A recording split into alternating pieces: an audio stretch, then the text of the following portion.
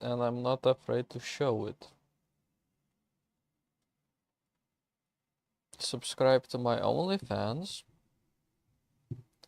where you can find my butt-naked ass cheeks spread out just for you, like peanut butter and jelly on toast. I guess I'm live. I'm live. So, I'm very early. I'm gonna play a game. How do I get rid of these bags under my eyes? I need a new liver. Does anyone want to give me their liver? I could probably just use a pig's liver. It probably looks exactly the same and feels exactly the same. I'm a pig man. Charade you are. I'm just gonna talk to myself. It's okay. I'm used to it. Um, I'm planning to go fishing tomorrow. So if everything goes well, I might make a video if I'm gonna record. And, in that fishing trip, I'm gonna find some worms and shove them up my ass. Mongolian, hello. Welcome back. How are you today? Still alive? Is your job starting in a couple of hours, or is it a 9 to 5? Is it half time? Is it not even a job? Is it OnlyFans?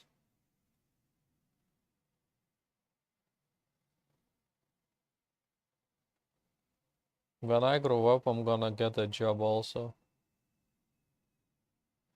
It's a restaurant. I start at 4 p.m. American East Time. Awesome. I'm around GMT plus. It's GMT plus 3, I think, summertime. I don't really know. Or GMT plus 2. I think I'm like 10 hours apart from the East Coast. So I'm 10 hours in front, I think. Right now it's 18:34, so 6 p.m. 34 minutes. You are 7 hours. Shit.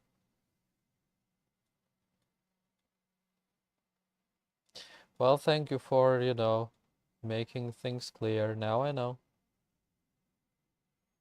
I use 24 cocks. Cool. Fuck this American 12 clock. It's kinda strange. It's always difficult to convert the time when there's some event happening, like, when there used to be E3.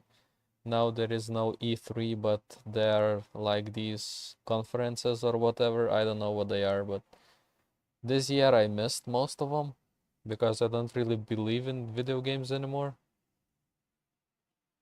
We need a nuclear war and restart everything, and then we can make good games like Pac-Man.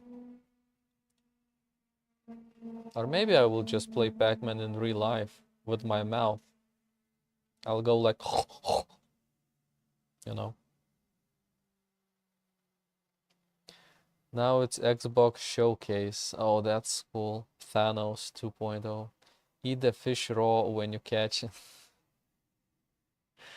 There was some couple that recorded, themselves, like the guy was shoving up a trout or whatever up the woman's hole, you know.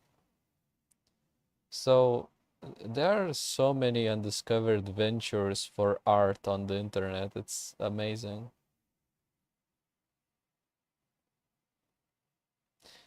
It's probably easy to shove it in, right? But it's difficult to take it out because of the fins and everything else that's on the fish. It's crazy, these people. But yeah, I don't know how many times I've eaten sushi, like once or twice in my life. But like raw fish and sushi and all that, it has a lot of parasites. Apparently, Japanese people have a lot of parasites themselves because they eat so much raw fish and food. But it's like a silent statistic, you know.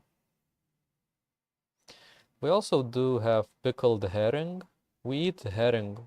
That's our thing, like in Eastern Europe and Northern Europe. Everyone's eating herring. It's a nice fish.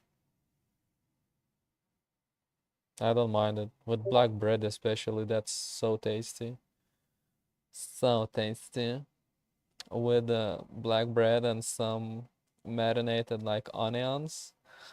Oh, that's so good. Bro, she probably had shedded scales in her cooch. Maybe. Maybe that's the easy way to get rid of the scales, you know. Some fish are notoriously hard to get rid of their scales. Perch, for example, like in Europe we have perch, right? It's an aggressive fish. It's like a small-mouthed bass. Americans also have perch, I'm pretty sure. But it's possible that their perch is a bit different. It's kind of like the same as with bream, you know. United Kingdom bream is a huge, like the size of a pan fish, right? The one that I caught, like the silver one. That's what British people call breams, you know. In United States, bream is a totally different fish, which is very confusing when you go to YouTube and type in bream and it's a different fish. It's like, what the fuck? It's the same name though. They couldn't come up with a new name. What the fuck? Sushi is my favorite. Oh, glad you like it. I never. I don't know. It's kind of weird. I mean, sushi is very expensive also, you know, so that's another reason why I don't really eat it. I'm a minimalist as much as I can be. I really hate spending money because I'm retarded. I made those things you recommended, that cold soup and the potato thing a while ago. Oh, that's nice. It's very different though, like depending on the kefir and stuff. Kefir can, because what kefir is, it's like a mushroom, you know, that grows on milk. So that mushroom can have different types of bacteria, different types of culture. So even in Lithuania, different companies have different mushrooms and different tasting kefir with their own, you know, whatever they got from their grandparents, the kefir mushroom or whatnot. But yeah, the kefir can taste different, and that will affect the taste of the soup. Also, the beetroot will taste different, and that will also affect it. There's so many like things that can change the taste of the soup, but it's considered a delicacy like across the world. It's among the best cold soups in the world now. But you know, it always depends on who you ask. You know, the reviews and reviewers are always like, well, my country's dish is the best and stuff. You know, I never tried that one, so it's like that. They were amazing. Oh, I'm happy that you like them. I'm notoriously hard also. We also have a word for brine, which is cooking method, but it's pronounced Brian. Yeah, what do we put in brine? Uh, Brine, as I understand it, it's water plus salt. That's all that there is to it, right? Because I guess it's a more wide term, right? Brine can also be like pickles can be brined. What else can be brined? I don't know. Because sometimes you can use vinegar, sometimes you can use whatever else. So I guess brine is the overall thing that connects everything. Make me one with brine. So yeah, do I want to start the game? I don't really know. Maybe we should chat a little if you're okay with that. I'm kind of surprised you got here so quickly. I only just started the stream and you were here already. So thank you. That's nice. What do you want to talk about though? Um, so as I said, if everything goes well, I will go fishing tomorrow. I couldn't go today because they were telling, the weatherman or whatever, they were saying that there was gonna be a storm today, but there was no storm today. It kind of passed. Well, there was some rain here and there, while riding a bicycle, it can be annoying to be in the middle of a storm.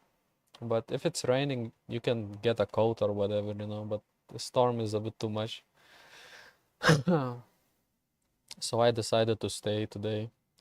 Also, the toilet started, my toilet, like the one I rent at the house, whatever. It started just running the water non-stop again. It gets so annoying because our water here is very hard, there are a lot of weird white stuff, what is it called? Whatever. But yeah, a lot of heavy stuff in the water, and it basically destroys everything. And it doesn't take that long. It takes like a couple of years until you have to either change or clean, something. So with the toilet, there was the inlet that lets in the water, inside of the toilet bowl thingy at the top, and it wouldn't stop, pouring water. And I was like, I went to take a poo poo or whatever or pee pee, and it just kept running. And it's like, oh fuck, here we go again. I took it apart, I cleaned it off, but it kind of works. But now I saw some drops at the bottom of the bowl or whatever, so I had to tighten the screws again. And it's like, is the rubber still holding? Is it okay? And paranoia kicks in, and it's like, oh, I hope I don't flood, people living below me. That's fucked. It's so annoying with water and all this stuff. When it gets bad, it gets bad.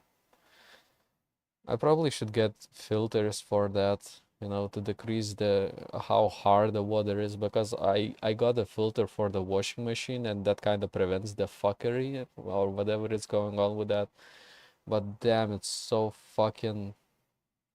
It's one of those things that you get paranoid about, Did they do it well?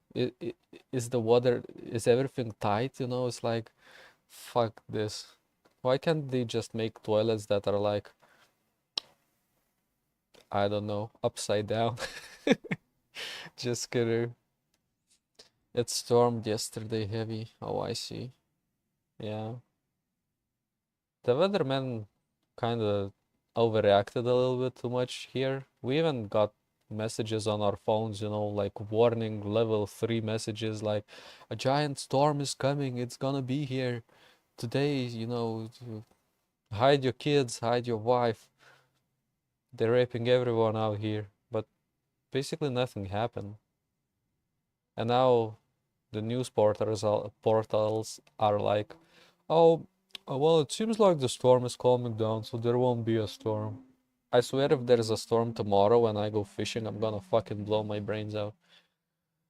But yeah, I also prepared one extra rod, and I'm gonna use it to float fish. So if everything goes well, I will use 2 feeders, throw them in the same spot I used to throw them, where the intensive stream meets the stagnant stream.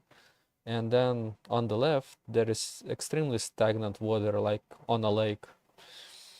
So beyond the grass, I'm gonna throw in the float because I've seen some bubbles, some fish digging around there. So maybe we will catch something there. According to the law, I can use maximum 4 rods, I believe. It's like I can use maximum 6 hooks, and I think 4 rods. It's something like that. But I might be wrong, I don't know. The part I'm not sure about is if I can only use 4 rods. It kind of says it, but it says it in a weird sentence, so I don't know.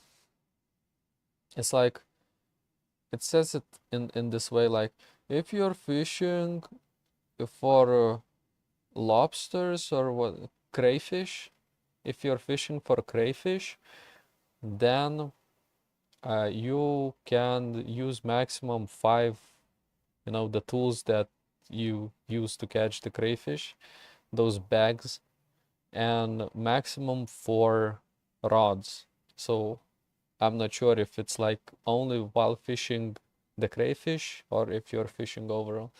So I guess logically, I never really used more than 3 rods in my life while fishing solo. So it's probably not necessary. But yeah, learning to fish on a river is very difficult, especially a fast-flowing river. You really need to understand how it flows, where the fish hide, what kind of fish you're fishing. And there are so many question marks, but it's a skill, a pretty useful one. It's probably the easiest way to get food if you're out in the nature. Of course, you could also make a bow or a sling or whatever, to kill the birds. But most birds really don't have that much meat. But it's an alternative, I guess.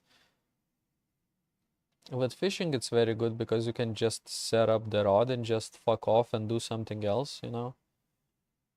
If you catch something and everything goes well, the fish will have hooked itself and, you know, so that's nice. As for anything else, oh, I don't know.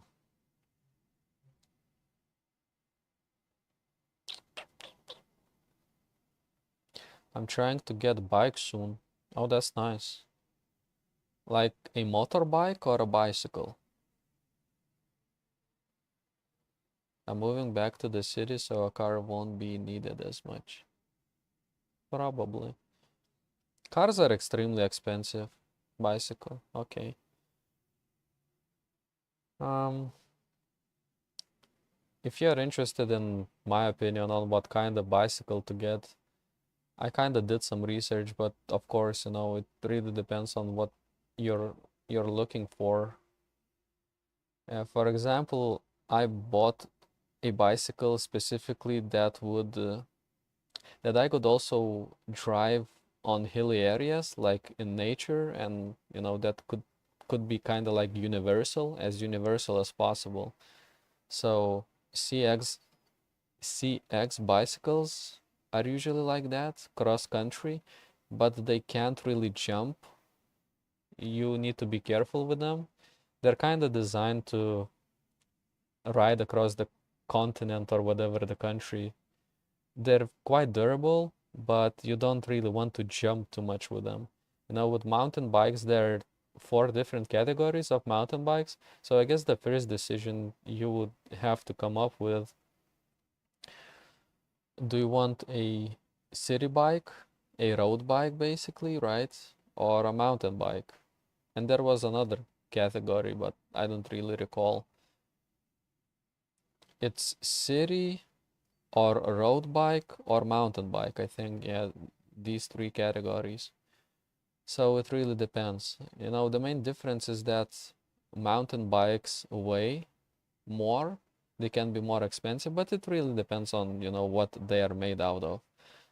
But generally, city bikes and road bikes are very light. Their tires are very slim, and they're made so that you can be quick, but you can't really load them up too much, except for city bikes. I think with city bikes, you can load them up more.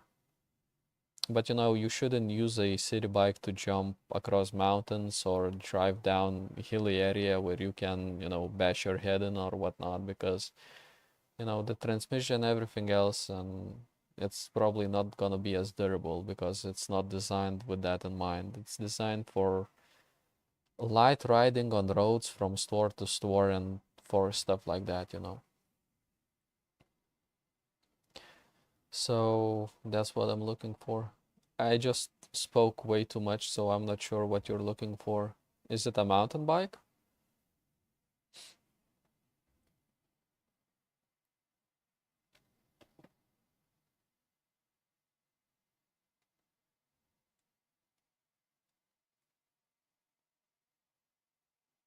Oh, cross country. Yeah, that kind of makes sense. Um, I'm not even sure what my bicycle would be categorized as, but are you planning to buy secondhand or from the store?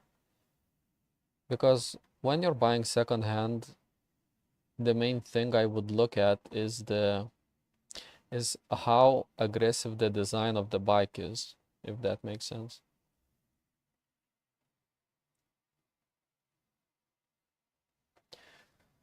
Let me show you my display.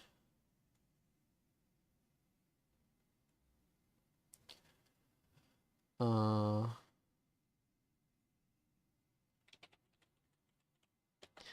this is what I used to like try to purchase my bike, and I actually did buy it this way, right? Wait, let me see if I can see the chat. So,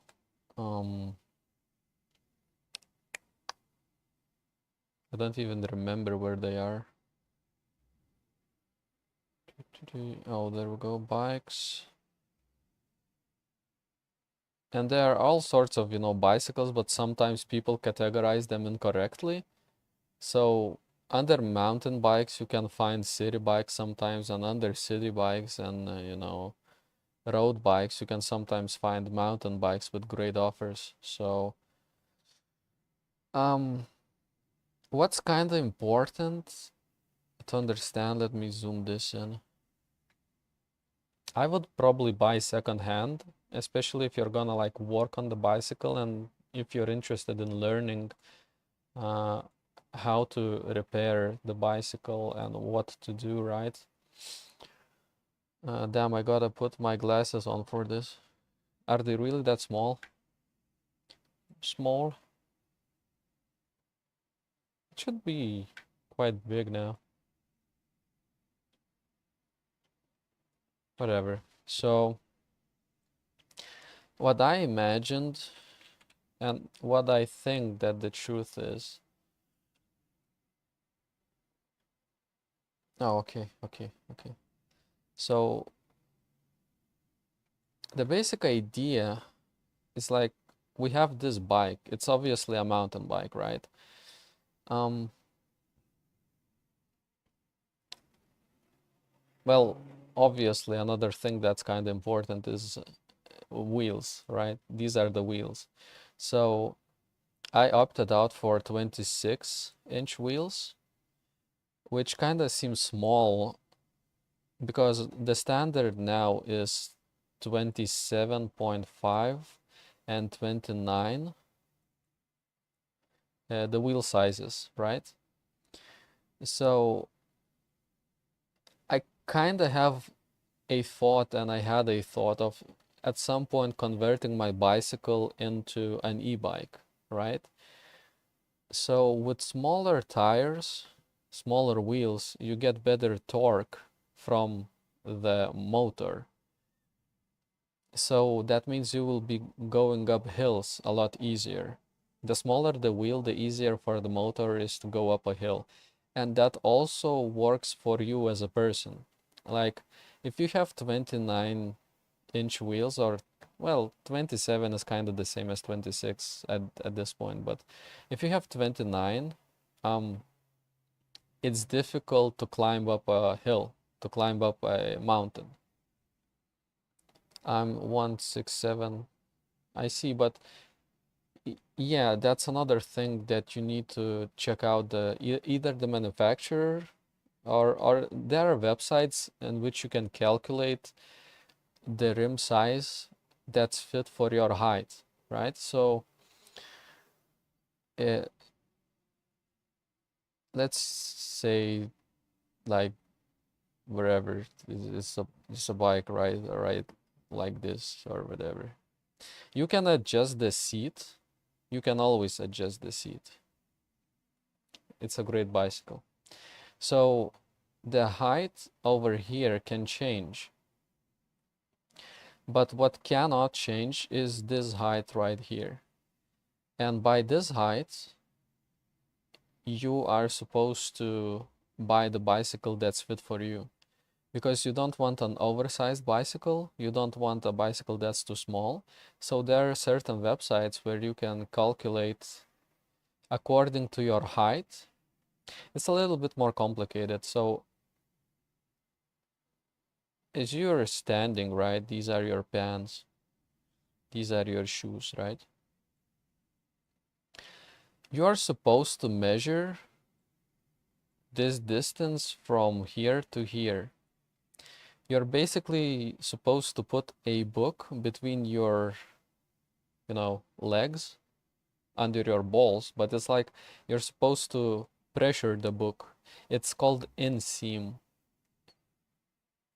Inseam. I'm retarded. There was supposed to be an A here. It's inseam, right? And when you go to some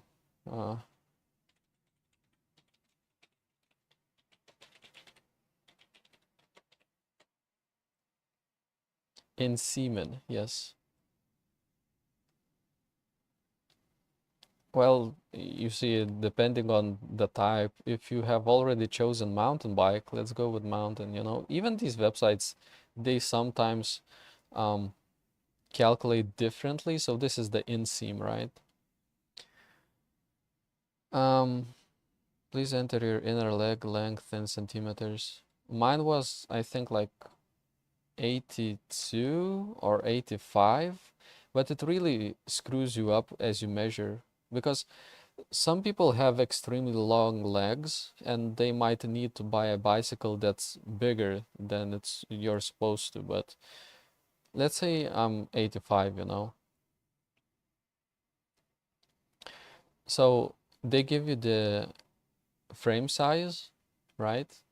But with manufacturers, if let's say you're gonna buy secondhand or whatnot, they will have their own specific like options and their own specific measurements. So for example, my bicycle has uh, this thing, right? It's considered for 20. Well, it's considered 20-inch, I think. But the bike is meant for 185 to from 175. It's something like that. So I am 182, 185 on a good day. Like I'm probably like mostly 182. I used to be 185 when I was younger, but I'm probably shrinking. I'm getting old. So as long as you fit like your height, this is my height, 1 meter 82 centimeters. As long as you fit like in this range of the manufacturer, you're gonna be fine. Mostly they're extra small, they're small, medium, large, and extra large bicycles, right? So with 20, I think it falls under large bike frame. So this is the first important thing, and probably the most important thing while choosing a bicycle that would fit your height, right? So you might fall on medium with some manufacturers, you might fall on large with some, But depending on your personal thing, if you're 167,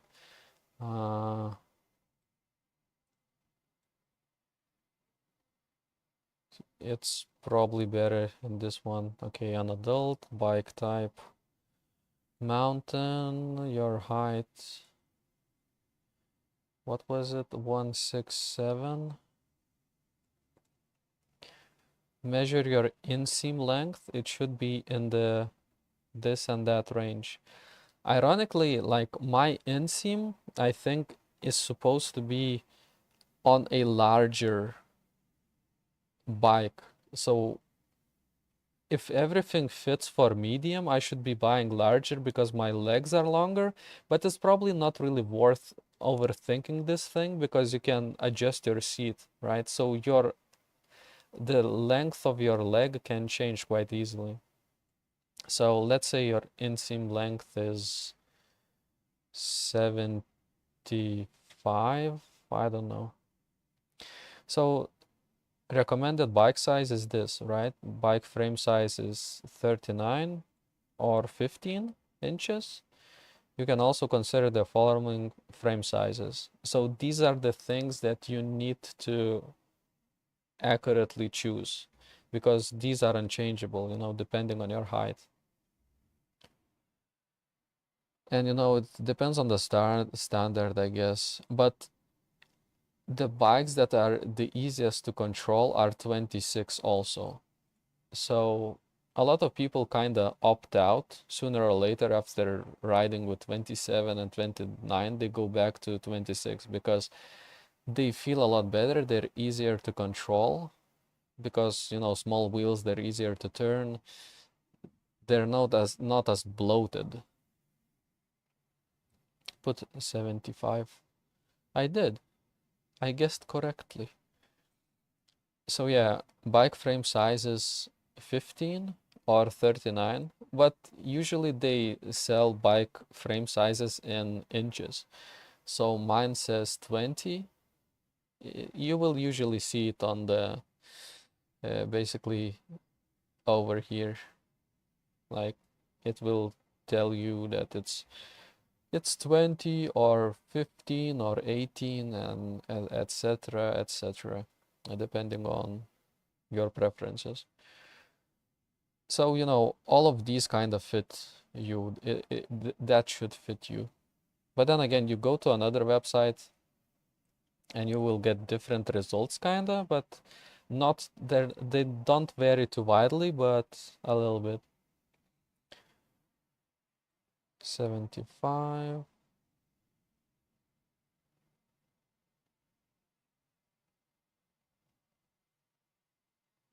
Frame size is 40 to 43. And you see, depending on the bicycle, it can also change. It might seem complicated, but once you understand, you will understand it. Like, after a while, I knew that my overall frame size was large, so I was either looking at, you know, height in inches or whatever frame size is shown. But then again, it kind of changes from manufacturer to manufacturer. So one large bike might not fit another medium bike, but because the industry never came up with a standard, right? So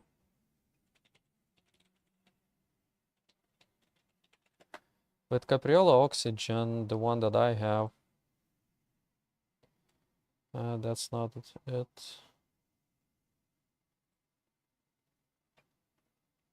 It's sold out, but over here it says, oh, it's the wheel size, then the size of this part. In my case, it's 20. In this case, it's 22. So yeah, minimum height is here and maximum height is here. And I'm not sure which this is considered. It could be large, it could be extra large. So you really need to check this. This is important. This is one thing you cannot change. After that, once you have the bike, you will have to adjust the seat height. And the seat height is adjusted by, let's say, these are pedals, right? This is the bottom pedal, that's the top pedal, whatever. This is almost a swastika. So when you put your heel here, right? This is your leg, and it's completely, like, fully extended, right? If your heel, if you can extend your leg, if the pedal is at the bottom, and the leg is straight, there is no gap, you can extend the leg, it doesn't feel too bad, then that's the correct height of the seat. But if you're riding and your knees start to hurt, you just need to increase the height of the seat. It's that simple. But yeah, that's the main thing. You just need to find a bicycle that really fits you, right? And while buying a mountain bike, another quite important thing that you should consider, which you cannot change, is what the mountain bike is meant for. Because it imagine a sharp triangle like this, right?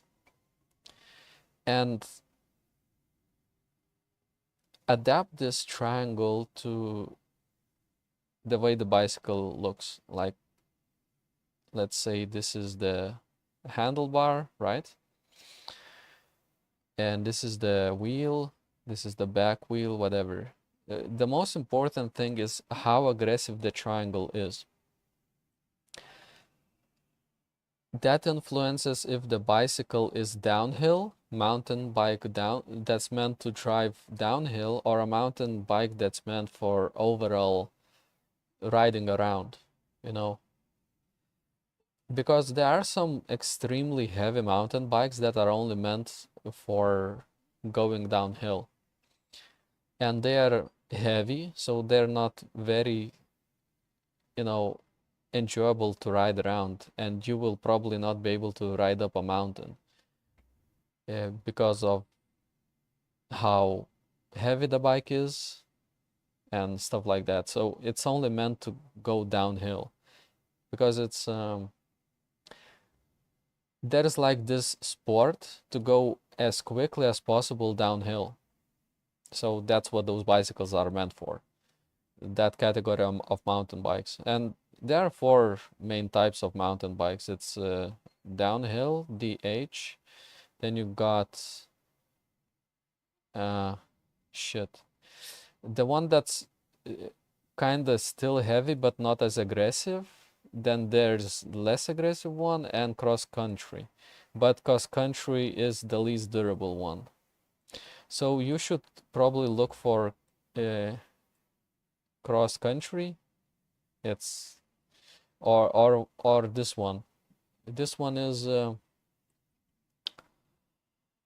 enduro, or was this enduro? I don't know, but there are different types of mountain bikes, and some of them are not meant to ride up a mountain. If you want an overall good mountain bike, you need the one that you can use to ride up a mountain.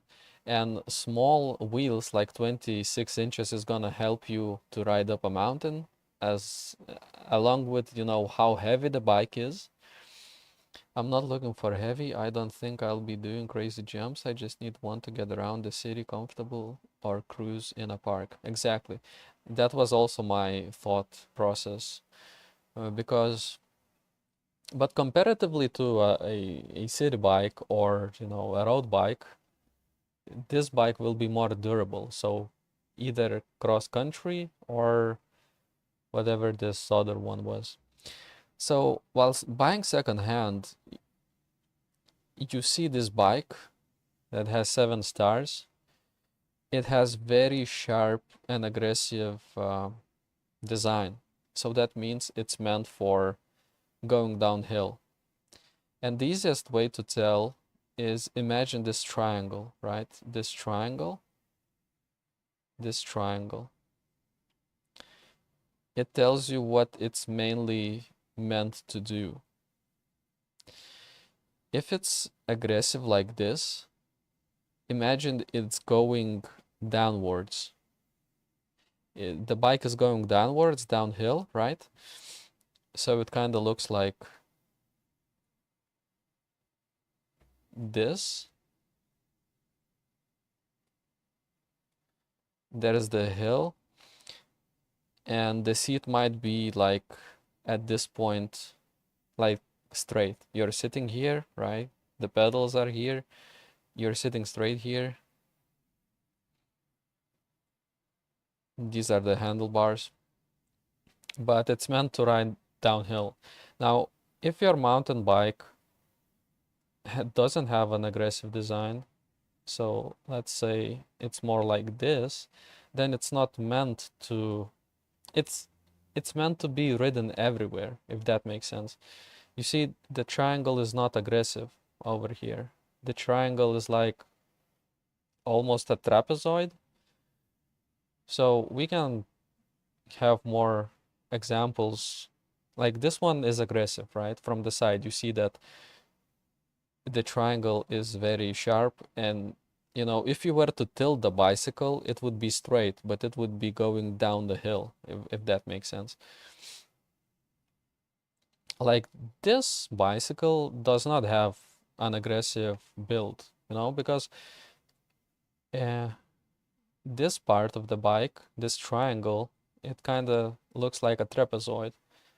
So it's meant for to be ridden on the road or whatnot. It's probably not even a mountain bike. It's probably a road bike or, you know, city bike. It's probably a road bike.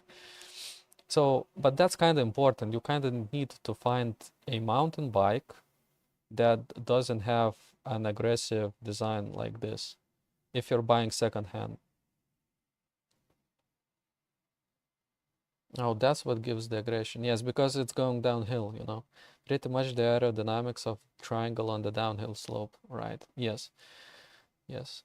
Because with this one, you're riding on a straight road, right? You're just riding. It's meant for that. With this one, you're going downhill because you see, it's like this. You're riding down the mountain, and then it straightens out. Then it's straight over here. This part of the bike is straight. And if you're riding on just regular ground and it's straight already, then it's not aggressive. It's meant for just to ride on roads and stuff like that. But don't get me wrong, you know, it doesn't mean that this bicycle is gonna be weaker or worse performing or whatnot. It depends on the parts. It depends on what kind of material you're gonna buy, you know, what is made out of. I bought a steel bike because nowadays it's quite strong. Steel is cheap. You can also, with aluminum bikes, they deform through time. So I would avoid aluminum on mountain bikes. It doesn't really make sense. And also, good thing about steel is that the metal itself, it doesn't, it bends backwards. The metal itself, it's like a transmission in itself because of the metal that it's made out of. So with aluminum, it can break easily. If it bends, it doesn't go back. You know, with steel, it's great. You know, you can also buy titanium. They're very expensive, very difficult to repair. You can also buy the carbon frames, but you can over tighten the screws with them and they can snap. With steel, you will not really go wrong, especially if it's your first bike or if you're not that good with bikes. It's the same for me, but I'm learning, you know, you can't really fuck it up too much. And steel rides very comfortably. And to be honest, how heavy the bicycle is, it's not really that important. It's okay. Whatever you choose, it's as long as it's steel, it's I would just go for a steel. Like it might seem shitty, it might seem heavy, but the heaviness is not that important. And a lot of experts say this, like you can't really save that many kilograms. Like a light bike that's meant for road riding and whatnot, and if it's expensive, it's like 7 kilos. Maybe it can go down to 4. But if you want a steel frame upon which you can place yourself and some items, you can tour around, you can like ride across the country, steel is a great metal and it's gonna be heavier. It's gonna be like 15 kilograms. My bike is 15 kilograms, but it's not expensive. It can easily be repaired and you can solder it or whatever it's called, you can easily repair it anywhere. You will always find parts for it, and it's basically steel frames are considered forever as long as you take care of them. The only thing that can happen to steel is that they can rust. But as long as you keep them inside, avoid rain and whatnot, you can even, use some protection liquids and whatnot. So, so yeah, this isn't aggressive, but this bicycle is not a mountain bike. Oh, it's gravel. Well, it's gravel and road bike. 9.6 kilograms. Okay, that's nice. Kind of expensive, but So this is obviously a mountain bike and not that aggressive. So that's kind of nice. Of course, it's in another city, but I would go for this. I would check out its size on the manufacturer page or whatnot. Oh, this is some company just selling bikes. It's not from a person. So this is the capital city. People who are offering kind of need to avoid the stars because people pay to get their, what is it called? Whatever. So these are actual people selling their bicycles secondhand, right? This is electric, whatever. Okay, for example, let's take a look at this one. Credibility? No, I mean like their post, but it's whatever. So basically, Diamond, that's the name. Range, that's the name. X3, that's probably the name. Frame size is considered small. So this would not fit me. You see over here the letter S, because I know that I'm looking for a large for myself, right? Because I have measured myself and whatnot. There are certain websites that I probably didn't show them. Not sure if they show this size, but whatever. And it says here that it's female bike. How do you know if a bicycle is meant for females? Is this part right here. Because it comes back from the days when women were riding with their skirts. So, when lifting up their legs and getting off the bike, they wouldn't want to show their coochies. So that's the female frame of the bike. This part determines it. It's 28 inches, the wheels. The wheels are 28, which, it's kind of large, but whatever. Canyon Infinite Gravel Cross Country L size, male, as you can see. Costs shitloads, but it's probably made out of carbon or titanium or whatever. Okay, it's large. Okay, the weight of the bike is 8.5 kilograms, so there you go. But I wouldn't pay that much for a bicycle, sorry,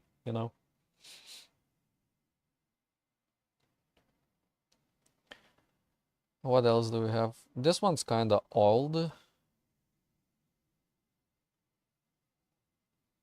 Oh, another thing that I was looking at that is very important, uh, and that is not worth changing, because it would cost a lot of money, is uh, the brakes. You want disc brakes. Just just get disc brakes. You don't want, frame brakes. One of the major reasons why you don't want the wheel frame brakes like the ones over here, these ones, is that they actually rub the aluminum frame of the wheel. They use it to stop it, right? But it actually bends out the wheel, so it damages the wheel. And with time, you will need to buy a new wheel, like this part of the wheel. With disc brakes, it stops here, so it doesn't really damage it. So get disc brakes. Disc. When buying, you will see that there are discs here. There are no discs here. There's a motor at the back. Um, Over here, disc brakes. Right over here, right here. As long as you see these things, you're in good hands. Because these brakes also work during shitty weather. If it's raining, etc., they're a lot safer. So get these brakes. This is an e-bike, so you can stop even a very fast bike with these brakes. I don't know if I've seen any electric bikes with rim brakes. I don't know. But yeah. Yeah, you can watch my stream later. It should be available on YouTube. Or, the worst case scenario, I could just go over all of this again. But it's one of these criterias you really want, you know? So you can see disc brakes over here again. Also, when buying a bike, make sure that it's not rusty. Like components are not rusty, avoid rust if you're gonna buy secondhand, that is. Of course, rusty stuff is gonna be cheaper, but if you can get them like at half price compared to the store, just get that kind of bicycle.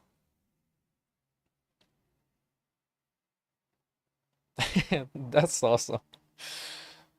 And some of these bicycles are gonna be manufactured in a major way, and you can kind of see that they are. Like for example, this one, and it's not necessarily a bad bicycle. You can actually get some very good ones on what is that store called? I don't know, but whatever. Basically, my bicycle is Serbian. It was made by Serbs, and whatever, it works. What can we see here? Disc brakes. So that's what we're looking for, the main thing. Then the price, it really depends on how much you want to pay. I paid 140 euros for mine, but I had to repair it, add certain stuff that I needed that for, to make it more comfortable for me to go fishing with, like the back seats, I had to buy extra. Also, protection against mud, because if you're riding over puddles and stuff, this wheel will throw the dirt on your back if you don't have the protectors, and this wheel will throw the dirt under your pussy over here. So get mud guards, you will need them, especially riding in the city. But it's an addition for later. If you can buy it with everything by default, be my guest, that's awesome. Rest is the aids of vehicles. Oh yes, and if you're gonna be riding during the winter, that's also another thing to consider, because you will probably want to wash your steel bike more frequently during the winter, which is kind of strange sounding, but just put it in the shower or whatever and wash off the salt. Or maybe there are some alternatives, I don't know, but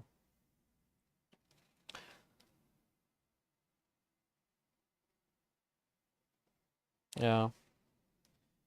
But you never know, you know, if you buy a cheap bike that's mountain bike type, you can just buy another one if your frame gets absolutely wrecked. I don't even know how long it would take for steel to get wrecked, how many seasons. I bet you could like ride for 10 years without needing to change the frame. And after 10 years, you can buy another. I mean, there are people who have been riding their steel frames from the 80s, and the bikes are still going. Like you can buy one good frame for the rest of your life if you choose correctly. And you know, if you look after it kinda. But you know, whatever happens. I would probably get too lazy to wash my bike. Uh, Also think about storing it. Think about it's a thing that you will think about later what kind of, you know, protection you're gonna use for the bike, where you're gonna keep it. I would just keep it at home. It's probably the safest place. But when it comes to what kind of lock you're gonna be using, I'm using 3 locks, and that's a common thing, and let me explain why. It kind of might seem paranoid or whatever, but with when will this bullshit? I don't wanna look at chargers, dude. Um, which is a semi-decent one, kinda. You see, kinda default. The brakes, Black Lives Matter sticker. No, just kidding. But yeah, kinda good condition. A little bit rust here. And if you're gonna buy secondhand, you will have to um, learn how to check for damage of the what are they called? Like the little round ball things.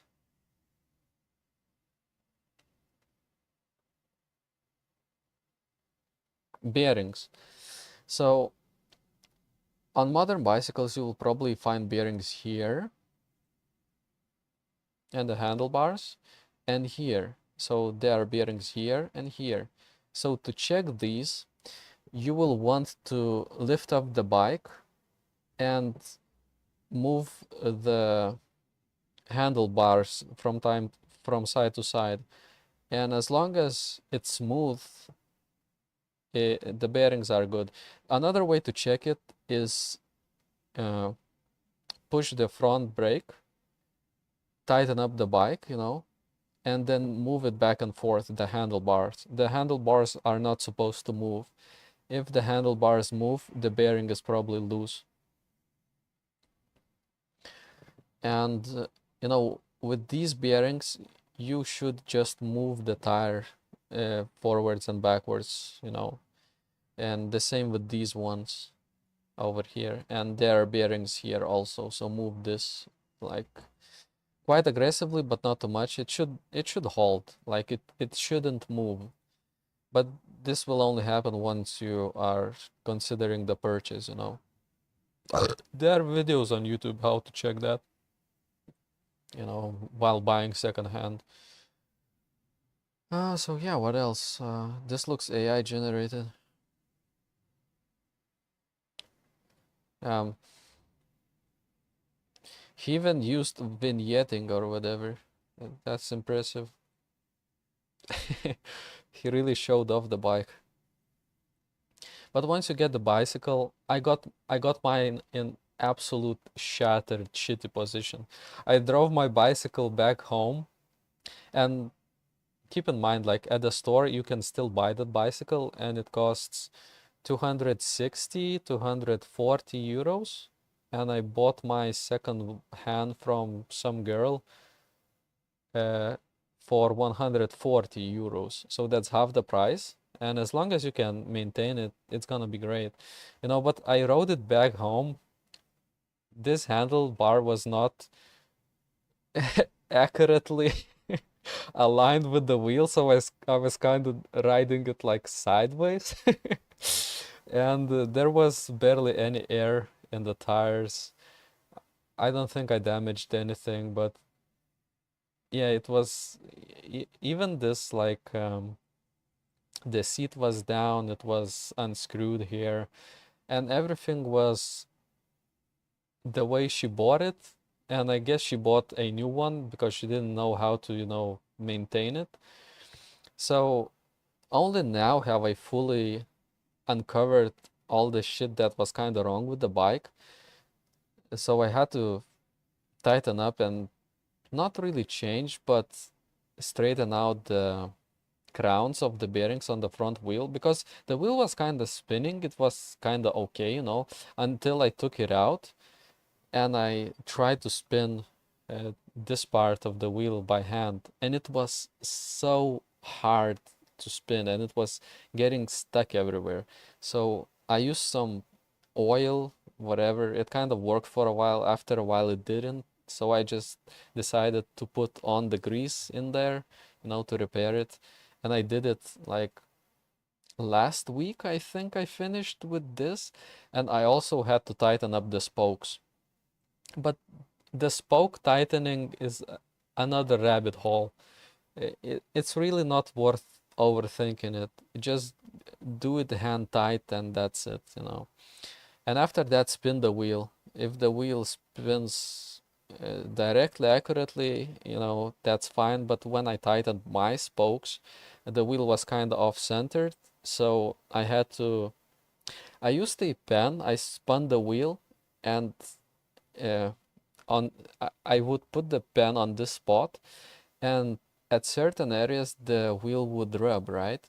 So in those areas I would tighten or untighten the spokes. You can tighten on this side and untighten on the other side and you will get the same result. And then you get the wheel straight and the wheel just ends up rolling forwards, everything's good, and you have maintained it. And the difference is kind of night and day because I used to ride on this hill, like down this hill, and there were other cyclists, and they would always ride down faster than I was riding down. And it was like, what the fuck, dude? My bicycle is a lot heavier. I'm heavier than those people riding it, obviously. So how the fuck are they riding quicker? And the reason was this bearing over here, like in front. Because on when I would turn the bike around and put it on the handlebars and the seat, like I would spin this wheel and it would spin like 5 times or 7 times more than this wheel. This wheel would stop very quickly. And now they kind of spin around the same. This one kind of wins a little bit. But yeah, it's a pretty interesting rabbit hole. But once you understand how to, fix, repair everything from gearing to everything else, it's really easy to maintain. These cheap mountain bikes, they're paradise because it's kind of like buying a cheap beater car. There are many parts, they don't cost a lot, they're easy to maintain by yourself, there's barely any electronics. So always opt out for a thing that you can repair yourself, because in the long run you will save so much money and you will learn a valuable skill also on how to repair stuff. Oh, another thing you should check while buying is how many gears the bicycle has. So in this bike's case, in the front there's only one gear. In the back there are a lot more. 1, 2, 3, 4, 5, 6, I don't know, around 9 or something. But in front there is only one gear. Now, what does that mean? That means that all of the load will always land on this single gear. You're not gonna change the gearing, right? So you will have to replace this gear a lot more frequently compared to if you, let's say, have 3 gears, right? Small, medium, and large. So another thing that is kind of important, but not really.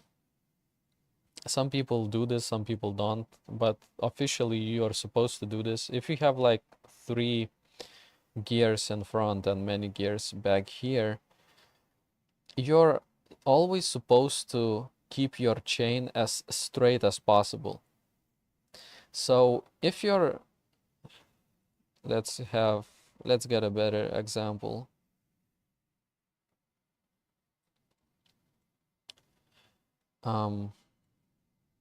Well, this is kind of a good example, but not really. We need better quality pick. This is kind of gay.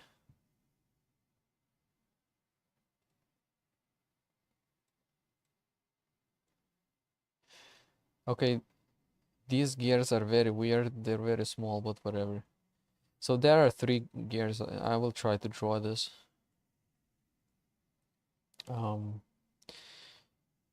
This, let's say we're looking from the top, right? This gear, and that gear.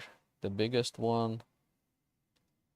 This is the mid drive, whatever. And over in the back, you got small, bigger, bigger, bigger, bigger, bigger, bigger, bigger. You know, there are many of these. But the thing is that you always want to keep your chain as straight as possible.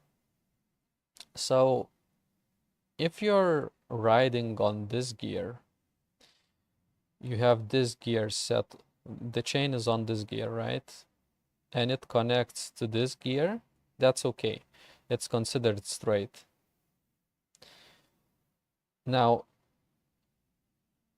this is also okay. The chain is considered straight. This is straight. This is straight.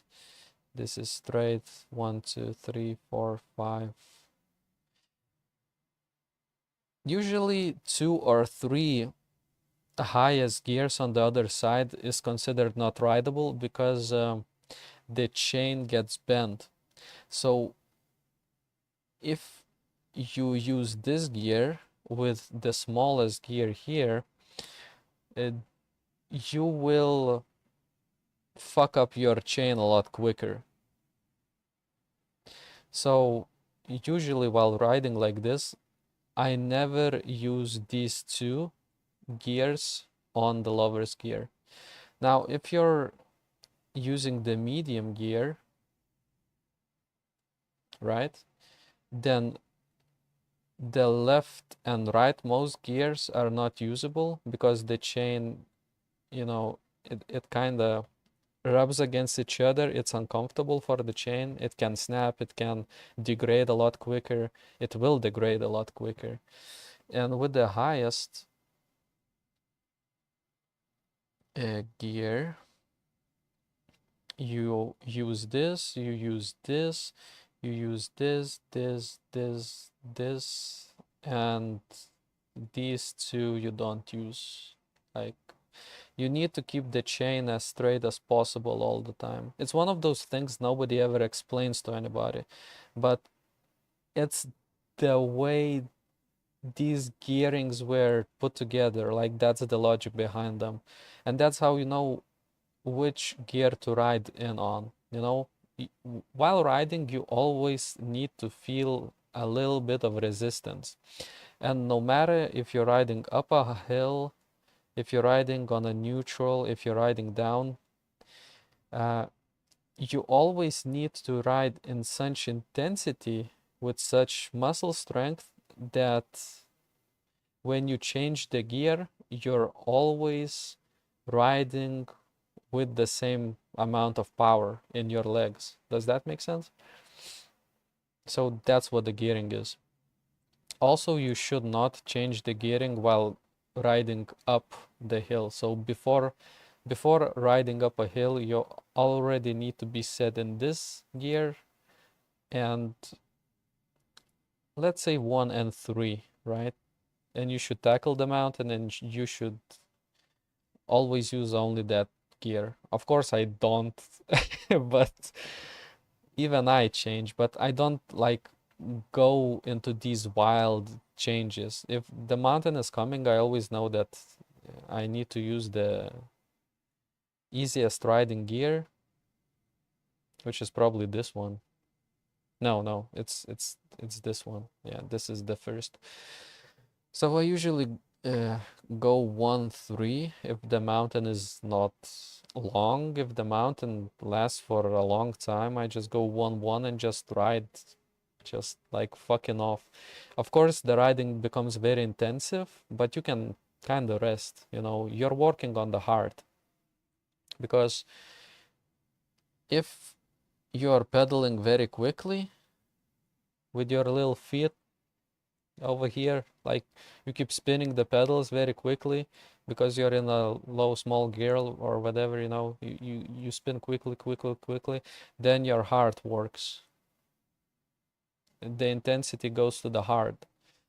If you're riding and you know the pedals are heavy, you're on a gear that's heavy, then your muscles work and heart doesn't work as much. But it's one of those things that, you know, I'm probably going too deep into everything, but I'm trying to transfer all the knowledge that I have accumulated so far. But yeah, your main concerns right now, if you're gonna buy secondhand, is getting the correct height, this part of the bike, basically the correct sized bike for you. Getting disc brakes, also important, extremely important. I would not opt out for anything other. The bikes might be a little bit more expensive, but just get disc brakes. Get steel. I think the steel just rides very comfortably and it doesn't deform. It's like a whip. Steel is like a whip. It goes back, it goes forwards. You can change its structure, like bend it like 3 times or whatever, like hard bends, you know, and it comes back. So yeah, look at the design of the bike, the aggression, how aggressive it is.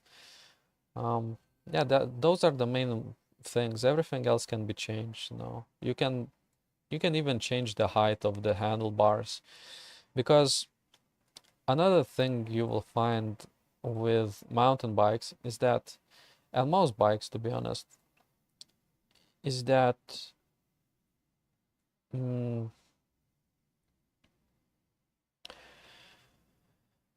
well, that's another rabbit hole. It's not really that deep, but let's say this is the seat, right?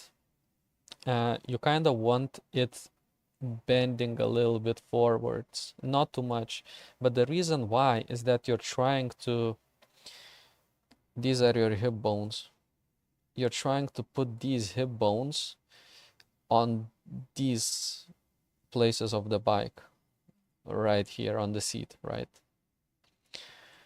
So if it's straight, you will probably not achieve what you want because but it really depends on how comfortable it is, but you will probably cut off the blood flow that goes through your prostate or whatever, and you can get hemorrhoids and all that shit. So the research shows that it's good to have it a little bit bent like this because it's easier to put your asshole butt muscles on the seat right here, right here, and right here. That's by design. That's why the seats are designed that way, right?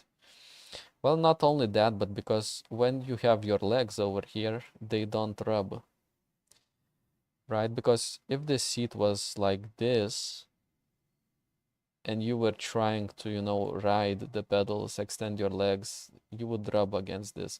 So that's another interesting fact why the bicycle seats are like this, you know, oops, whatever, like this, so that the legs wouldn't rub. So that's why you want to keep your legs here and your butt like over here, the bones. This is how you're supposed to sit. Sent you a Discord message. I'm sorry. I'm so out of the line. I'm so stupid. I just cannot stop talking. Probably shouldn't be showing this, but whatever. If I start talking, I never stop. But another thing, why you want uh, your handlebars high up. This is the handlebar. This is the seat. Uh, the higher the handlebar, the more straight up your back is.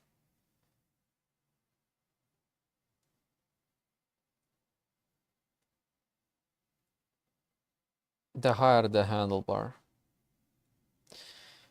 If you raise your seat high and this is low, you will end up like this.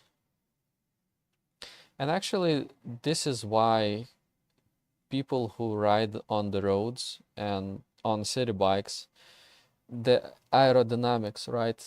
But of course you're going faster and whatnot, but it will really fuck your back and it will make the riding uncomfortable.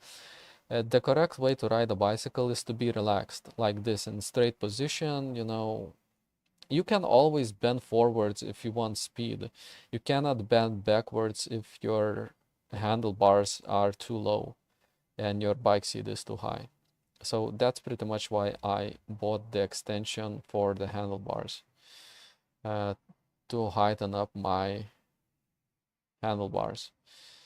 And right now, my handlebars, they're straight with the seat. So that's a useful thing to know. Because with these modern bikes, mountain bikes, you cannot increase the height of the handlebars without purchasing an add-on, which is kind of annoying, but whatever.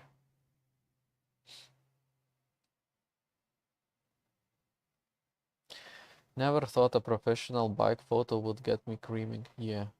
The good old put the tire between your legs and turn the handlebar. Like WD-40. WD-40 is mostly meant for unscrewing rusty screws. With lubricants, especially with bicycle lubricants, there are different types. With bearings, you want the one that is like butter.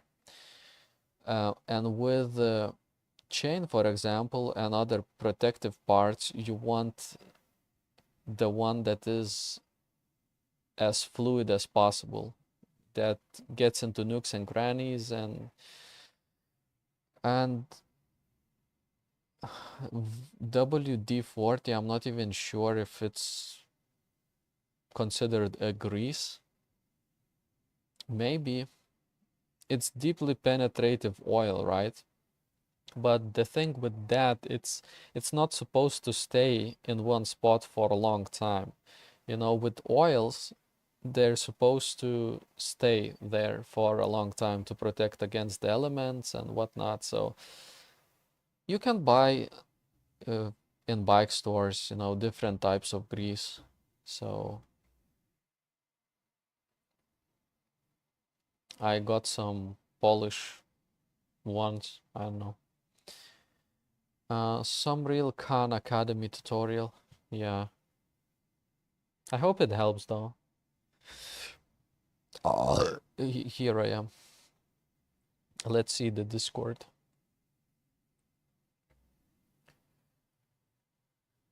Not aluminum, all for learning fixed bike. Maybe M frame.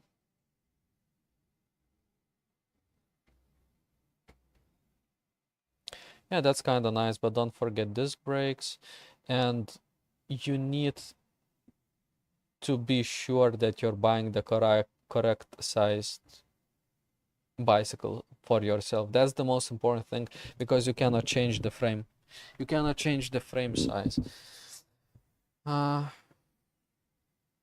yeah, with aluminum, it makes sense if you're riding, if you want a bike that's cheap, that is like a road bike or a city bike. But if it bends, if you get into an accident, your bike is fucked. My bike got hit by a car by some woman, and it it just stayed the same. The only thing I had to modify is was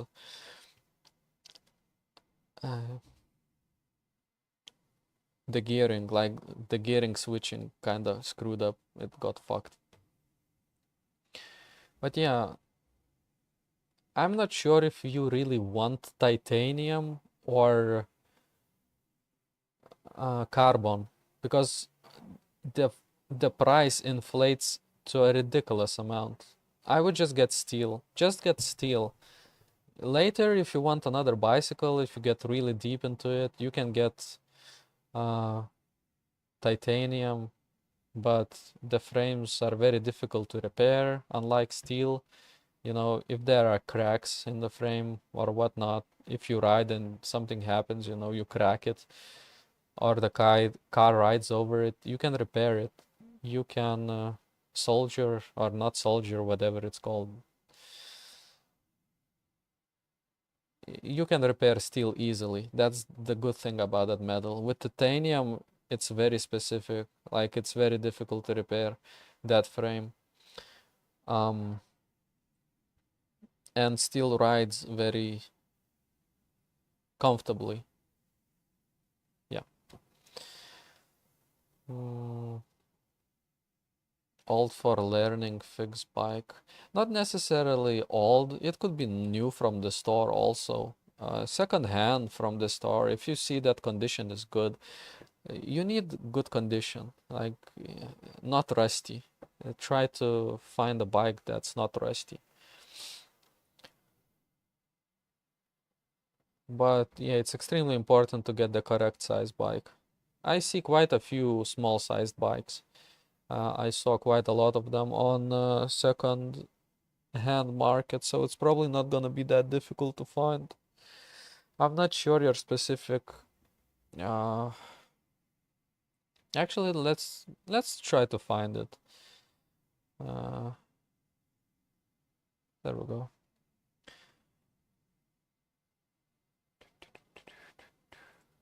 Not even sure which one it could be. Male 167 75. Yeah, so that's the height, right? 16 inches. This part, this part of the bike that cannot be changed, like this part, that is steel or whatever material, but this it's strange that they are not telling you like the letter. It's probably we just need to find the correct website.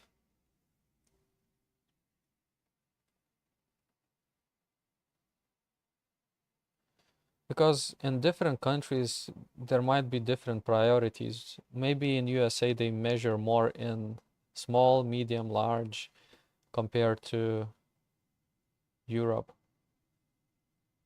I don't know.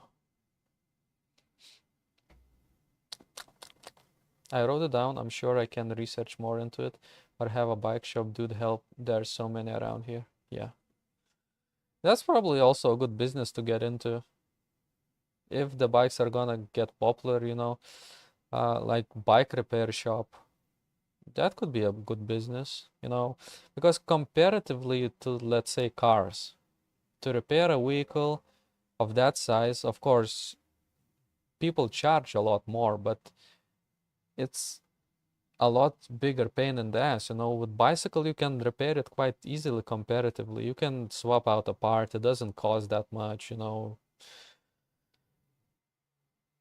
You don't need to invest a lot into tools, you know, just an idea, but whatever.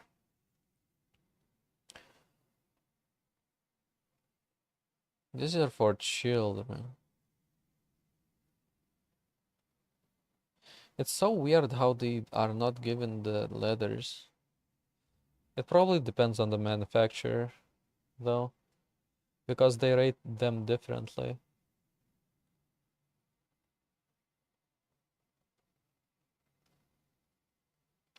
Well, let's say here, right? There is something here. It just works. So, in simplest terms, this would be it, right? Frame size. So, if there's a person selling a bicycle and you know that your height is like 167, you should be aiming for small. So, from 15 inches to 17 inches. So everything kind of fits. Once again, it might be different from manufacturer to manufacturer, but overall it's kind of like this, right? If your height is 167, you look for people who are selling their bikes as small, or if they have it written down, you can choose from 15 to 17 inches the rim height, if that makes sense. But once again, these also can differ from website to website, from manufacturer to manufacturer, because there is no set standard. But yeah, these are the main things to look for. Like, this is a good aggression. Like, well, you basically understand what I meant, because their design differs. You can also research more on YouTube, the different types of mountain bikes, because when I first heard it, that there are these downhill aggressive bikes that are only used to go downhill, because people actually carry those up a hill and they go down a hill with them. Like, the bike is not designed to go down a hill so much that you need to carry it up the hill. It's fucking insane.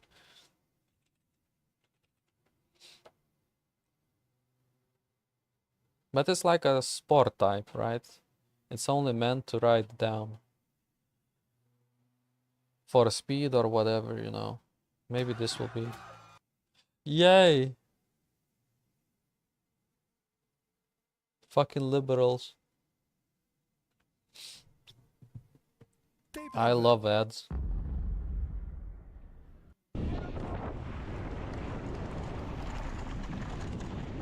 So, of course, this is a professional level bike, right? But it's only meant to go down as fast as possible. And there are different types of these competitions.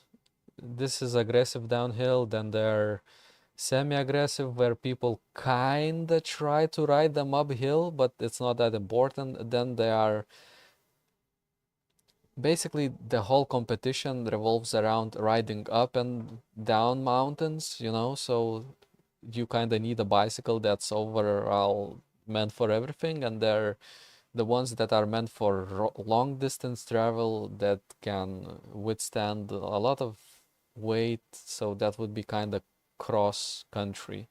But the next after cross country is also a very good choice, because cross country can be a bit too flimsy, or maybe they're not. I don't know. Don't ask me, because I don't even know what the fuck kind of bike I have. I couldn't like tell you specifically the type. This is me fingering this fellow and me whispering sweet nothings into his ears, like going, you like that, you fuck. So this is me driving a bicycle.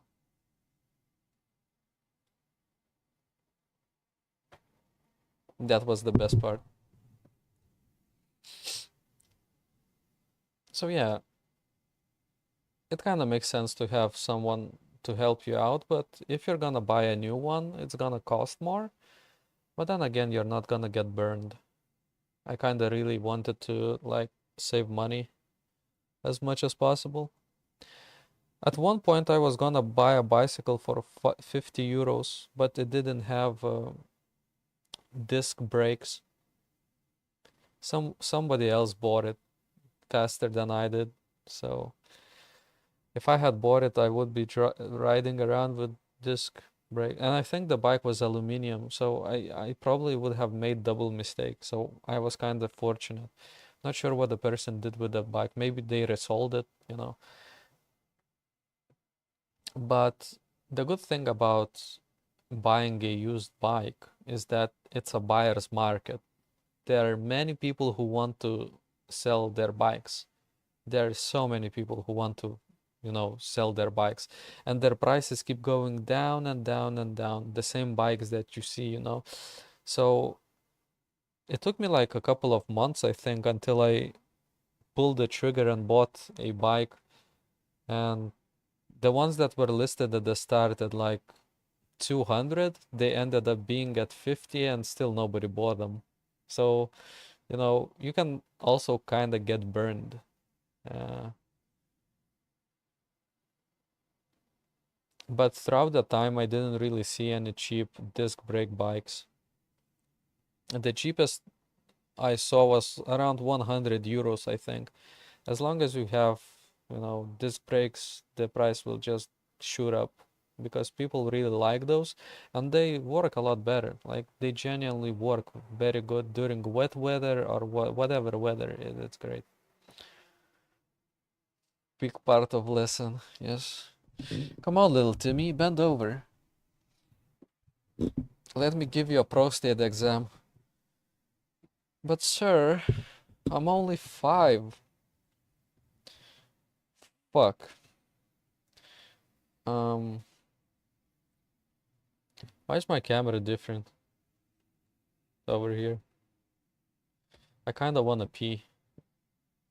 I think I'll go pee, okay? I'll go pee and return and then we will finally stream, maybe. Once you have consciousness, all barriers are gone. Yeah. It's very interesting with consciousness, right? And the idea of a soul. When does the soul start?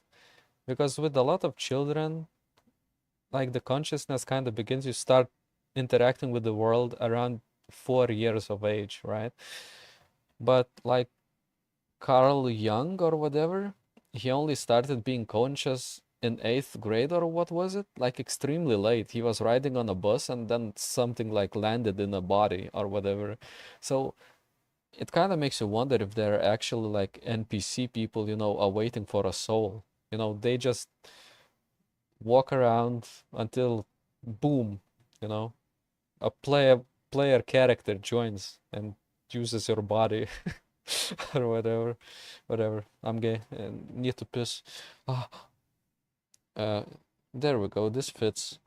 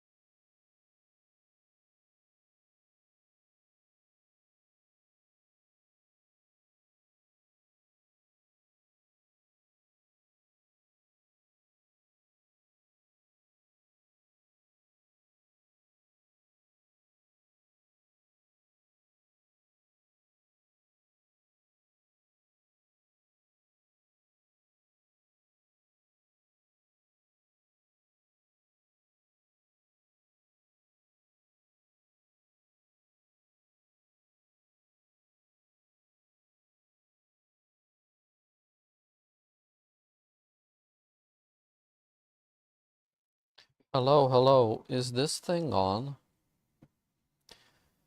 I gained consciousness at 3. Yeah. I don't know when I did. I think it was around 4. I don't know.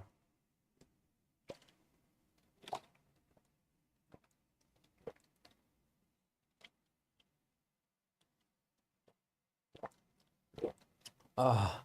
Oh yeah, fuck.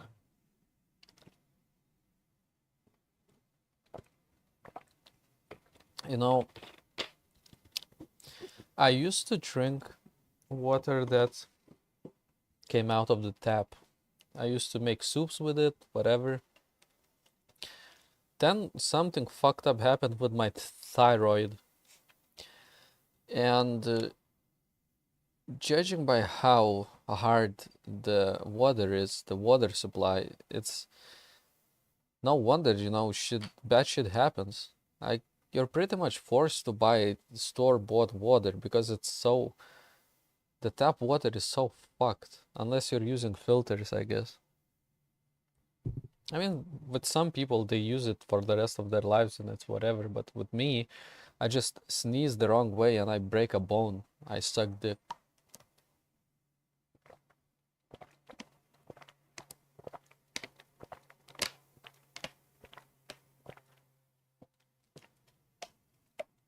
Remember to stay hydrated. Oh, yeah.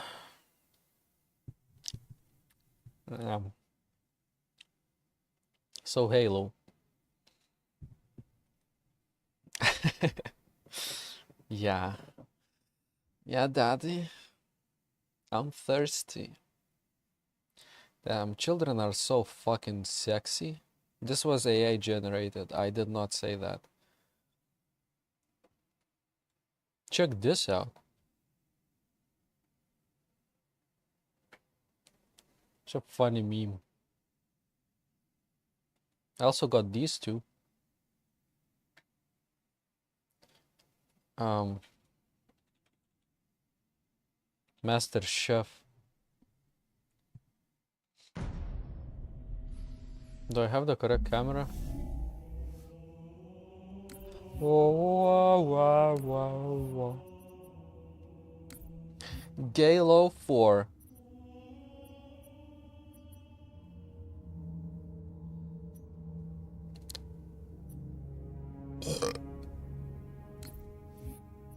Oh, here it is. There it goes. Let's make it official, baby.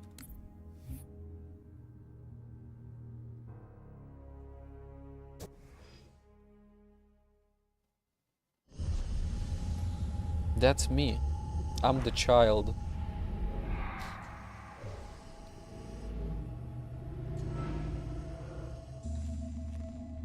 What's up with children today? That's all we see. Tell me about the children. What the fuck? I love children. Dr. Halsey. You already know everything. You kidnapped them. Children's minds are more easily accepting of indoctrination. Their bodies more adaptable to augmentation. The result was the ultimate soldier. And because of our success, when the Covenant invaded, we were ready. Wow. Dr. Halsey, you're bending history for your own favor, and you know it. You developed the Spartans to crush human rebellion, not to fight the Covenant. When one human world after another fell, I know, right? when my Spartans were all that stood between humanity and extinction, nobody was concerned about why they were originally built. So you feel in the end... They use the were tactic of justified. sending children soldiers because, you can't really shoot My work children. It's fucked. saved the human So they race. thought that no one's gonna shoot children. But they overpowered Do you children think so the much they Spartans became not lacked children basic anymore. humanity helped? What are you after? The others before you were naval intelligence, but you You're something else. Is this the Halo? Records show Spartans routinely exhibited mildly sociopathic tendencies, difficulty with socialization, and The verbalization. records show efficient behavior operating in hazardous situations. I supplied the tools to maintain that efficiency. They're all autistic. Do you believe the Master Chief succeeded because he was, at his core, broken? What does John have to do with this?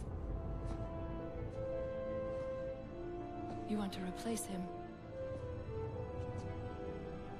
The Master Chief is dead. His file reads missing in action. Catherine. Spartans never die. Your mistake is seeing Spartans as military hardware. My Spartans are humanity. This is actually fucking interesting. Our destiny as a species. Do not underestimate them. I wish I was an old woman. Do not underestimate him. I would fart all the time out of my pussy.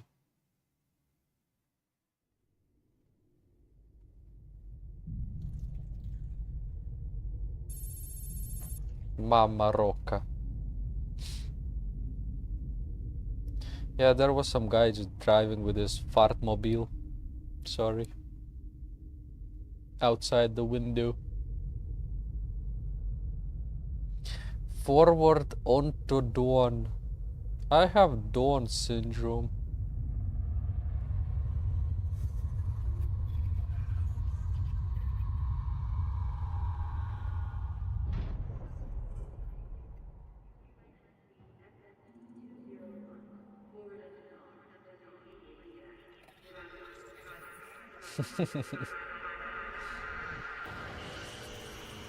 Master Chief cannot stop cooking everything. Can you smell what this chief is cooking? It's just his ball sack. He never washes, like what the fuck does he smell like inside the suit? For 5 games he's been fucking sweating.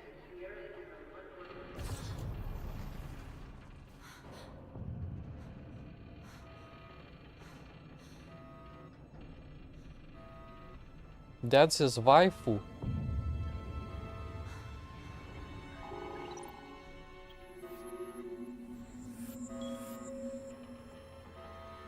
Wait, is this the game in which Cortana looks fucking not pretty? No.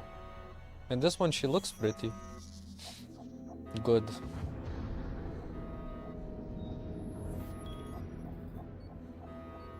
I don't wanna stare at the ugly broad.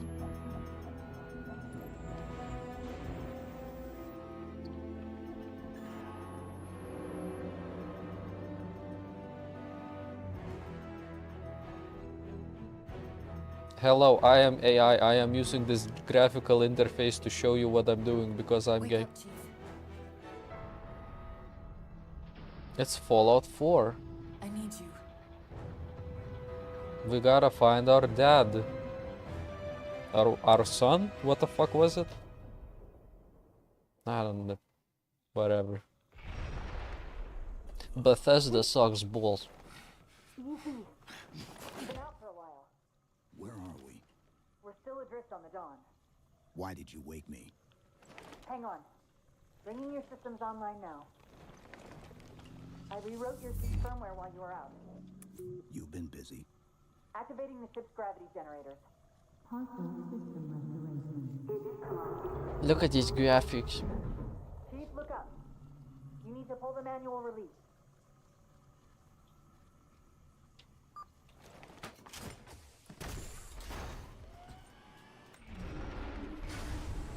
Seems like old times. Ready to get back to work? I thought you never asked. She has no rights having an ass and Got tits. intrusion alerts lighting up on multiple jacks. Damn, she's fucking pretty. Our best bet to fix. Don't tell me the whole game is gonna have this shitty ass helmet interface. There is no way.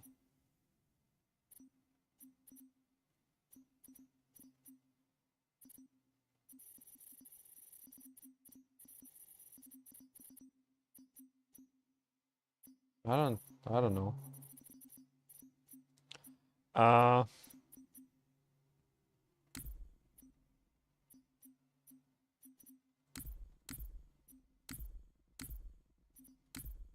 Fuck it.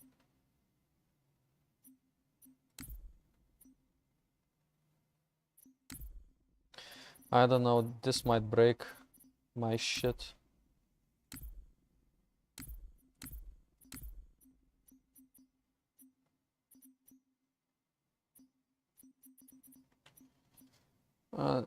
Yes, yes, yes. Figure out who's boarding us is the observation My mouse deck, is 4 not floors working. up. Could it be a rescue team?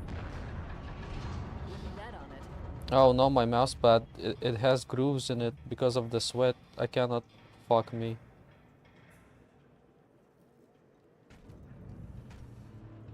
Fuck it.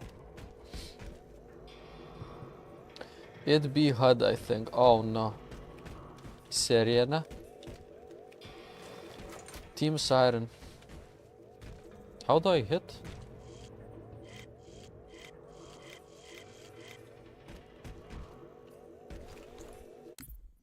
Oh no.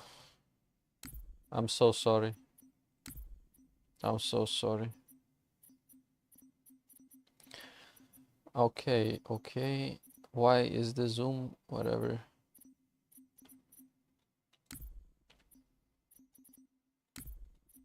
Why did they change it from game to the... What the fuck?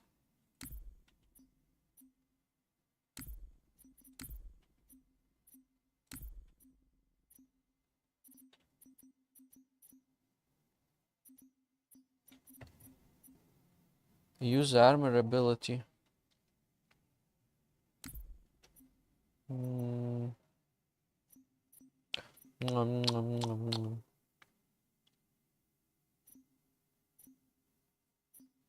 I'm retarded.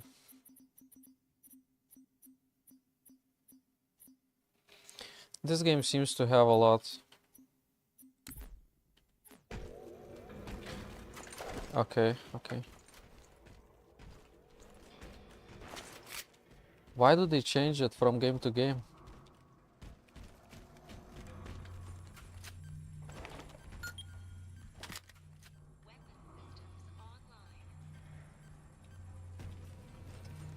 Weapon systems are online.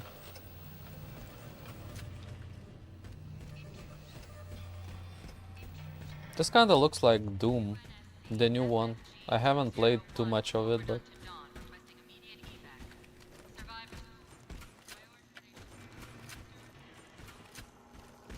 I played a How long little. was I out?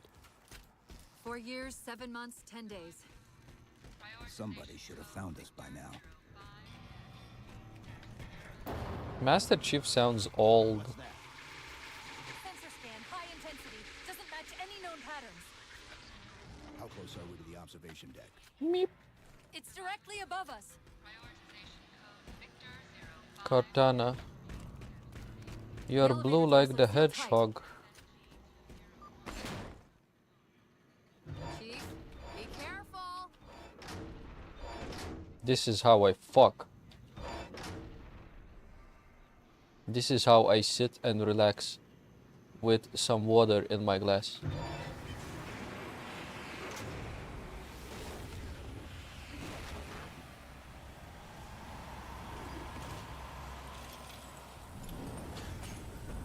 It's like Tomb Raider. Chief, watch out! Realize the ship had deteriorated so badly. I love how he looks where you're supposed to jump. Thank you, Chief.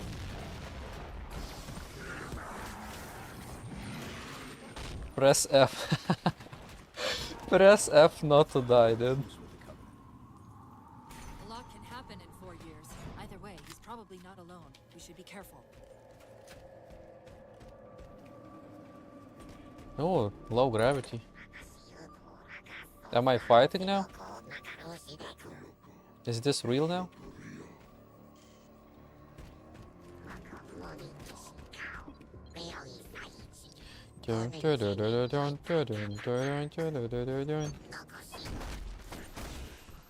Ow, ow.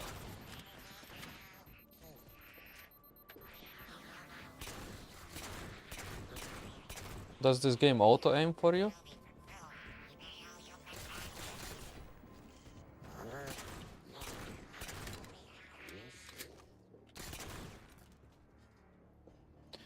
Hello, my baby. Hello, my darling. Hello, my ragtime gal. That's the last of them. Find the override for the blast shield so we can see what we're up against. Wait, how do I switch weapon? Oh no. Number keys? The fuck? Can I grab the ledge? No, Master Chief, you suck. This feels very floaty. The good news is these Covenant aren't outfitted like standard military. It's possible we just came across a rogue salvage ship. Wow. Or we might have stumbled into a Covenant fleet. Wow. Maybe they haven't recognized us. That's one possibility. Landing craft flanking us. That's one possibility.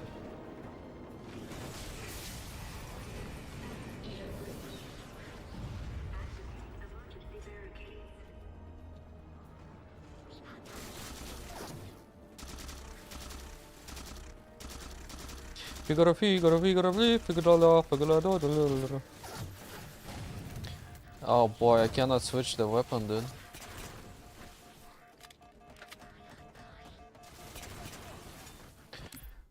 Uh-oh. Why the mouse wheel doesn't change the weapons, though? Oh.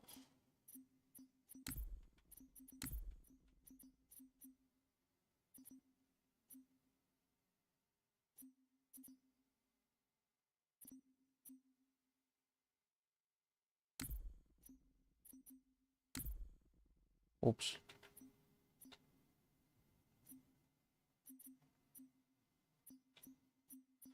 This is AIDS.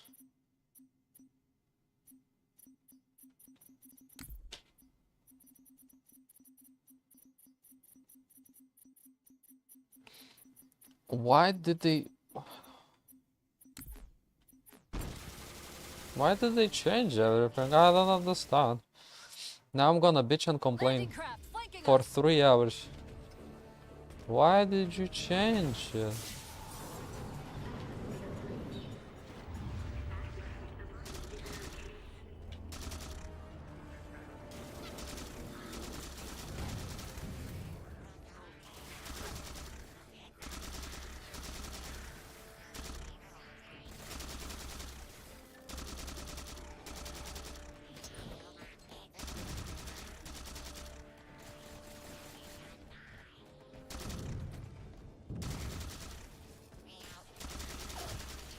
Damn. Huge mistake. Don't really know how the gravity works. Why? Craft flanking us. I suck dicks. People are gonna now watch me play and they're gonna make fun of me. Oh, I cannot handle this. It's okay, no one's gonna watch.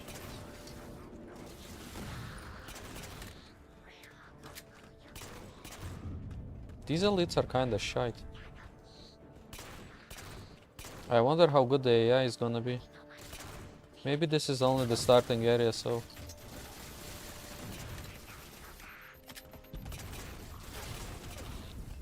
Wow. Okay, they can attack now. Okay. Landing craft flanking us. We are not gonna be able to pass the start of the game.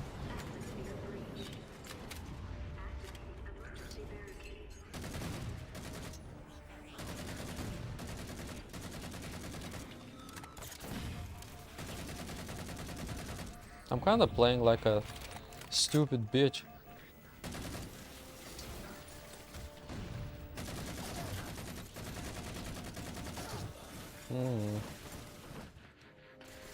Okay, so it's pistol and this SMG. Landing craft flanking us. This weapon is also kinda okay, I guess. Whenever you start a new FPS game, you always need to learn which weapons are OP, which are not, and that takes time. It kinda looks very sloppy though.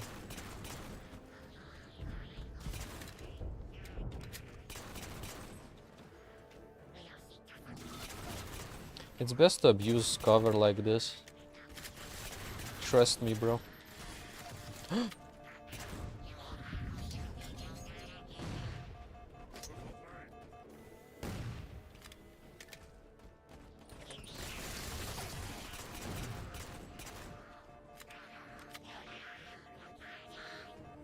Wow.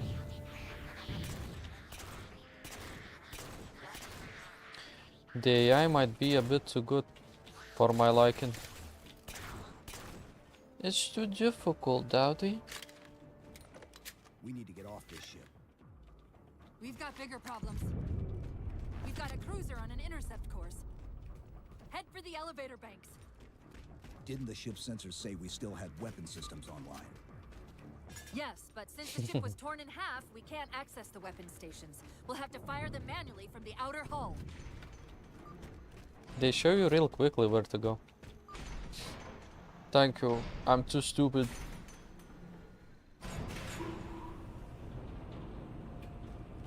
Just dumping out spawn. Yeah. I should mine them, you know? Throw a couple of mines, maybe some bear traps, snap the aliens in half. A couple of snares. Some techno or something.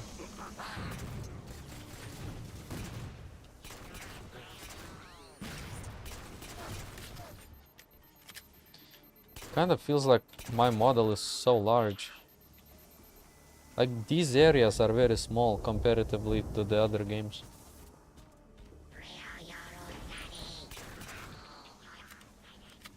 Maybe that will change.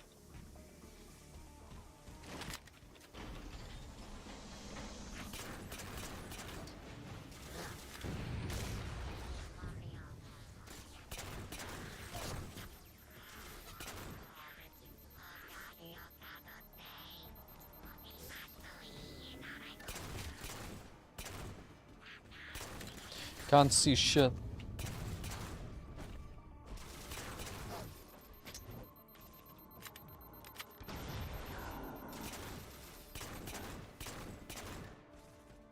That cruiser's shields are down.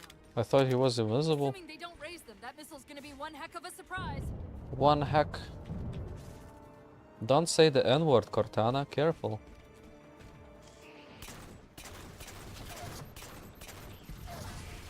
Damn it.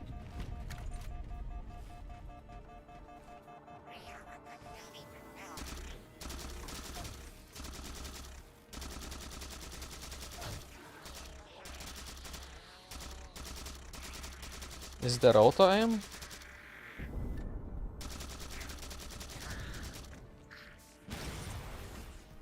Maybe.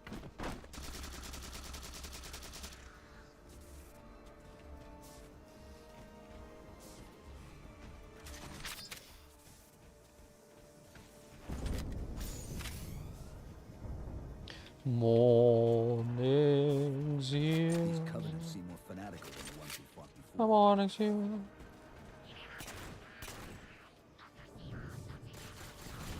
Breakfast is near. The morning's here. The morning. Oh shit. What a lag spike. I walked into. Mwah. Genuine dick sucker. These Covenants seem more fanatical than the ones we These fought before. governor. These nuts.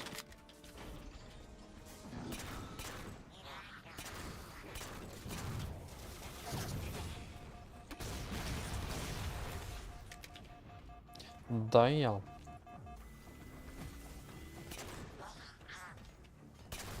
The shield guys. Oh fuck, they're strong.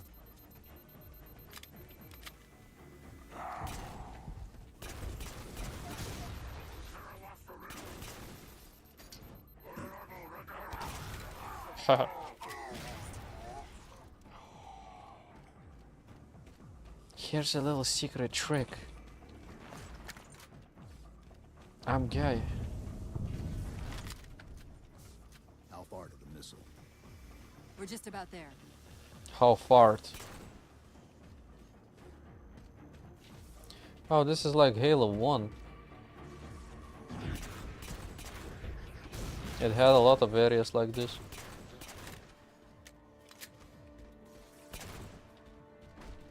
Damn, pistol is a babe.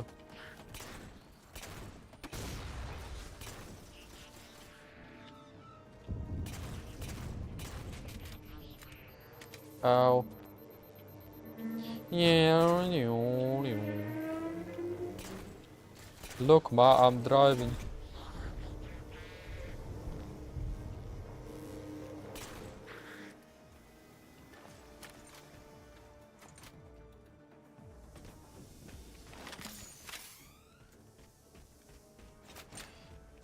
Ah.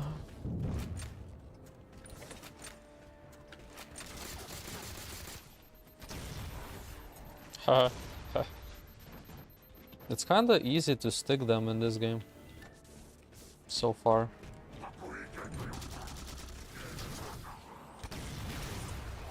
Yeah, what the fuck?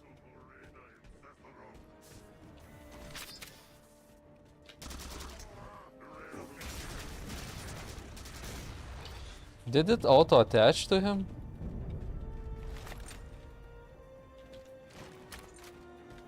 Oops, it seems like you're playing a game that is a bit too difficult to use. So there you go. You actually attached the grenade. You didn't miss.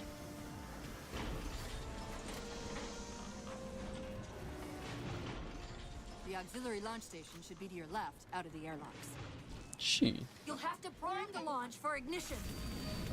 Cortana. It's nothing. Just get to the launch station.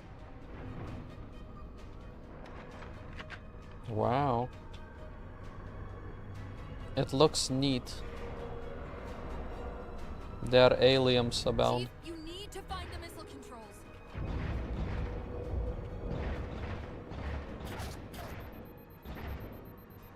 Wow.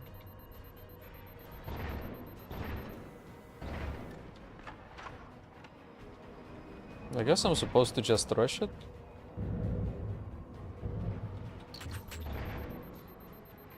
Damn.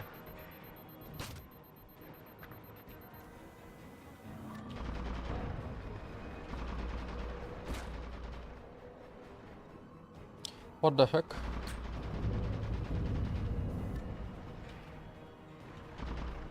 I can't even tell which ones are alive.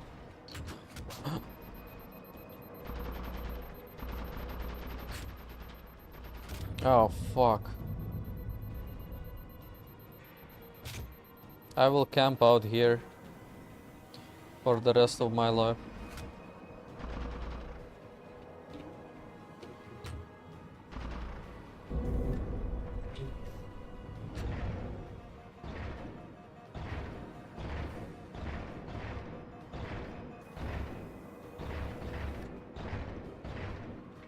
Invincible.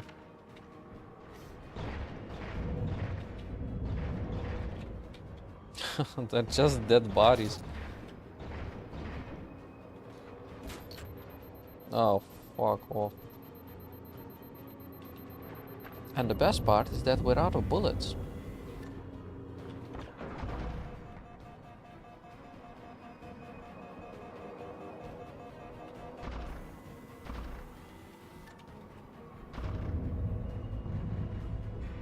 Yeah, camping grounds.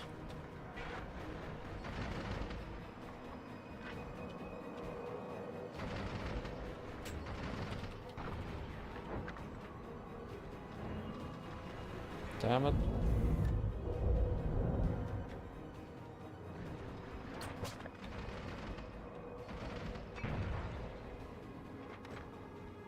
Shit. Don't mind me, Jesus. Thank you.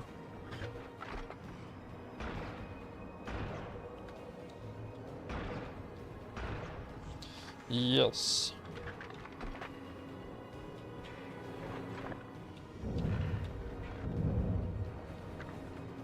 Yes, baby, yeah.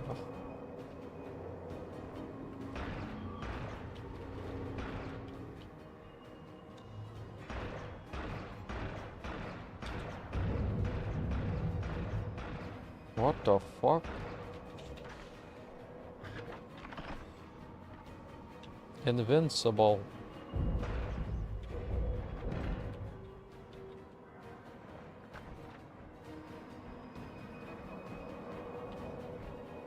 Three bullets left. There's the launch station.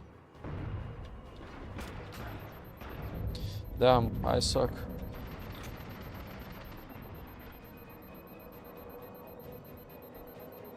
Beep boop.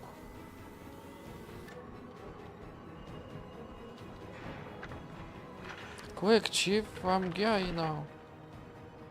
Once again. Launch initiated. I'm doing something. I'm being gay, low. Great. The blast door's jammed. The missile won't fire until it's cleared. Get down there. How do I... What the fuck? They will not let me have anything.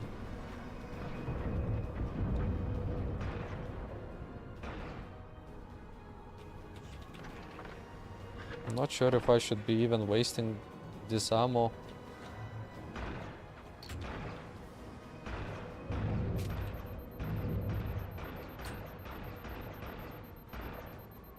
Ha.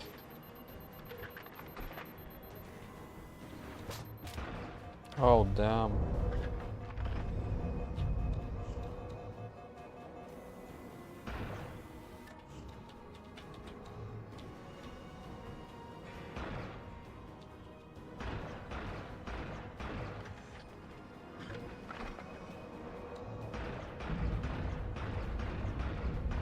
The most intensive fight ever.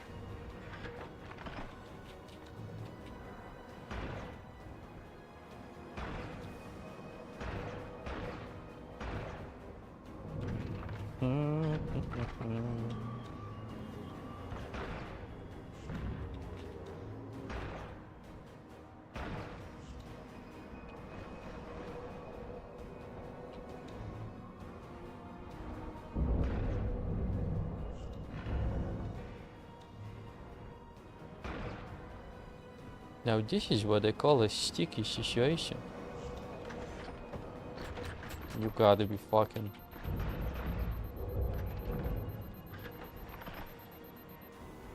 Almost died to that thing. Grunt? Is that their name? The strongest boy.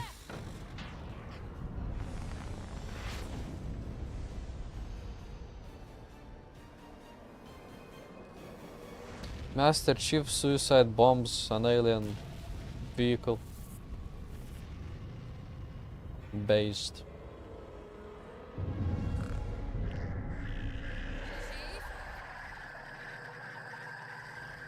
The Covenant weren't the ones scanning us. So, now can we worry about the giant metal planet? It's using a gravity well to pull us inside the surface. Oh, I'm Gotta supposed to hurry. The run. second we cross the dome's event horizon, its atmosphere is going to tear us apart. Oh no. Closest escape pods. What the fuck? I'm flying, ma. I can see my house from here. It's using a gravity well to pull us inside the surface. He's saying the N-word. Gotta hurry. We gotta The second prevent cross him. The dome's event horizon, its atmosphere is going to tear us apart. He's already said the N. Where are the closest escape pods? Aft vehicle bay. I'm tagging the closest airlock. Go! We are safe now. Finally.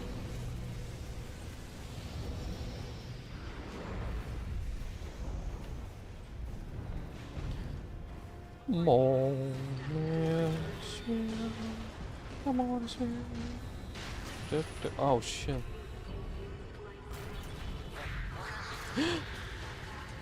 Such horrible loss of life. Just went dark.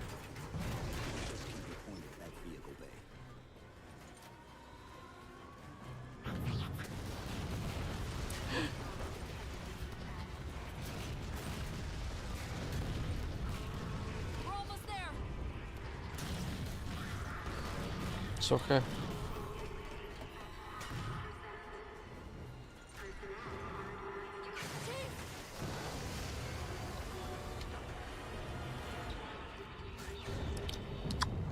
Hold on.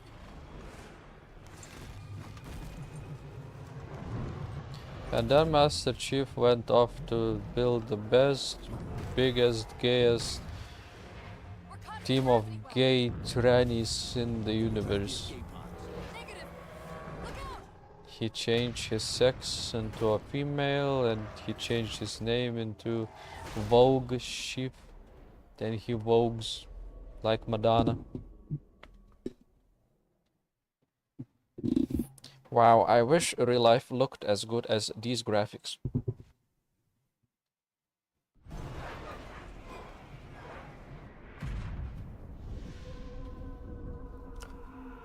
Ah, what an intro. I know, right? Oh, got me falling asleep here. No, just kidding. That was cool. It was blue, bluish gray, and there were explosions, and I shot an alien.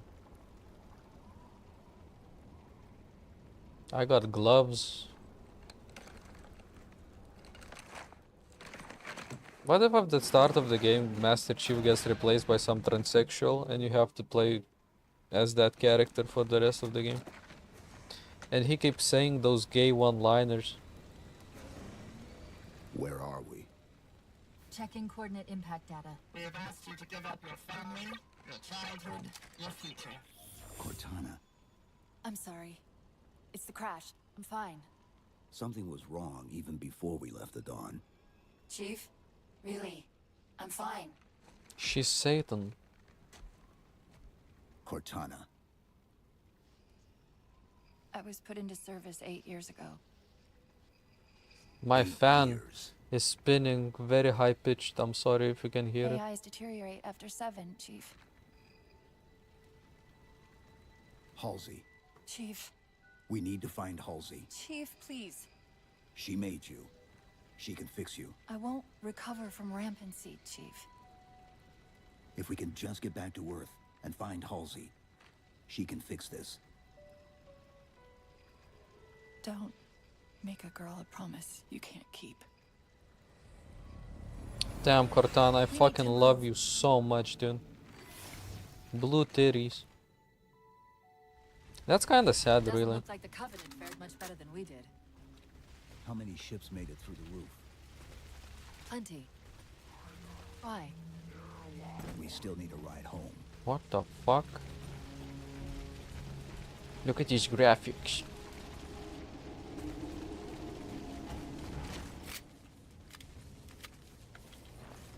I love how they still give you weapons you weren't even using.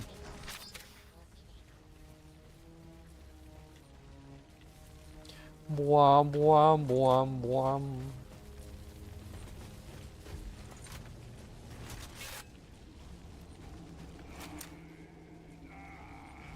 La da dee, la da da. Chief, see if that terminal is still active.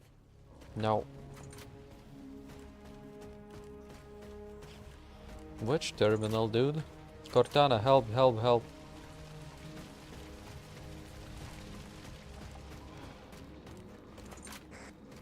I'm picking up a faint transmission on the high band. Covenant? I don't think so. The pattern's different. I'll try to triangulate its position. This is the end of the game.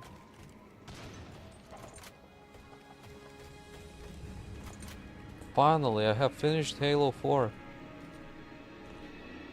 All budget went into the graphics and the intro. There's a warthog. Warthogs, and still in one piece. Nice to see your luck is holding out.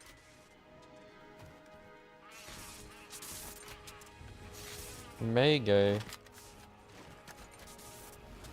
Da da dee da dee dum.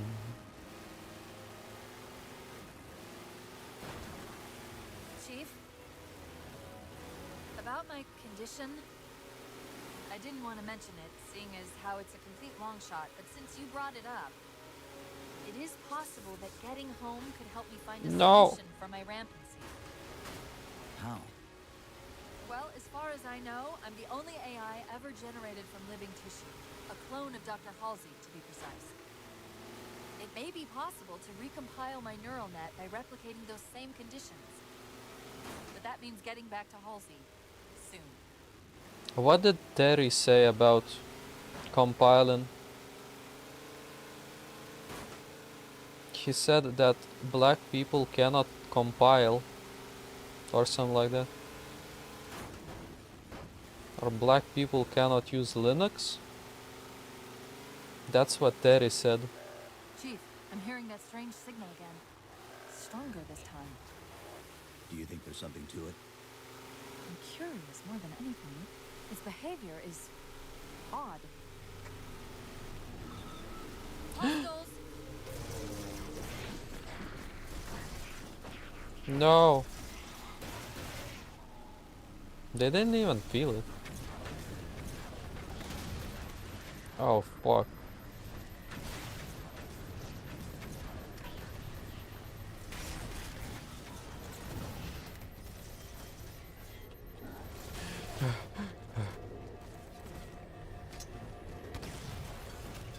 Uh-oh. What a bad idea.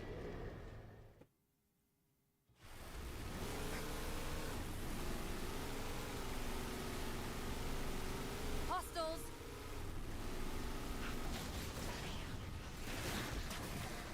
Oh shit.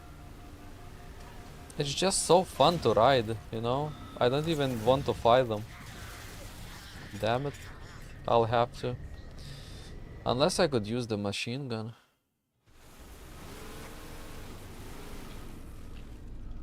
Hostiles!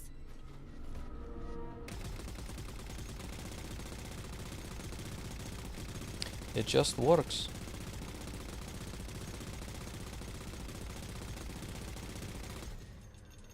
Oh no, it overheats.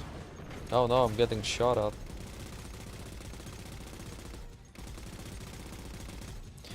Bugga, bugga, bugga, bugga.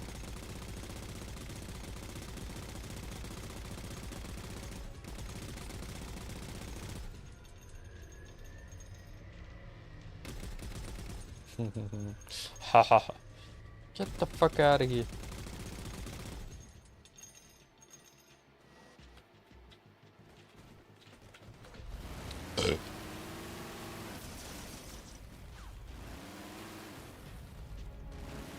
Where do I park? Oh shit. How fucked am I? It's fine.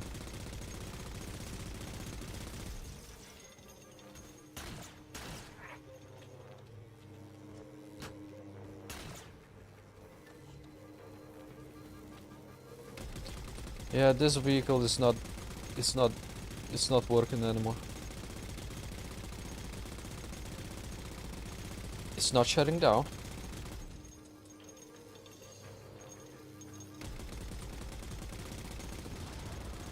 Wow. Wow.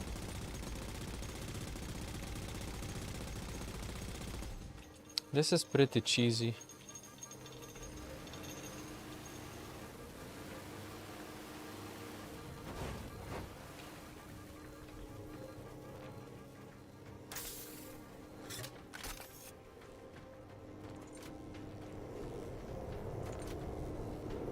Ow, ow, I'm stuck.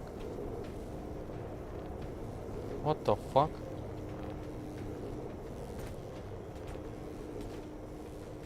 Awesome.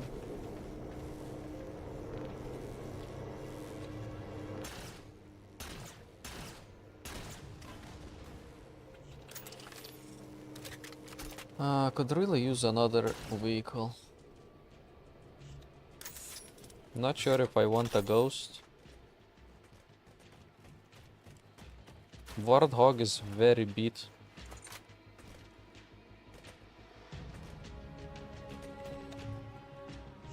Oh, checkpoint. Perfect, perfect.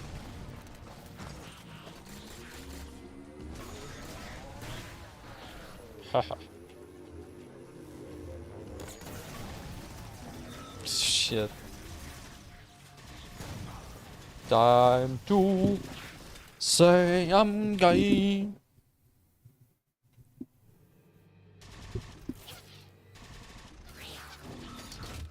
Oops.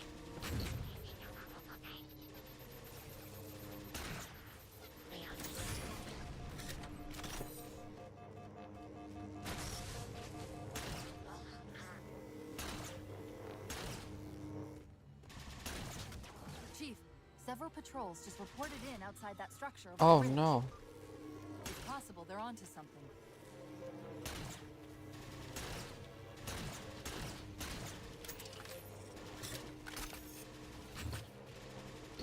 Ow.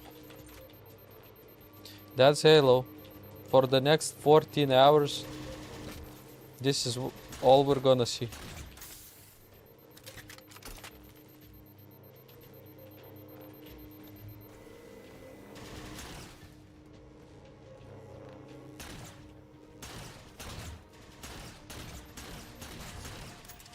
Doesn't even do anything.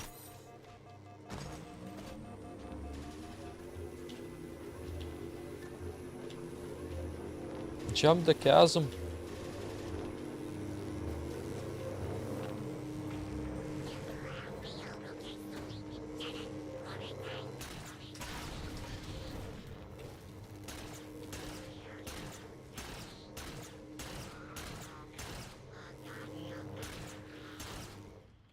Shit.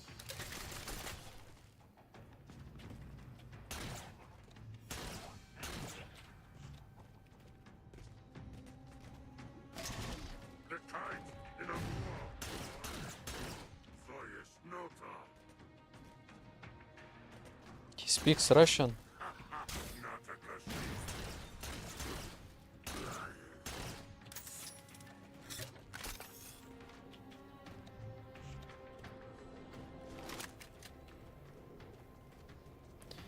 They were brainwashing us into a war against Russia even back when this game was made. Oh, what the fuck? No grenades?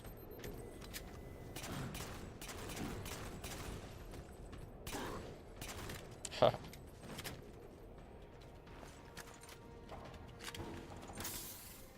Oh yeah. Best weapon in the game.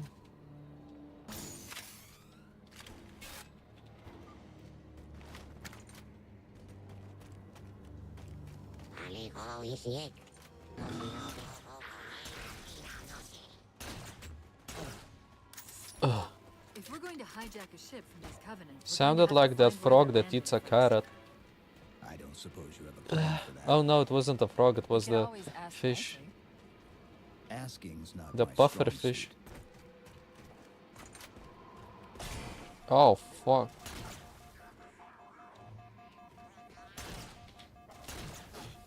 Uh-oh.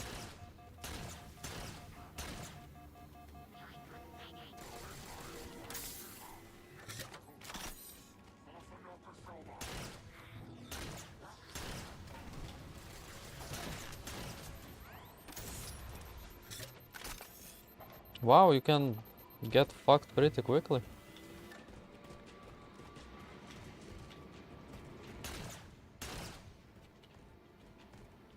At least he had decency not to shoot me.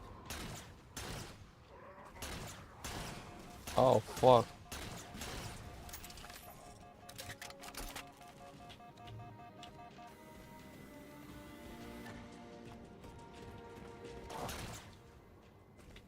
Damn.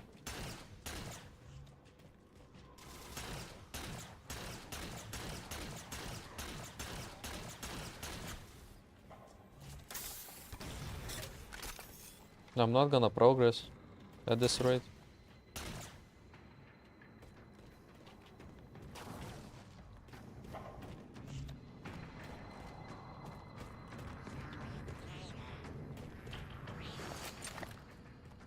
What the fuck is this? Oh!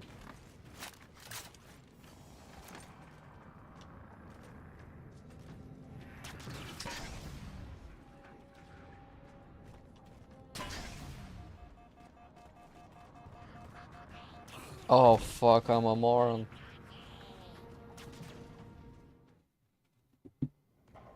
No.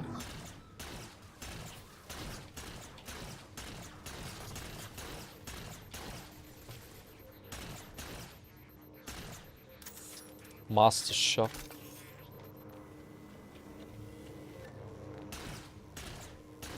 Yo, Master Chef, what the fuck you cooking?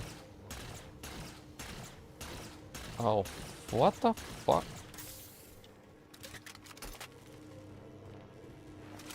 He just refused to die. I'm dead.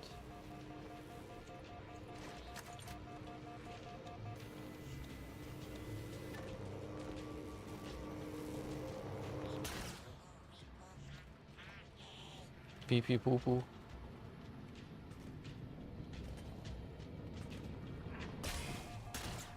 You gotta be shitting me.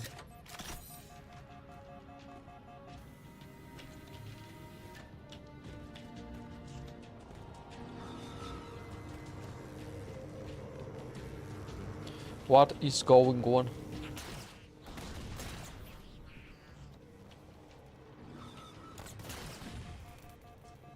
Great.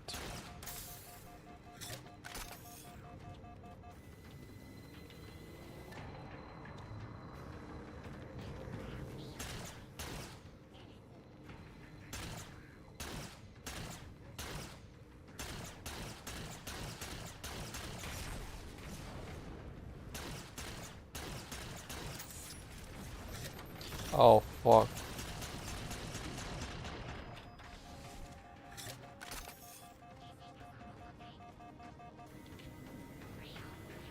That guy's invincible.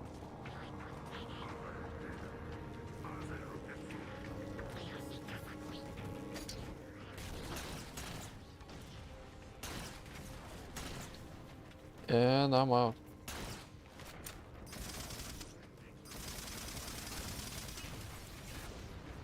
Nice.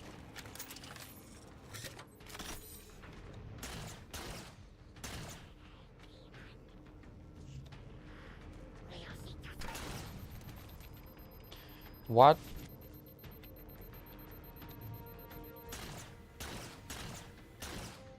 Oh, you fuck. Okay. Say what? What is this? No, this one sucks.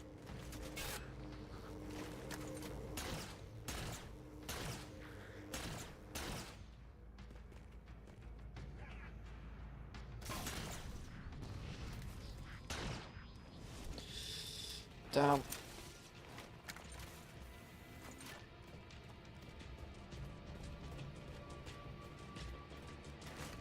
What do we have here? Something explosive?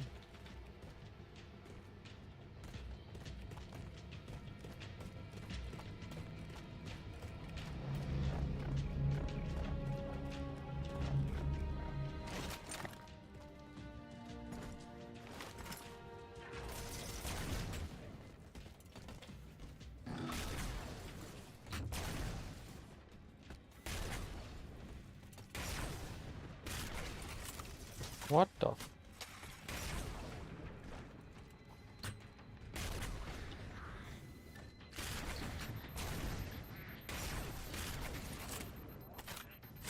This is not that good of a weapon.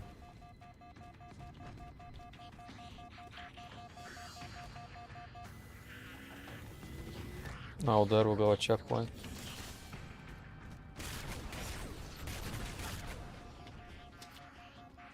This sucks.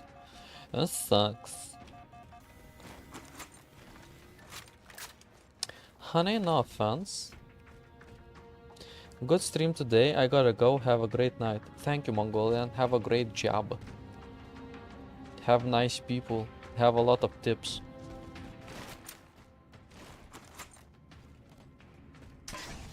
Have a lot of posh, rich German people.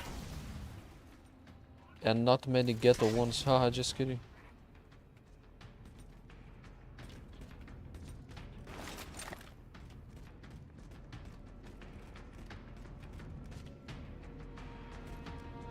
What the fuck is this? A sniper?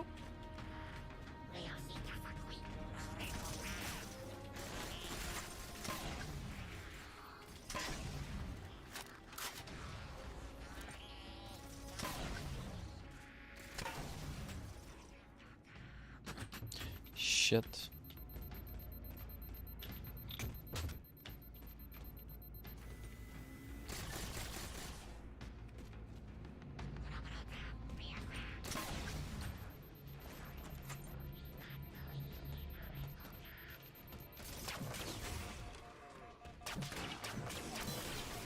That elite dropped his camo module. Let's have a look.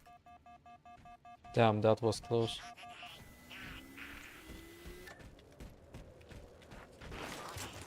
I'll run a soft patch to it from the suit. Never know what might come in handy. I can be invisible.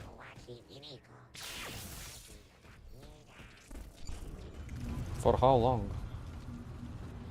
Not too long. There's Still that cool. Phantom Sigma again. Phantom Pianos. I heard something that time.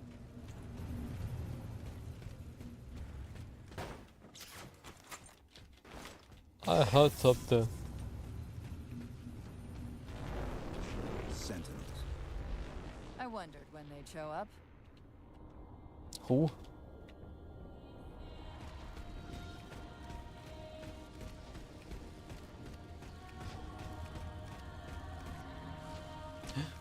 Sentinel.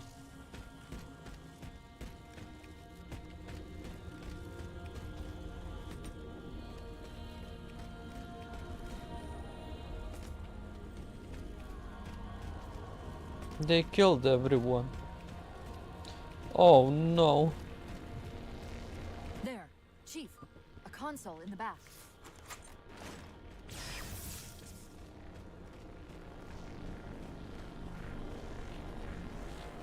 Wait, are Sentinels now friendly? I don't remember shit. It's a localized site cartographer. Okay. In service of Forerunner Shield World, designate Requiem. Requiem. At least we know where we are now. Let's see if it can tell us what the Covenant are so interested Requiem. in. What happened? I don't know. It locked up. I'm detecting power fluctuations in several locations. I'll put them up for you.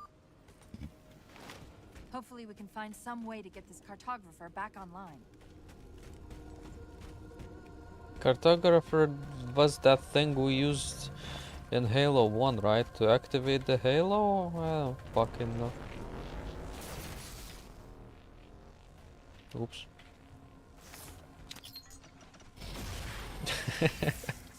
There's a giant green button. What's it doing? It's all right. This energy is actually a ferroelectric data field. Your shields are just cycling in response to the chamber's charge. Will this bring the cartographer back online? Partially. This type of processing system usually works in parallel. We'll have to locate its twin. No.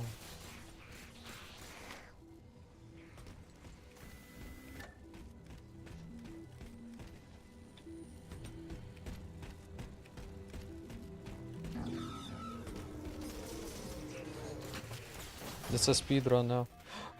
They found a way inside.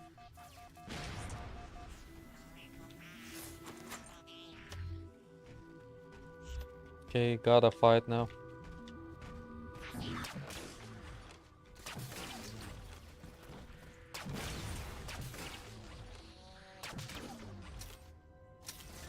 Oh no.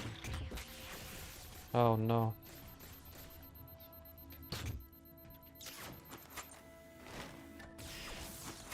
I didn't check how much ammo I have.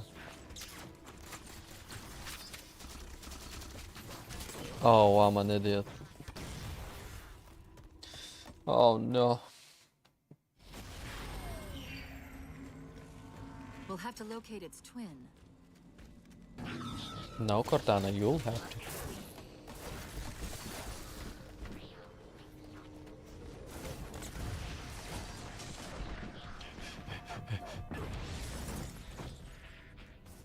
I keep forgetting that I have invisibility. I'm a moron. And that's a good We'll thing. have to locate its twin.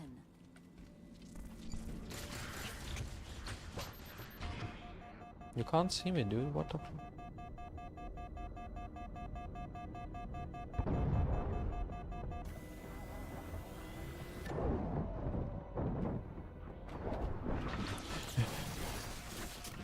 Fuck.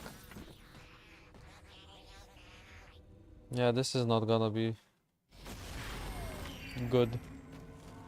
We'll have to locate its twin.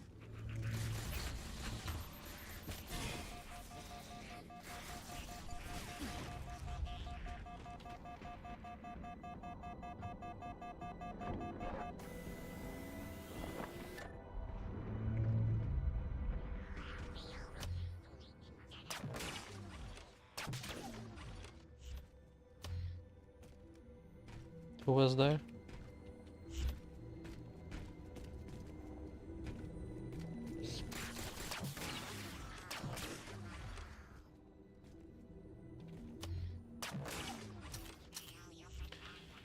Damn.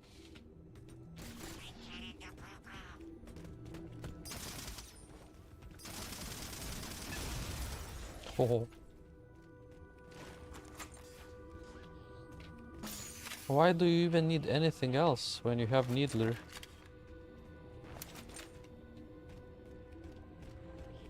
And do you really need anyone else? Come break me.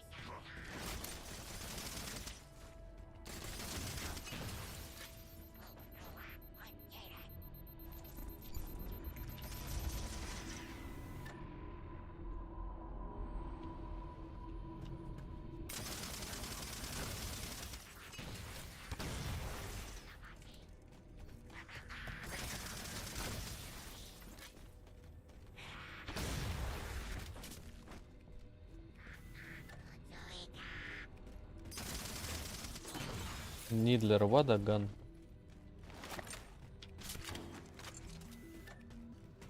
Oops, that was a fart. Hopefully nobody will see that.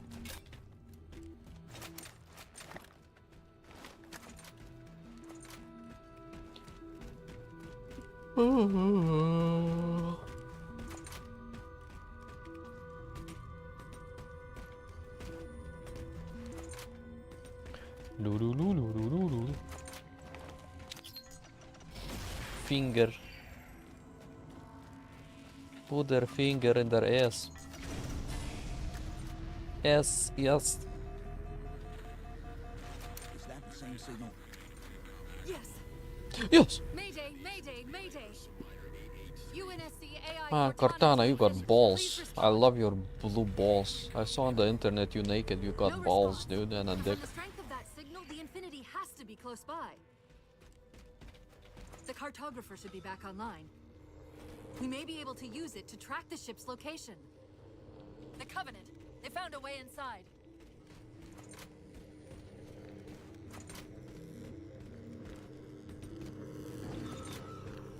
No, no, it's the Covenant who found their way inside.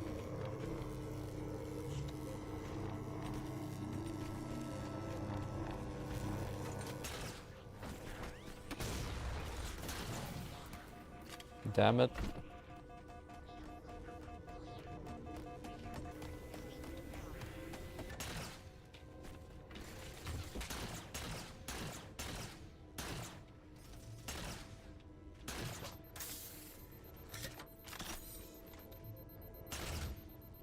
This is like target practice.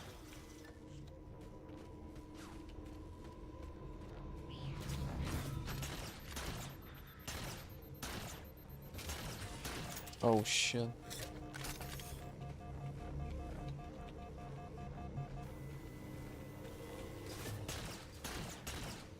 Shit.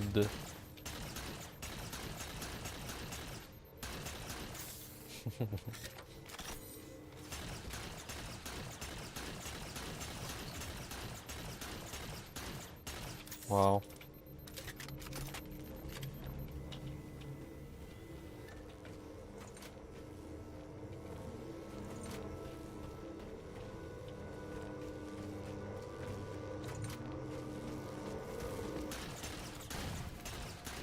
Damn.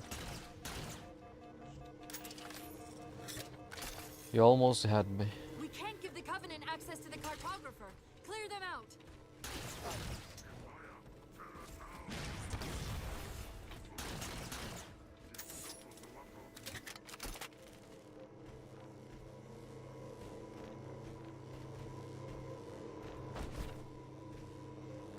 Don't scare me.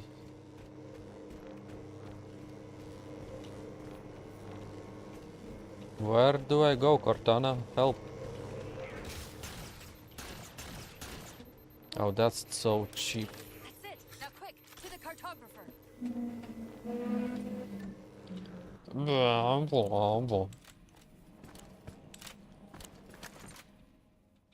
This ancient structure, it was built for humans because we only have fingers. Also aliens do, but our fingers are 5 and we are gay.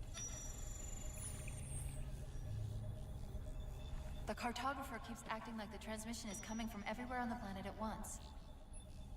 It doesn't want to triangulate Infinity's signal. Wait. I got it.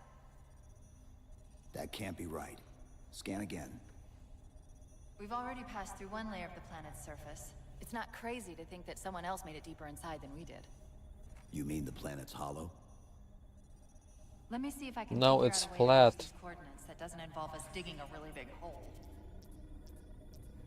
There's a terminus on the far side of the complex. We can portal to the planet's core from there. It's actually shaped like a ring, What? though. I don't know. If we have a shot at getting you back to Infinity, we're taking it. Okay. Oh, that's so cute, dude. Cute Cortana. She whispered.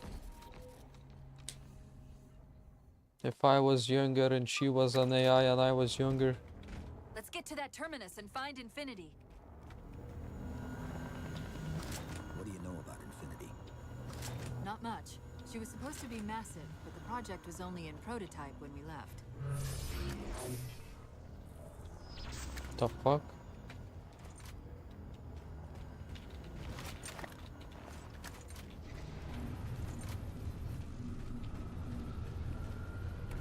Scouts, fortifying the bridge below. Stay sharp. Ow, ow, ow, ow.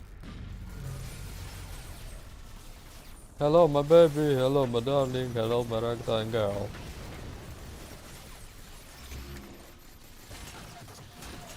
This is fucked.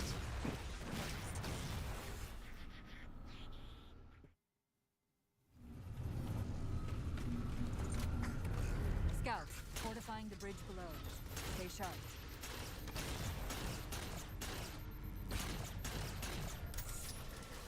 Oh shit.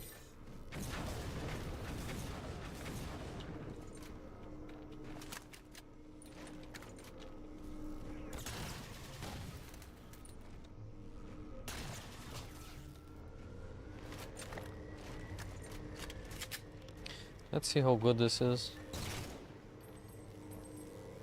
I shot one.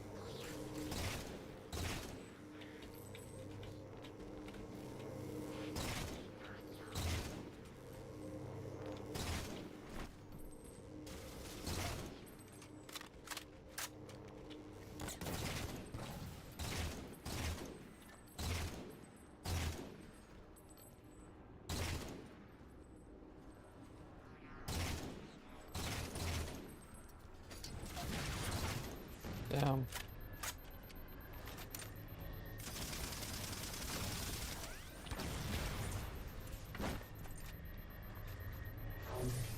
Hello. I love how the gunships never shoot you.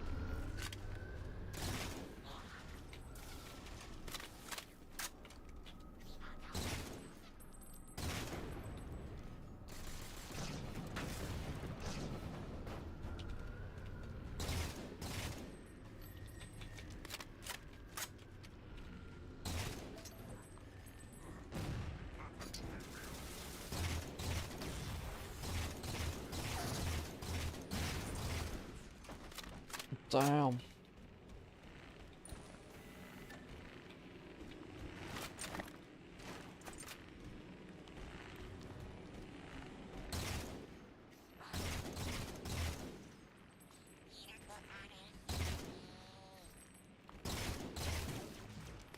Well, at least there's an indicator now when you're getting aimed at. I respect it.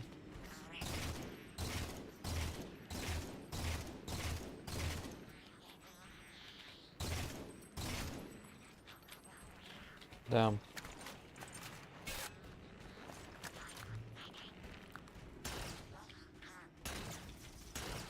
It seems like later Halo titles really got too many fucking zoom weapons.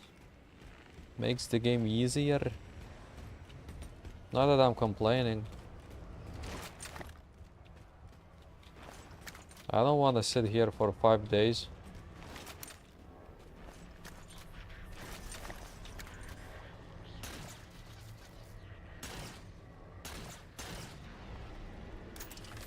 A Banshee.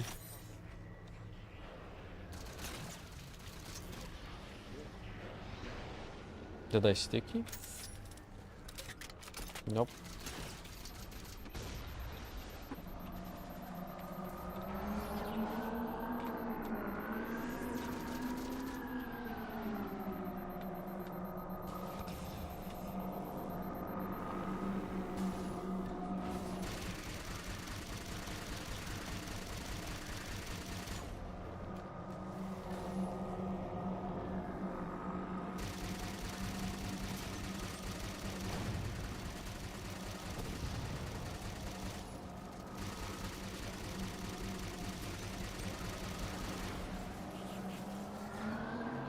I don't know what the fuck I'm doing.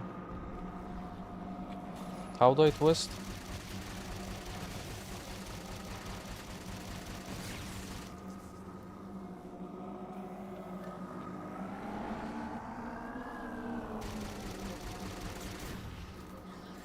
Oh fuck.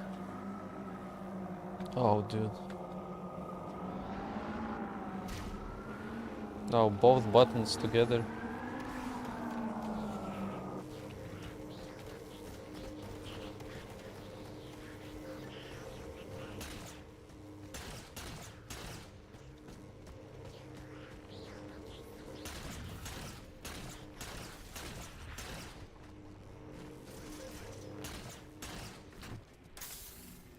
I'm dying.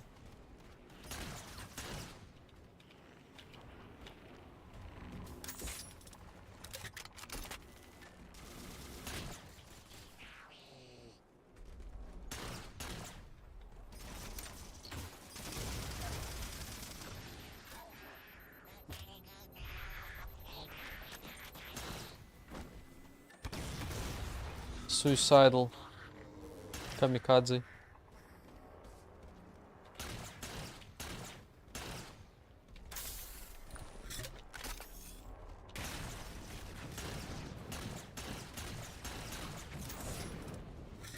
He's a big guy.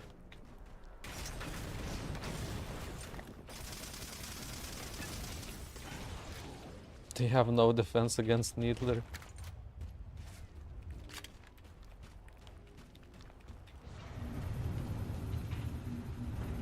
Chief, Shrek Covenant net's point. going crazy. Please. They're ordering all units to converge on the tower. I guess we got their attention.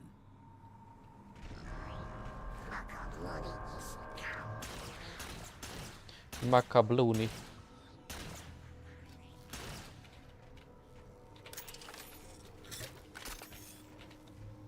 Oh, even a ghost.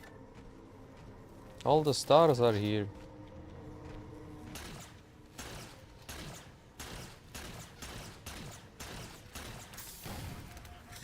Shit.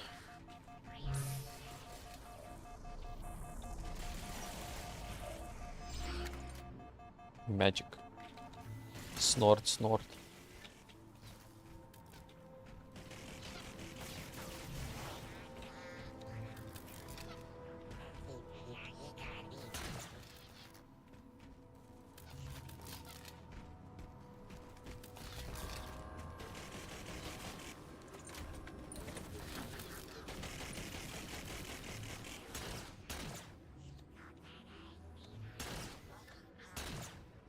Wow.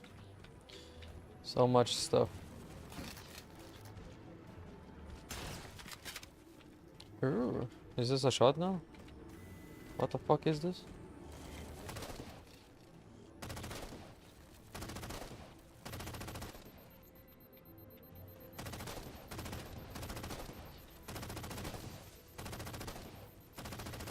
Wow.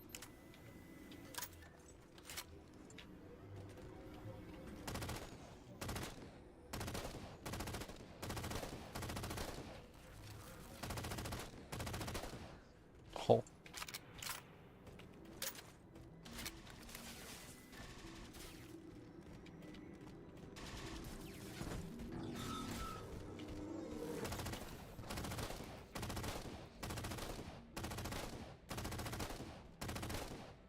What a cool weapon. Doesn't really feel like Halo, but still cool. Shit.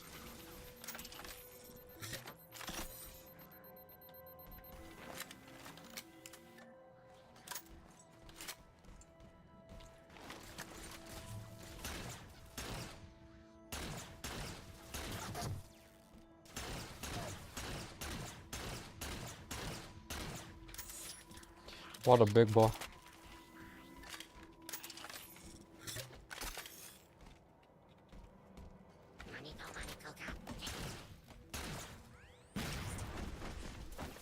Almost sticked me.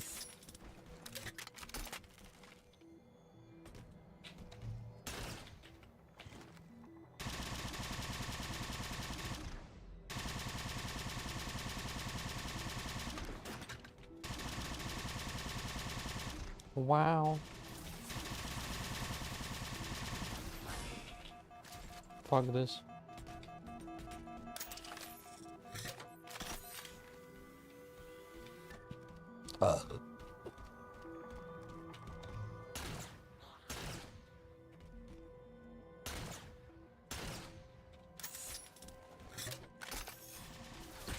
No.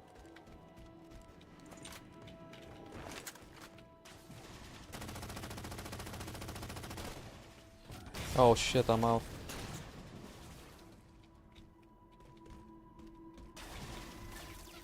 It's okay. We're about to have our hands full. The elites just issued a general order. They're moving all ground teams to secure the tower entrance above us. No.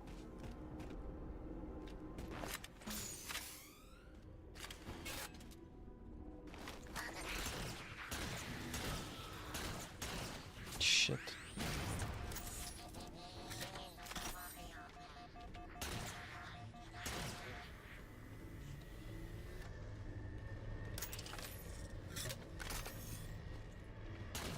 Wow. Surprise.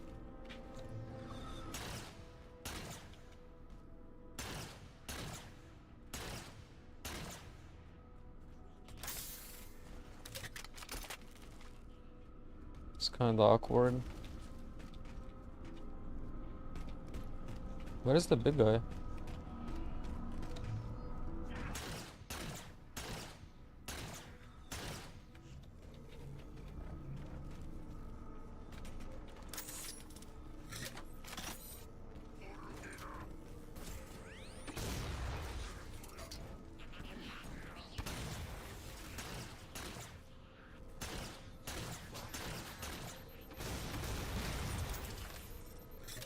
Damn.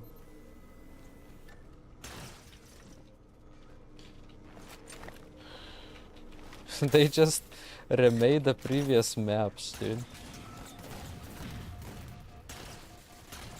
Shit.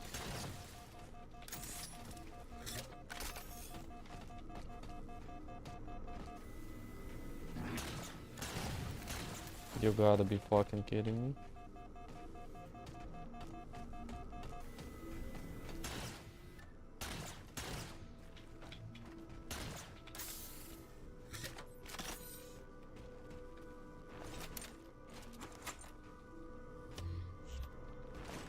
I guess this is a sniper.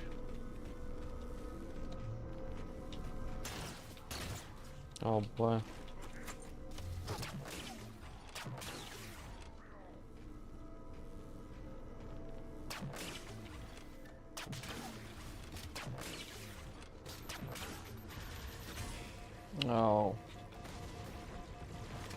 I'm scared. Leave me be.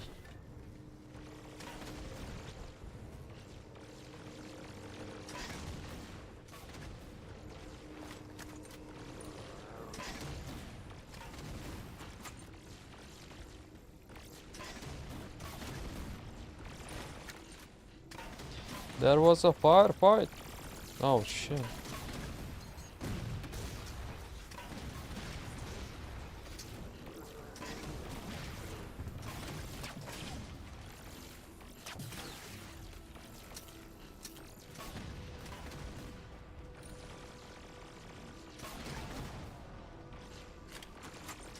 Wow.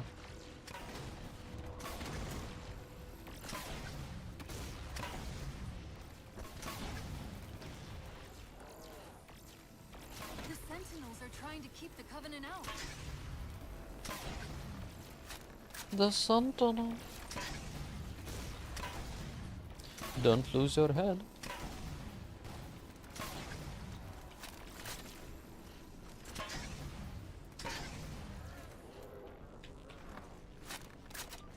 Fuck you. While you were busy, I managed to clear up another transmission from Infinity.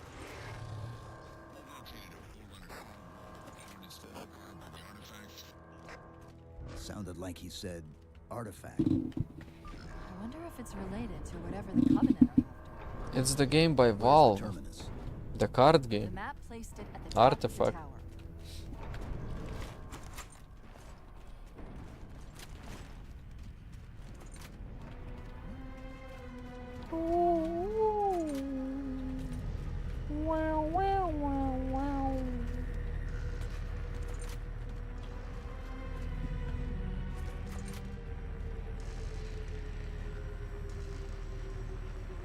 Please don't squish me.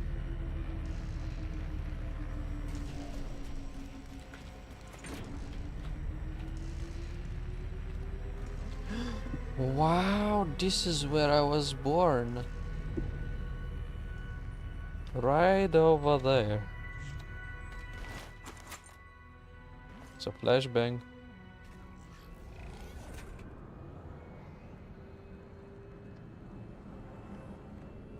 Mwah, mwah. Oops.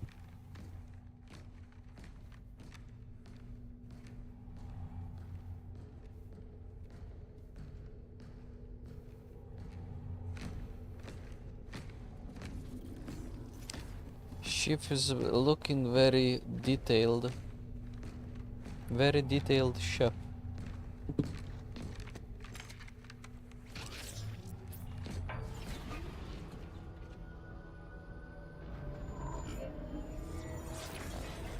According to the cathedral, this terminus is just one node of a larger transit grid that spans the entire planet. What? When I tried to access the outlet closest to Infinity's transmissions, the system responded with this. What is it? That's the kicker. It's the Forerunner symbol for Reclaimer. It's marathon. Humanity. That's got to be Infinity. Can you get us to those coordinates? Let me try to open a portal.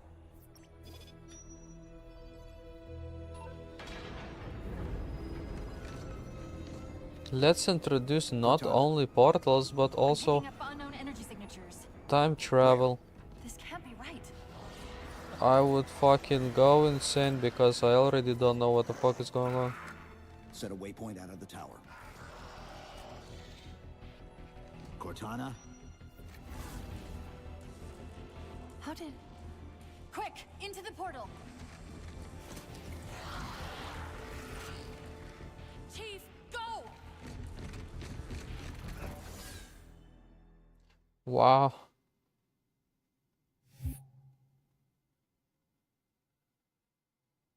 Wow. What were those things? Some sort of advanced defense AIs. Related to the Sentinels, I'm guessing, but it's hard to say without a closer look. Come on, let's figure out where that transit system dumped us. Cool.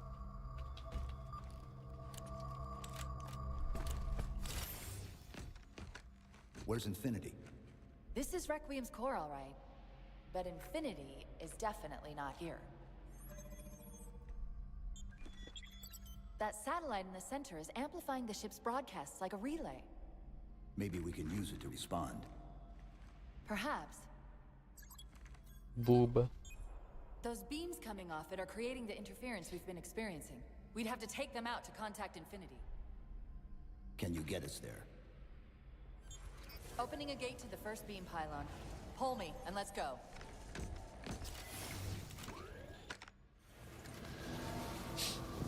Okay.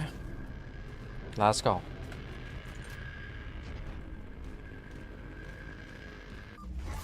This is the first pylon?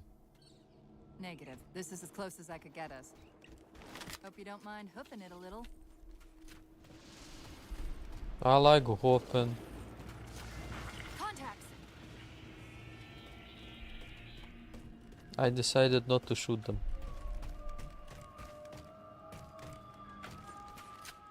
Don't fucking do this to me. That's me in the corner.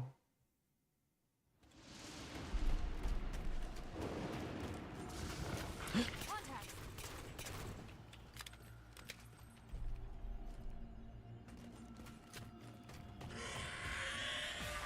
And they're back! Coming down the walls!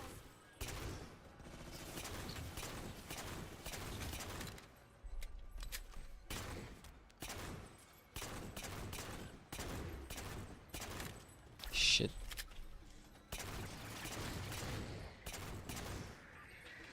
Those weren't the same things we saw in the terminus. Similar cortical footprint as the tower AIs. They're connected, all right. Boop. This is like Half-Life 2. Look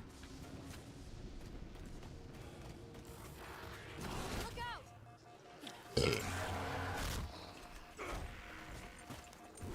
Well, he's just a ray of sunshine, isn't he? From that peek under the hood, I'd say these constructs must be mimetic in nature. They're mimetic. They're memes. Similar phasing activity at the edge of our sensors. We're about to get busy.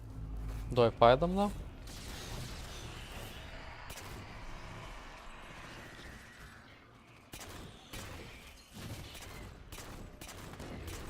What the fuck?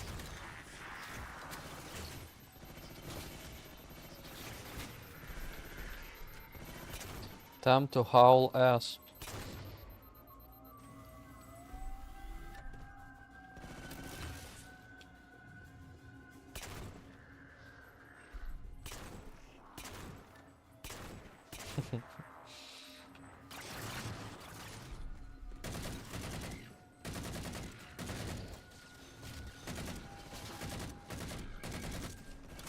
So these are like grunts.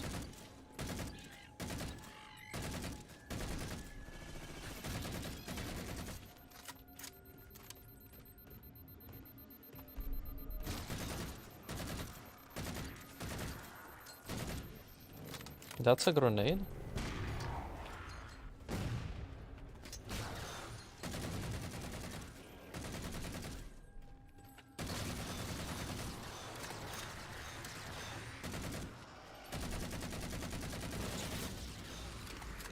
Okay, they can die. What the fuck? Oh wow. Cool.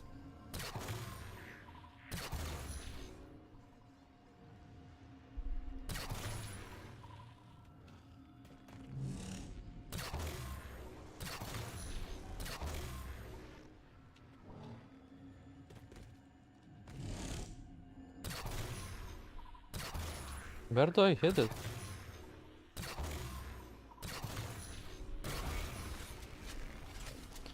Whatever. Discovered something interesting about our new friends. When the big ones explode, that momentary flash we're seeing is actually a data purge. Can you tap into it? So far, I've pulled multiple strings referring to the big ones as Promethean Knights. Beyond that, though, things get a bit dense. Okay, this is gonna suck. Could be good.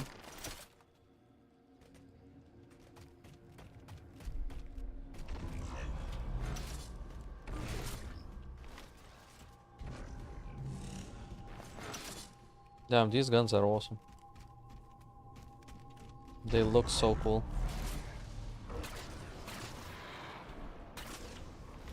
There's a delay. For the pistol at least.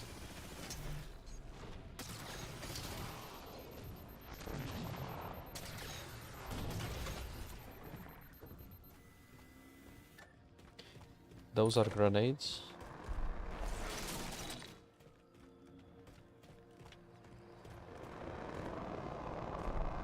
What the fuck? Damn it.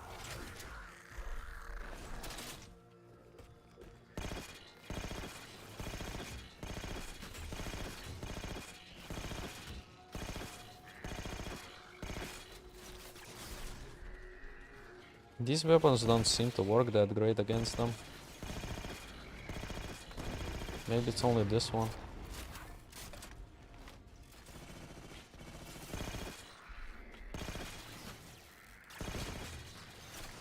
Shit.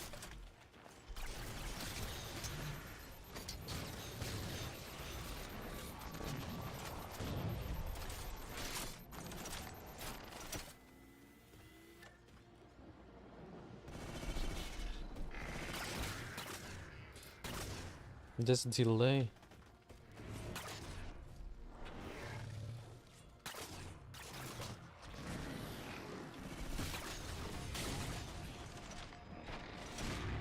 Crazy.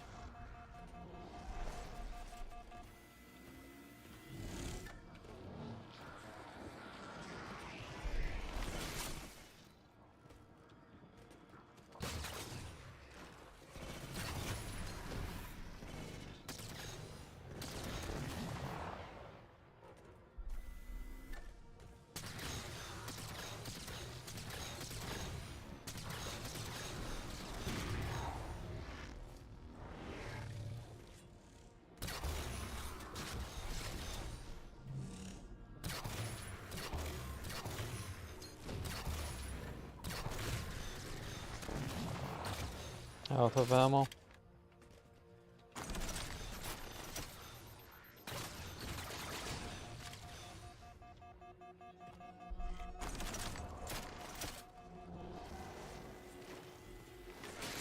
At least we got the checkpoint.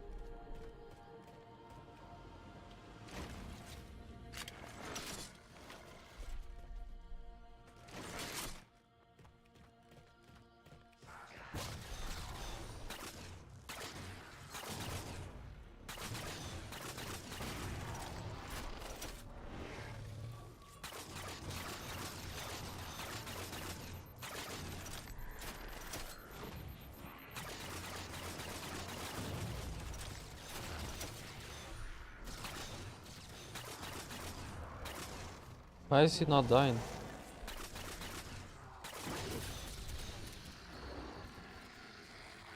Weapon's empty.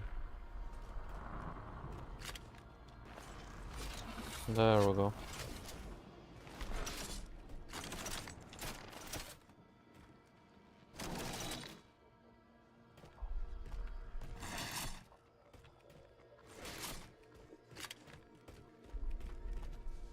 I kinda like the pistol more. It has a delay, but The relay interference is increasing. We must be getting close to the pylon.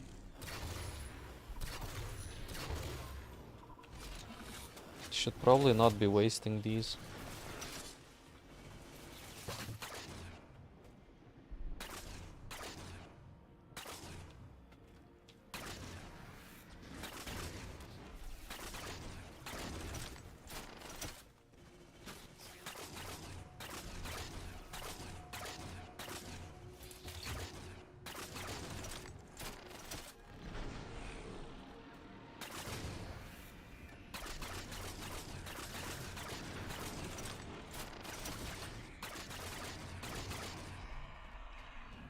Disregard that, Isaac Cox.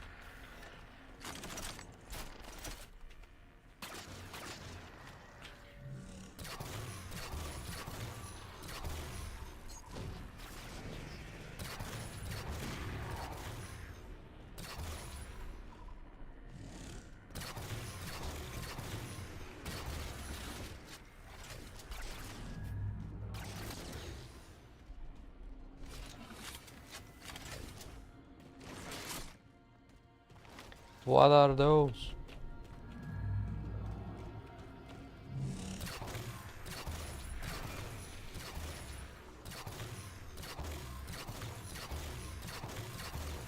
Do I shoot its crystals? What the fuck do I shoot?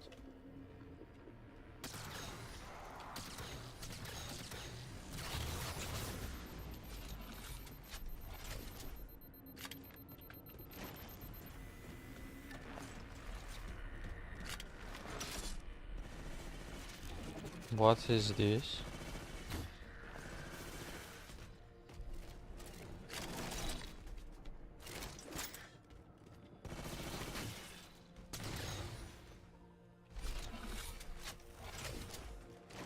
Monisia.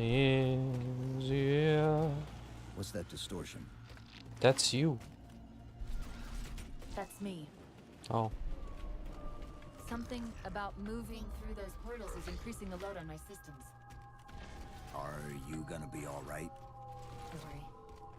I've held off rampancy this long, haven't I?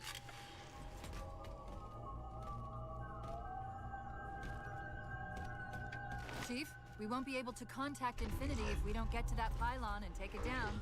Okay. That's the target, but it looks like the entrance is shielded. Let's figure out how to take it down. I'm so fucked.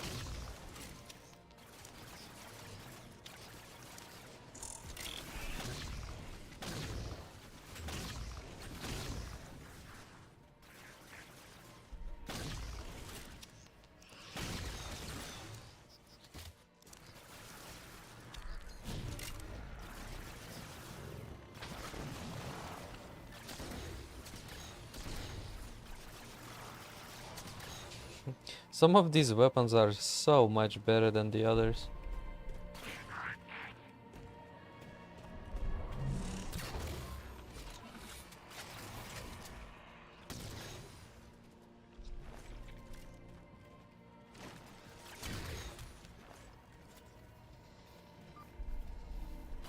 Boop.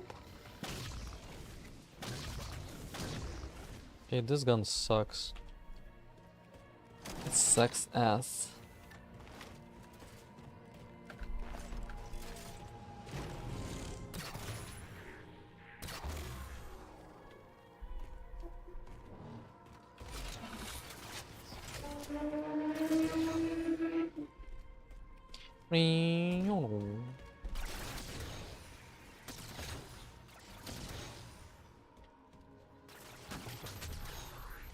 Fuck.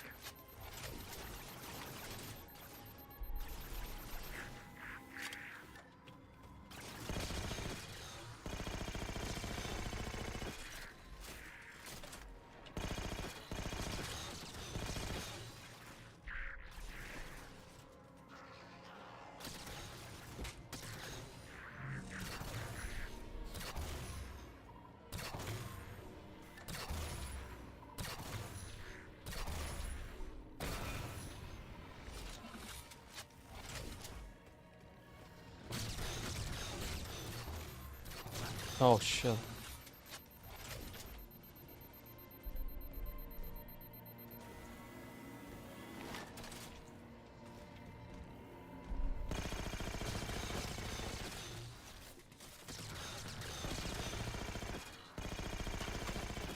There we go.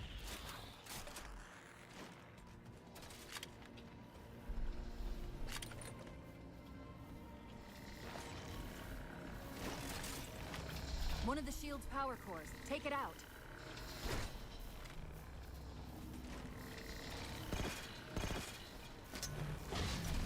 Haha.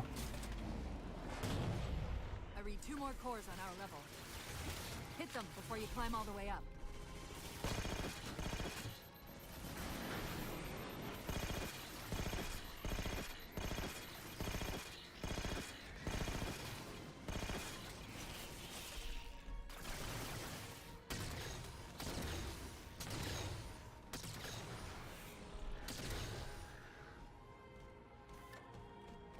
This gun is so much better.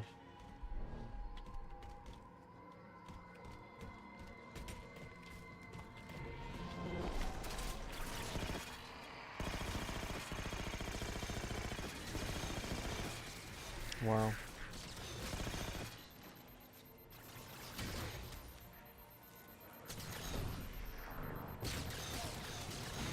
Uh-oh.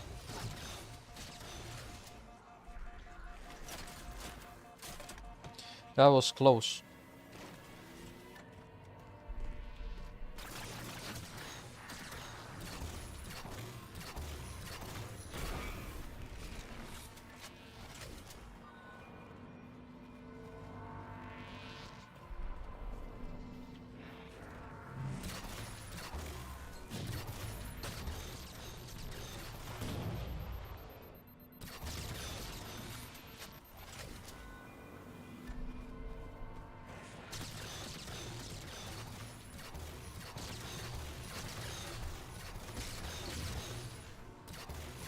I fuck man ass.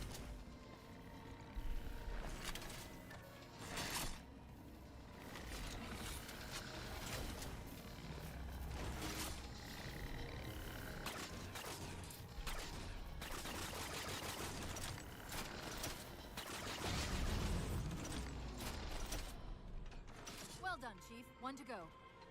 Yeah.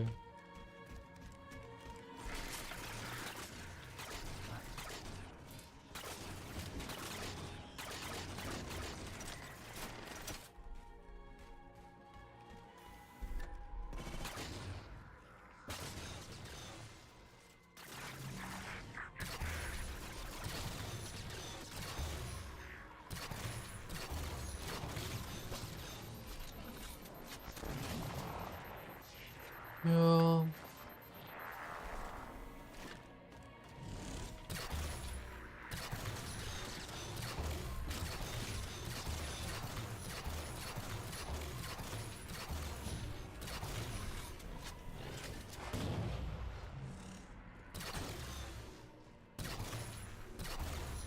Yeah, need to get rid of those flying things first. They're an alternative to that other alien race where they protect whatever.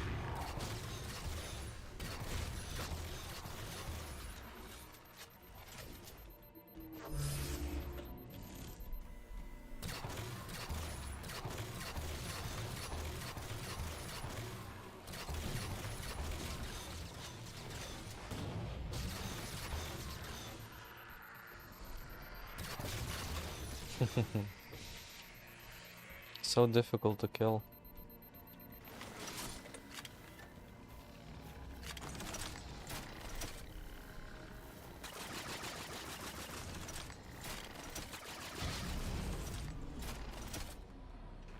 Great, that's all the cores. Head for the top of the pylon.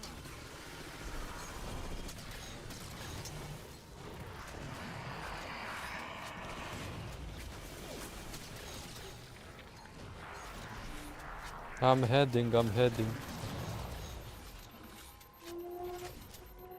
Those fucks can teleport.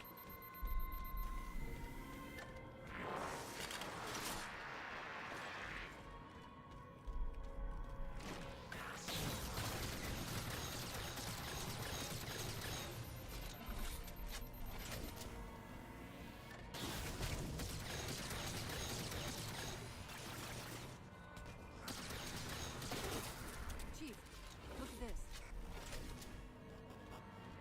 Look at what? That's Requiem. It is. They're Wow. not inside at all. They're moving into orbit. Oh shit.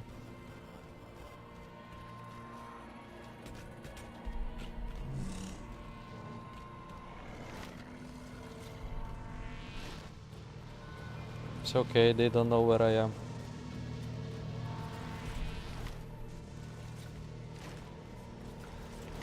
Diabetes. Suck my dick up. I was going down the street and I was drunk as fuck. They must have intercepted our distress beacon. Oh no. The beacon was pulled into Requiem with us. If they try to follow it, They'll get caught in the gravity well. They'll get cock. I'll keep trying to warn them. You just get that beam down.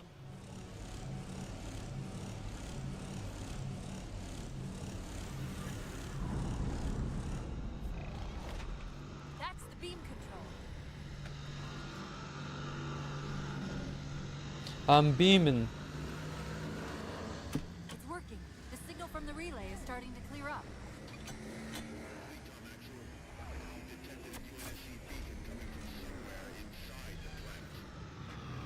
They haven't hit the gravity well yet.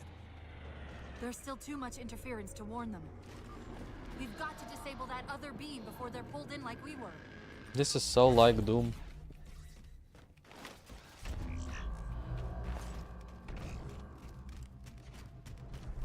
I was wondering why Infinity hadn't encountered the Covenant yet. What are they doing here? They're heading to the second pylon as well. They're gooning. That can't be a coincidence. Sounds like the Prometheans don't want the Covenant here either. The BattleNet's already lighting up with reports of resistance all around the pylon.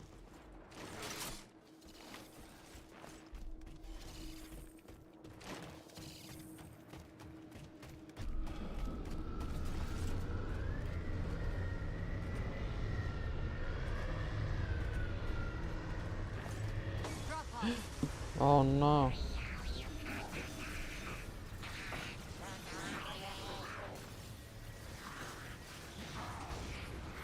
I'm going to pee. They can fight, I don't want to waste bullets. I'm not wearing underwear, by the way.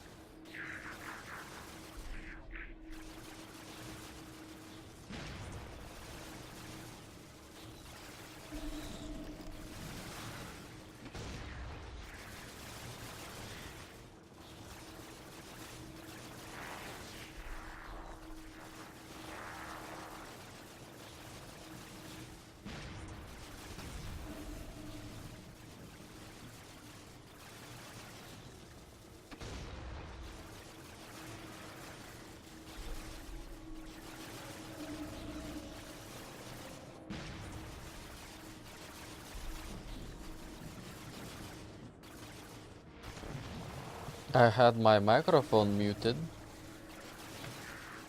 Damn, I almost made a huge mistake. We gotta eat cake. I'm still alive, I guess. Shit.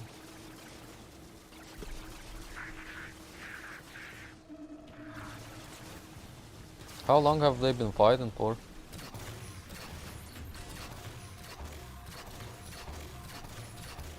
These enemies are a lot more difficult to kill.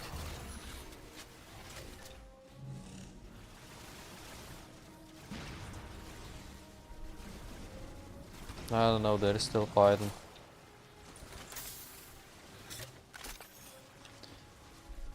Let's go and see what is over here.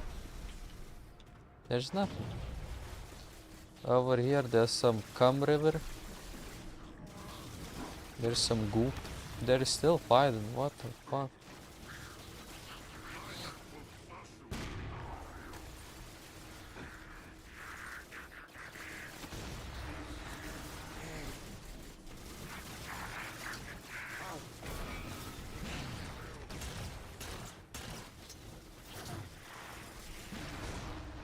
Oh, he's so good at throwing.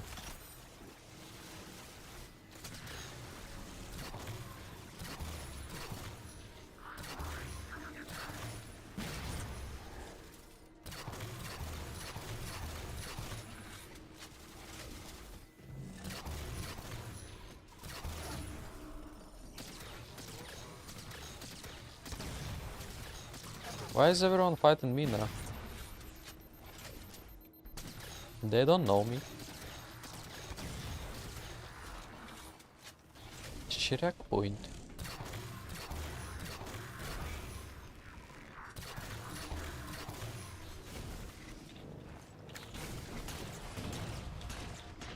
Damn it.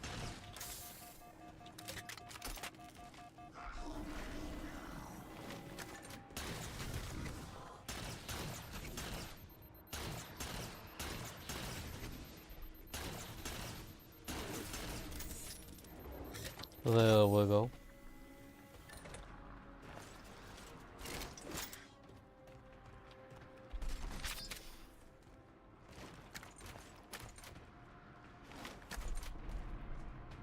These weapons suck.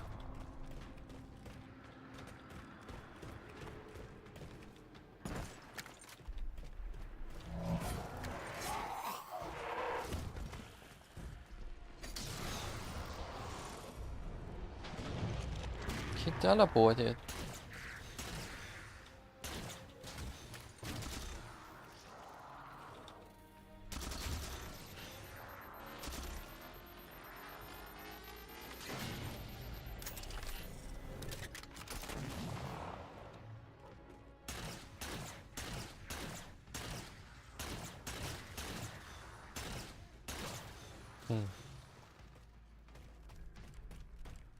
Home.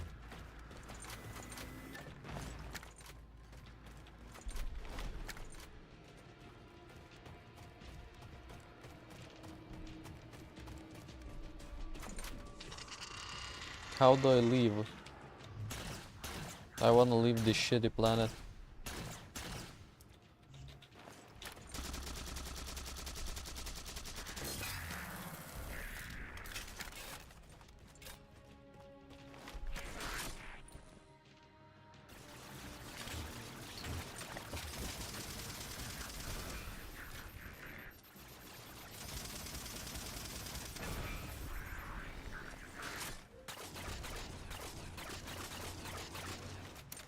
Needler saves the day.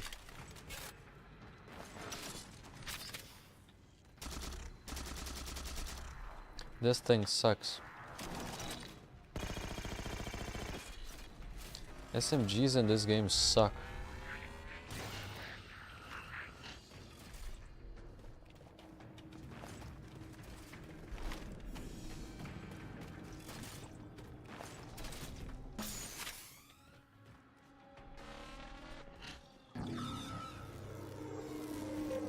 Two can play that game. Maybe even more. Damn it.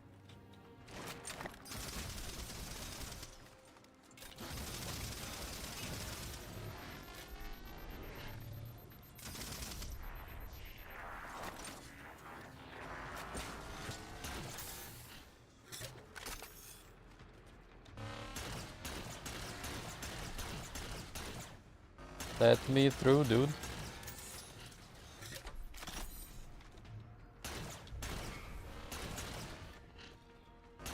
What is that?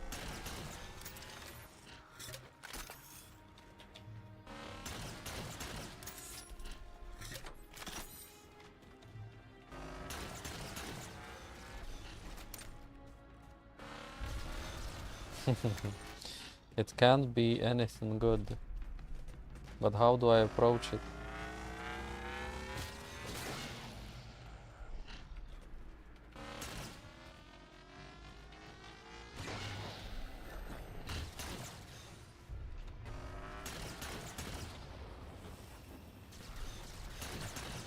Guess that explains it.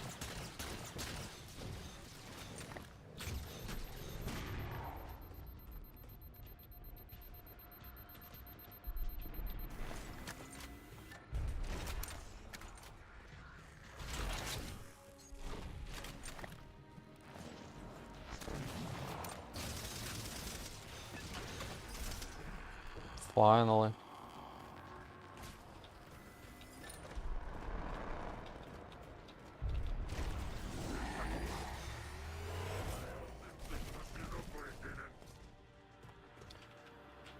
Oh boy, here we go.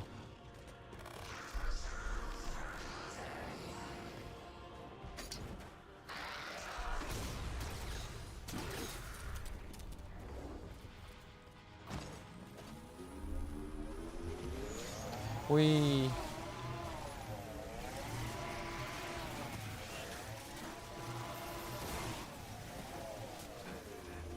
No.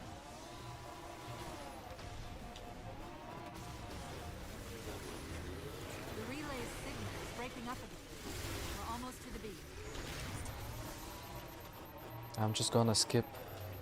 Don't tell anyone, okay? They found the opening! You better get up to that relay and fast. No, no, not the opening.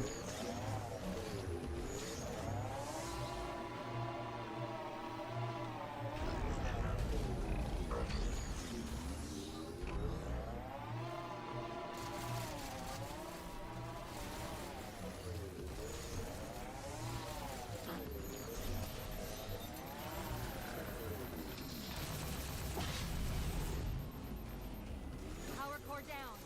Shields weak. Still online. No, I'm stuck. Take out the other two power Fuck. cores and we can access No. They found the opening! You better get up to that relay and fast. This is the same old ghost. I haven't changed the ghost.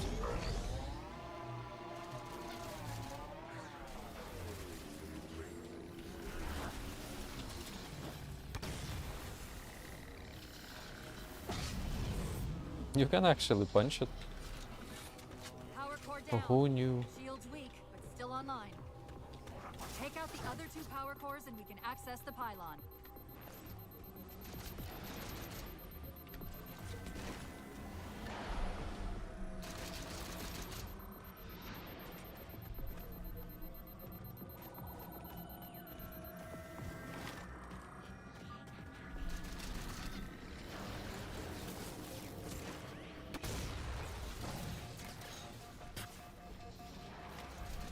Shit.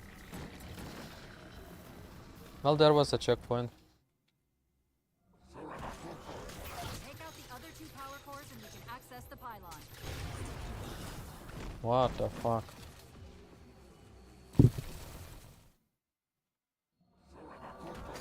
Take out the other two power cores and we can access the pylon.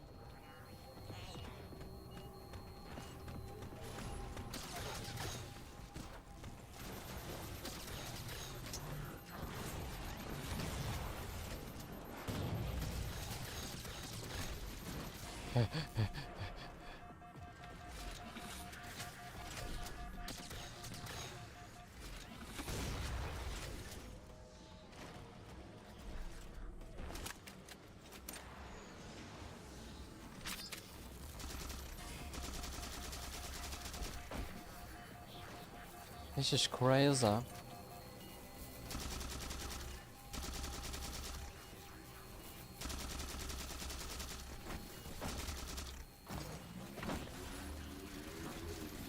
Shit.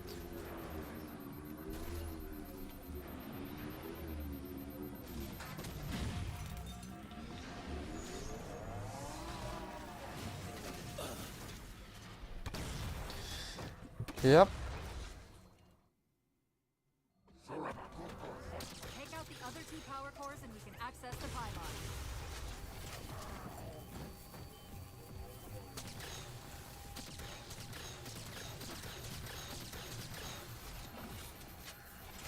That's a lot of damage.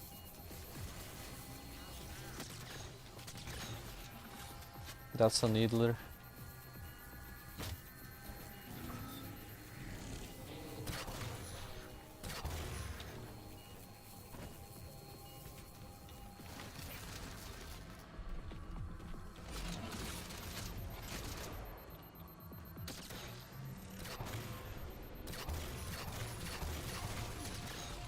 Shit.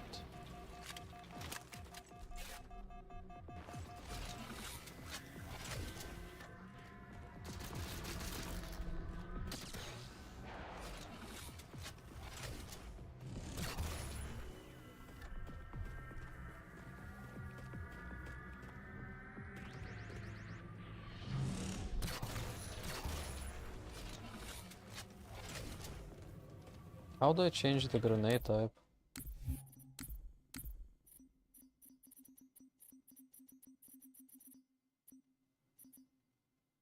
Two. Of course it's two.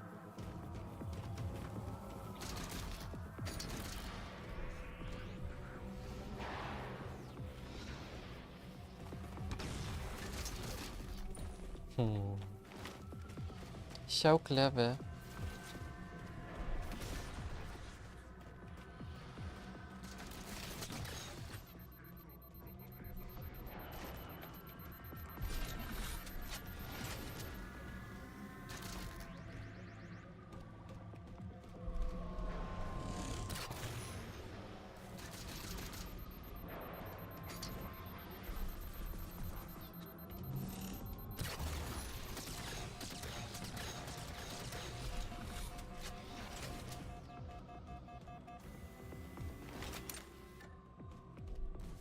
Could do a needler.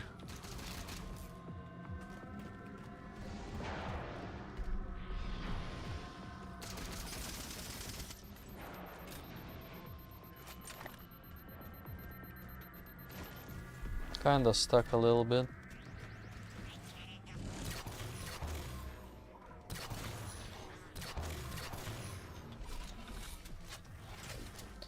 Running low on ammo.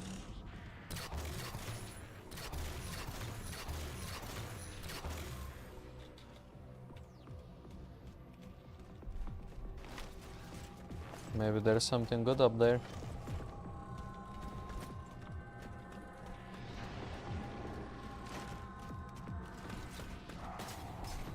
Nope.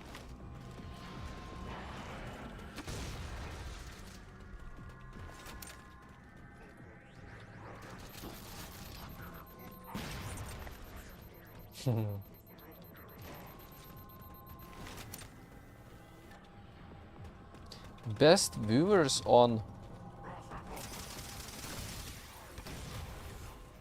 those definitely are the best viewers.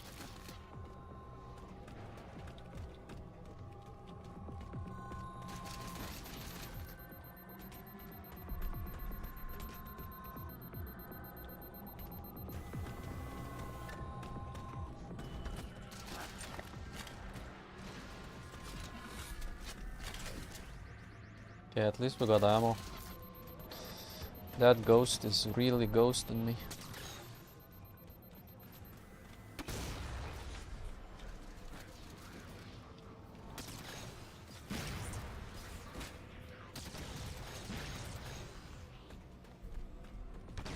Think fast.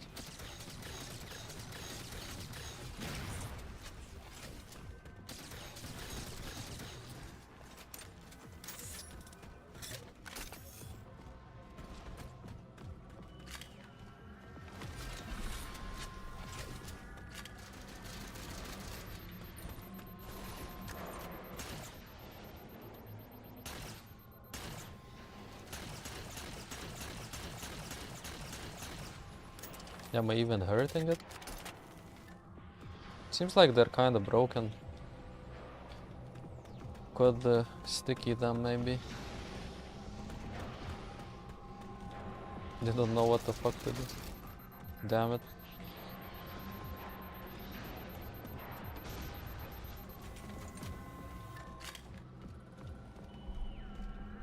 Damn, so many banshees.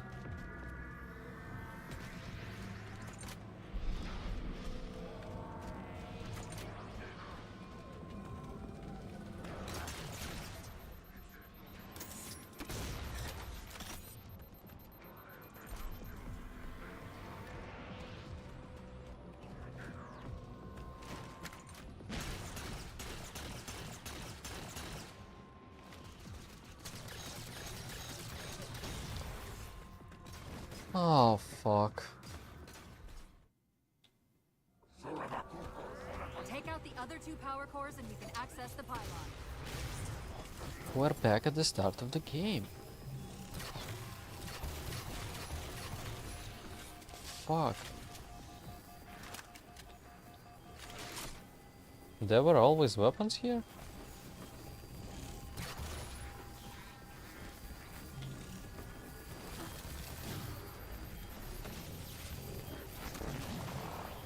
Wow, that grenade sucks.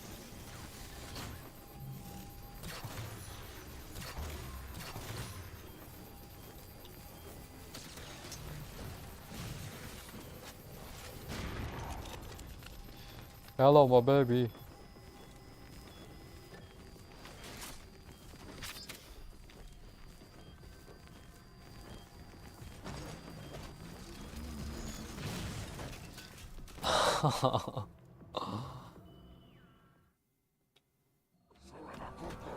Take out the other 2 power cores and we can access the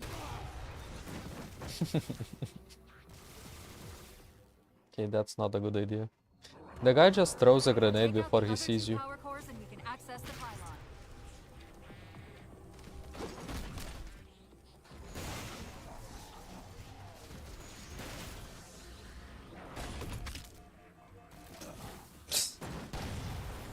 I don't know what the fuck I was doing. Take out the other 2 power cores and we can access the pylon.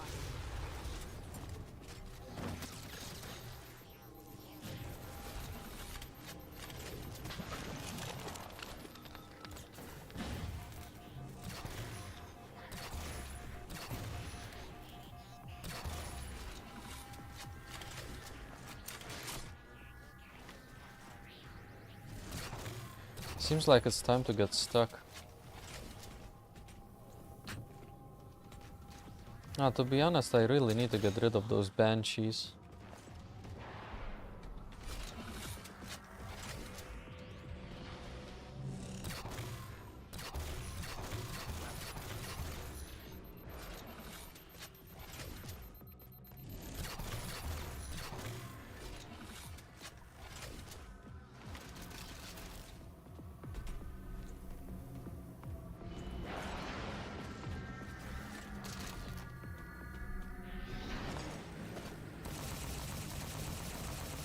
Maybe this will help.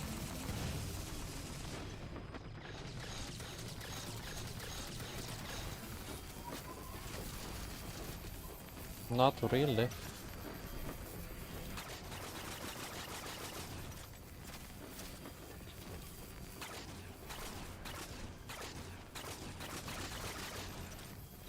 This is fucked.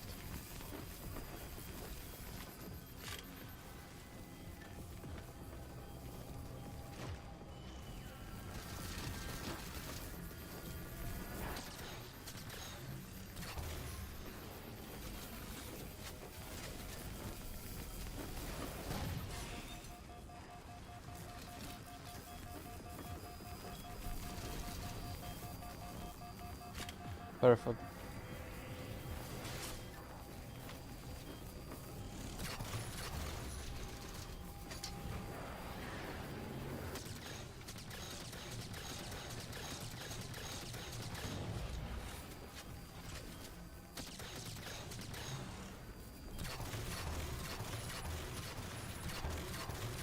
Is it dying?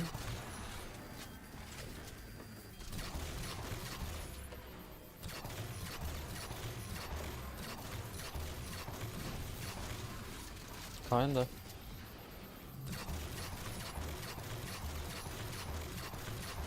What a weird shooting sound.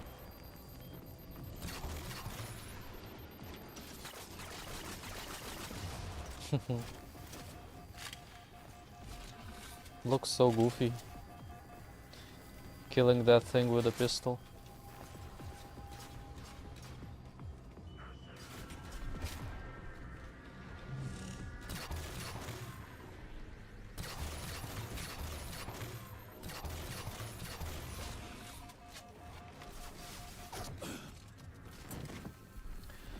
Yep, I'm a moron. Take out the other two power cores and we can access the pylon.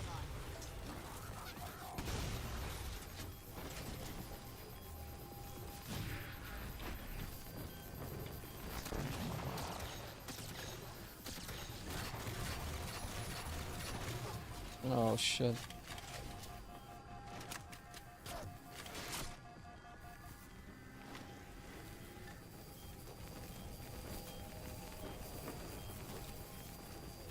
No.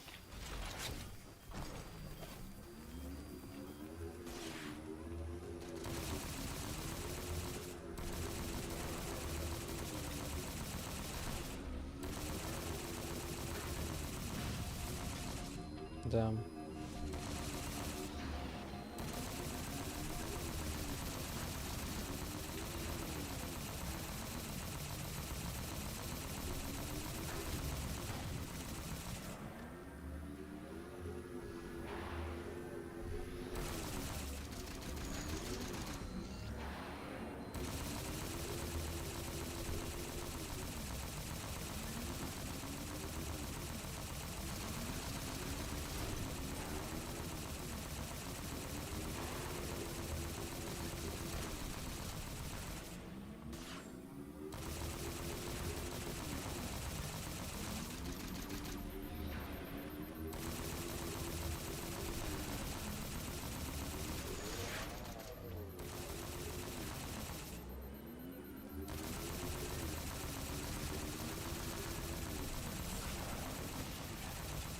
Come on, die. I can't aim any higher.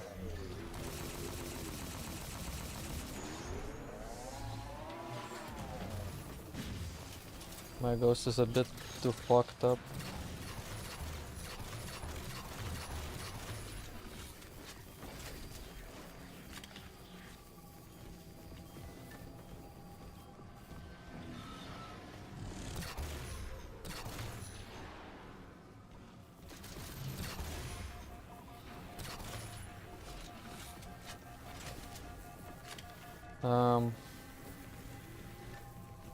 So annoying when you get stuck by banshees or other seemingly easy to kill things, but yeah, it is what it is.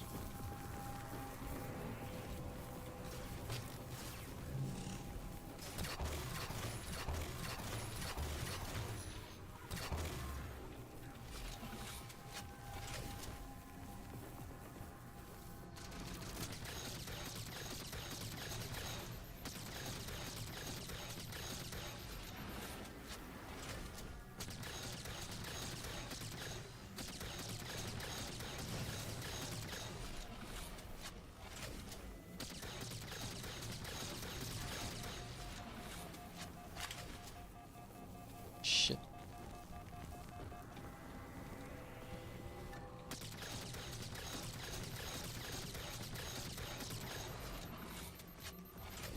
Kinda risking a bit too much, but whatever.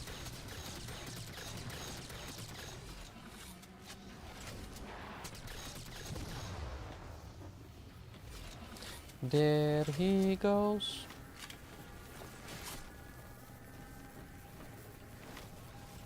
Well, at least we got one.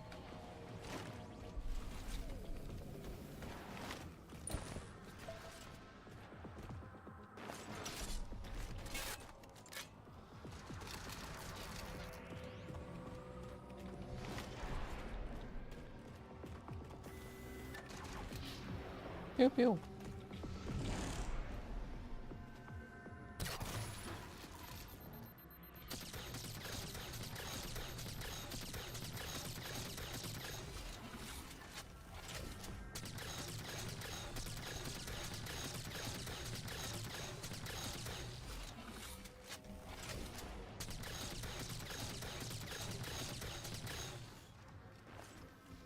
What's the fucking plan?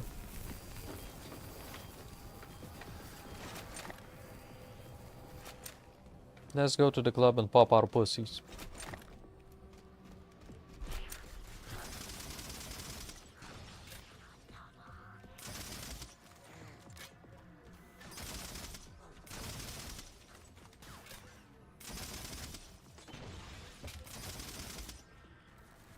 Great, I'm out of ammo.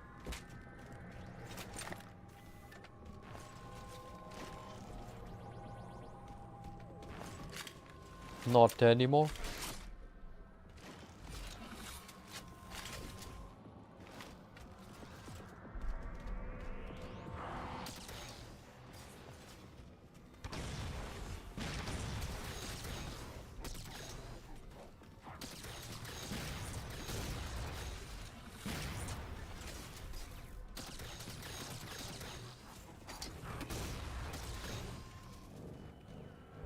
Damn.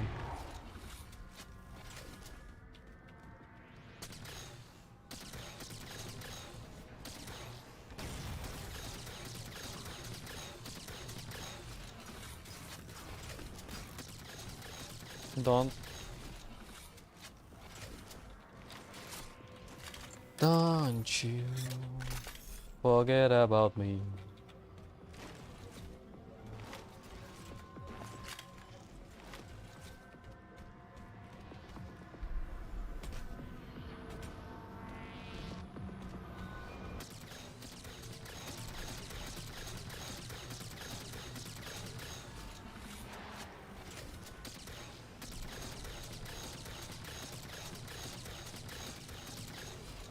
It just works.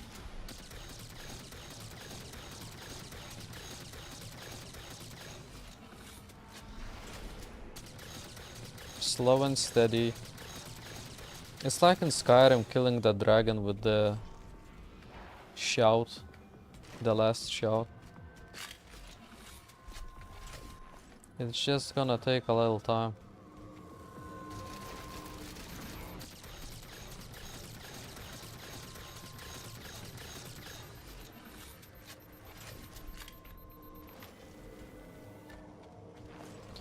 In my life, that's been heartache and pain.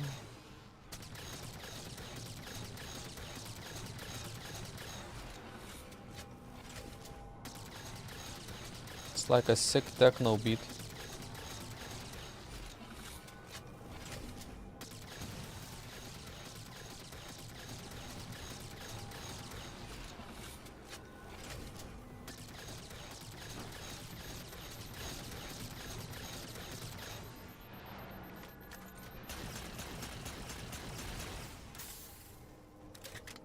Only one left.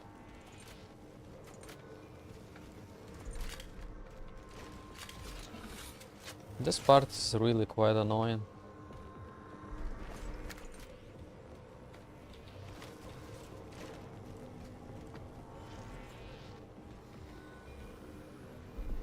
Where is it? There's another one?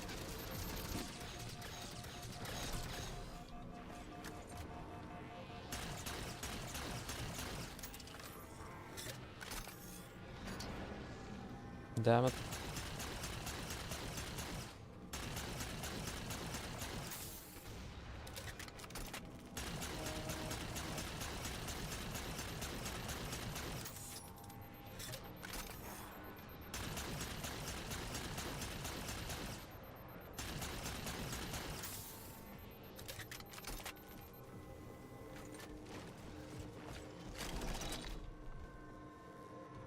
Here we go with this bullshit. Maybe it's gonna be great against Banshees. Oh fuck.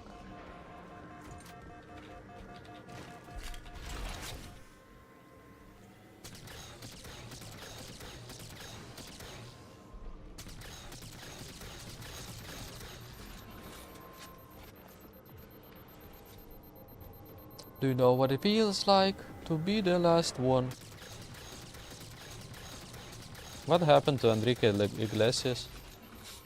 Nobody ever talks about him.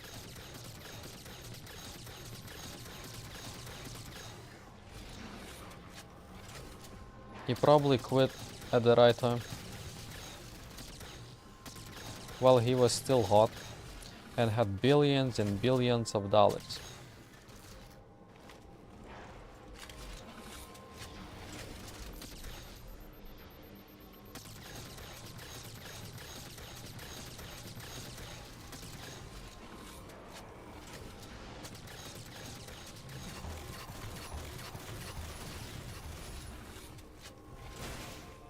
Oh, I forgot that that can happen. Almost pooped myself.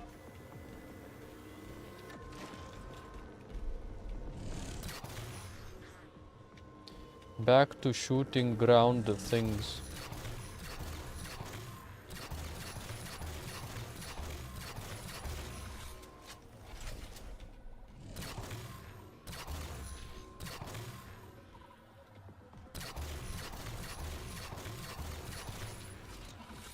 That guy's late to the party.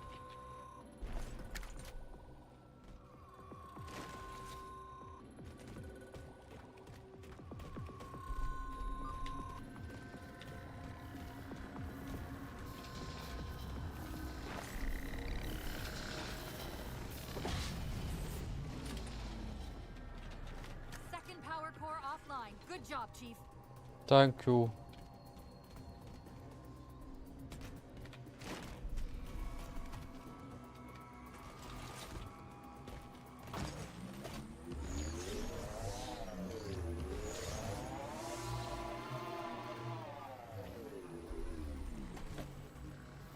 This must be the third one.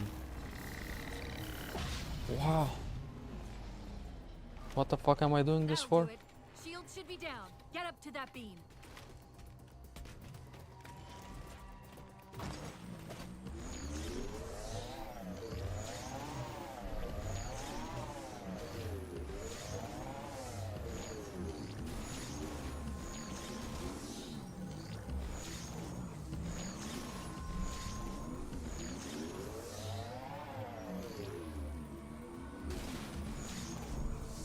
Get up there, Master Chief.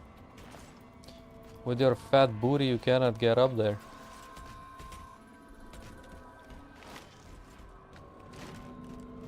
I guess this is where I'm supposed to be, right? What else? UNSC Infinity Survivor 4 is Dawn. Reading a fake IFF tag near the planetary core. Do you read? Yes. Planet's core. They know we're here. Yes. Infinity, this is UNSC AI Cortana. Do not approach Forerunner planet. Repeat, do not approach. UNSC asset. Board unto Dawn.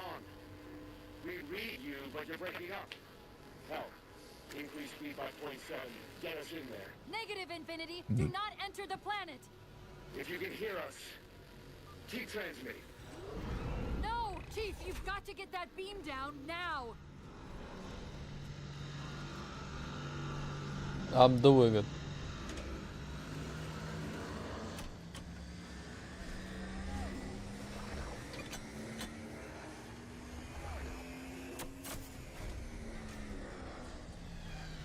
Like shoving a dildo. Do you copy?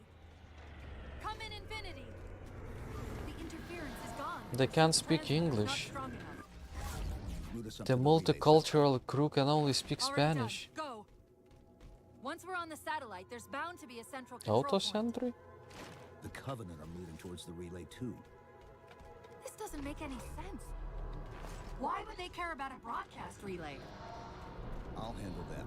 You just find us that control node. Wow, Master Chief, you're good. How soon till Infinity hits the gravity well? A minute or two max. The Covenant are making a push for something on the far side of the satellite.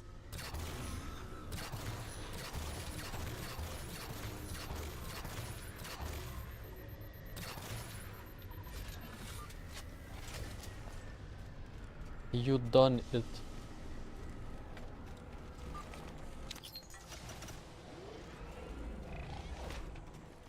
We really need more timed missions. They're a lot cooler. They make your butt tingle.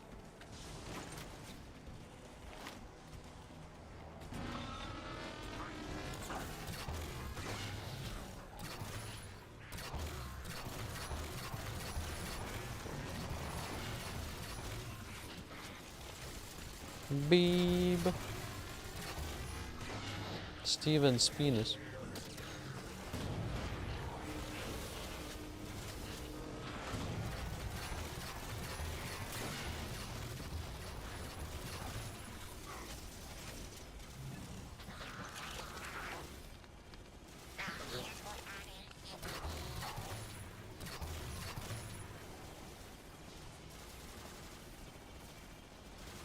Give me a secret weapon.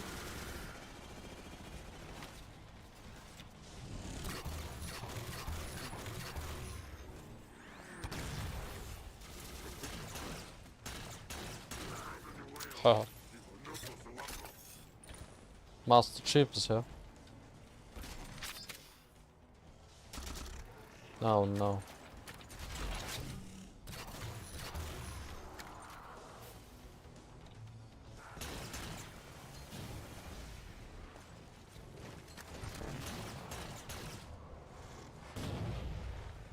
Where is he?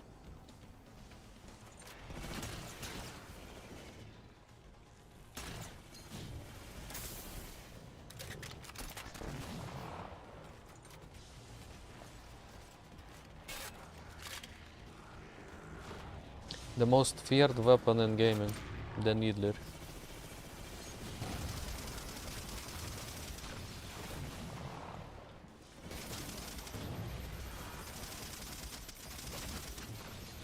Oh, he's not dead.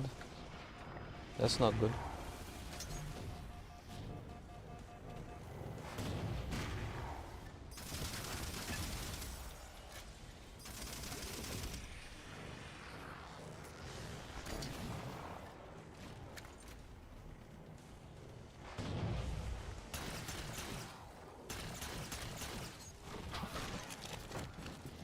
What the fuck?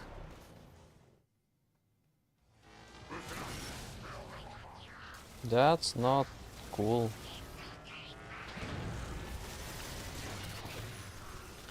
Such a waste.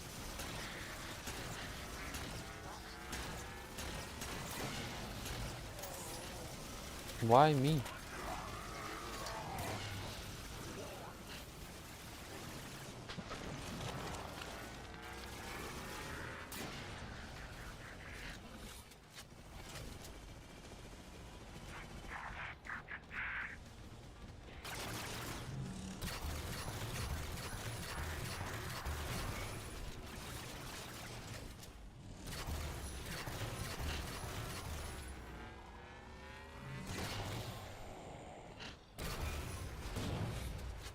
Hehehe.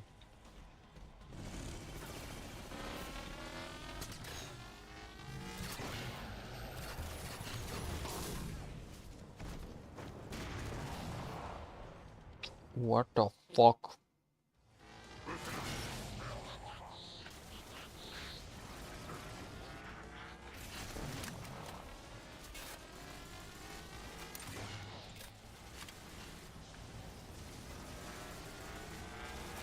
Wow. Is that the signal relay? Yes. Now we just have to hope we can use it to warn Infinity before it's too late. Yes, Master Chief, you have 70 IQ. That is the signal relay.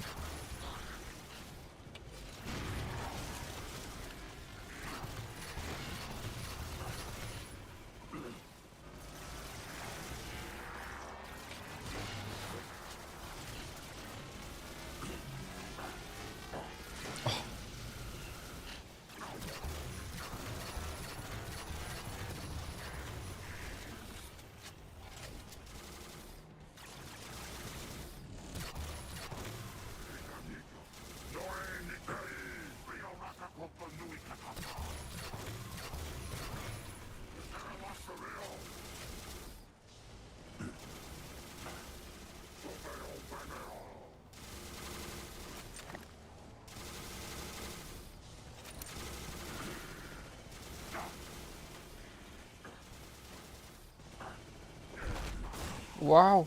Wow! What the fuck?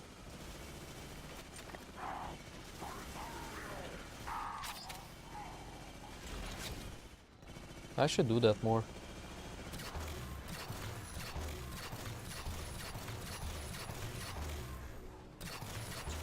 What the heck?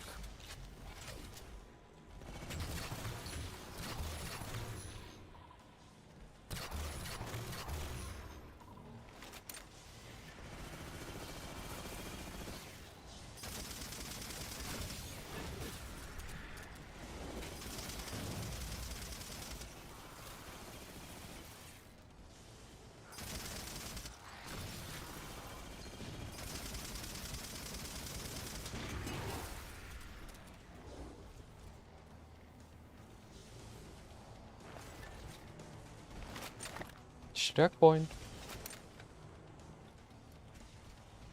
They're not invincible.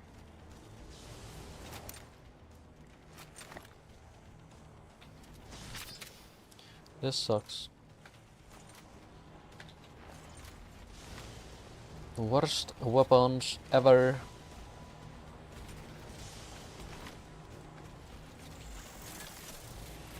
What the fuck?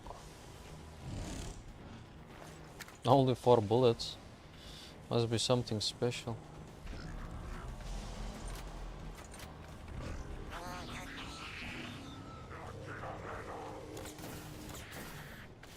Sounds like a party.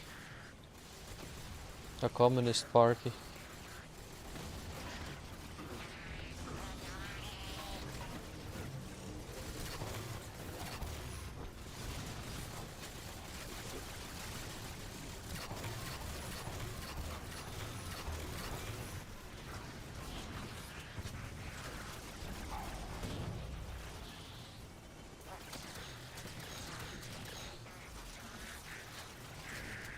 Galo.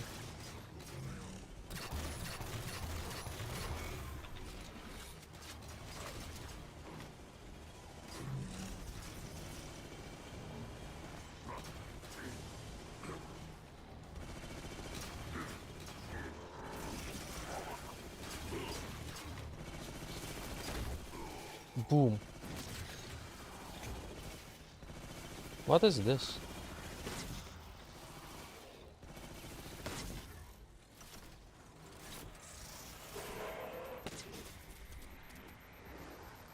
I don't understand.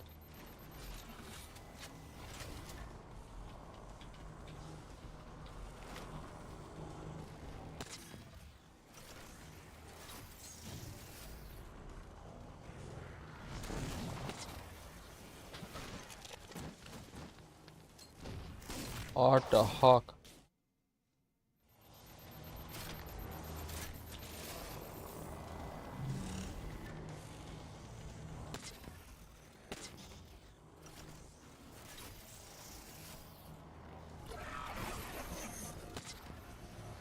What the fuck?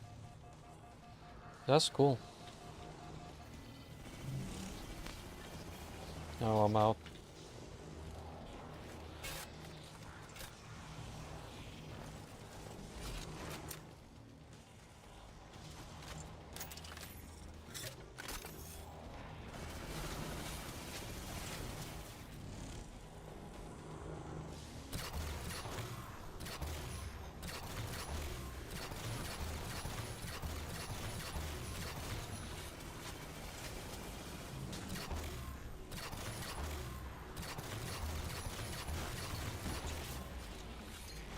Damn. They really don't want to die.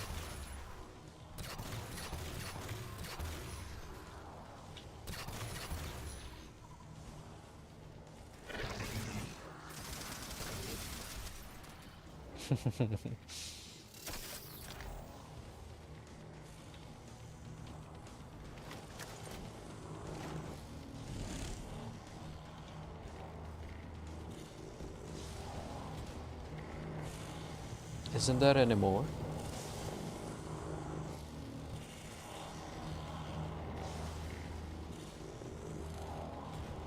Chief, you need to hear this. Huh? Due to detecting a slight gravimetric disturbance near the planetary entrance.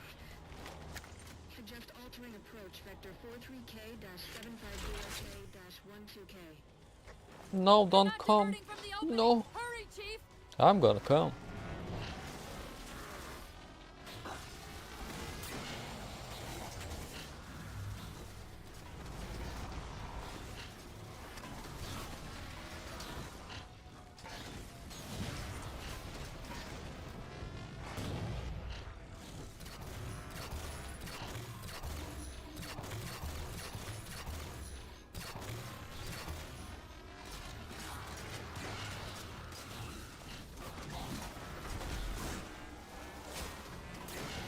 This is for calling me a homo.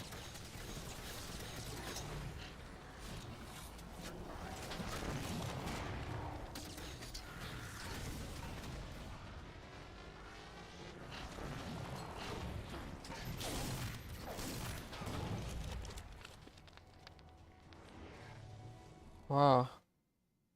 Detecting a slight gravimetric disturbance near the planetary entrance. K-750K-12K. My neck. They're not diverting from the opening. Hurry, Chief! I'm too old to sit in one spot for that long.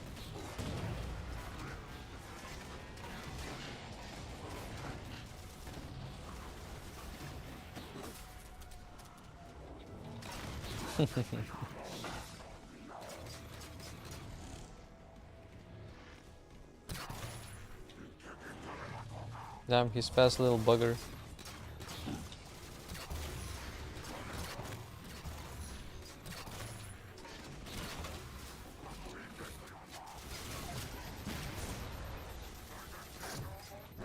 They remembered me?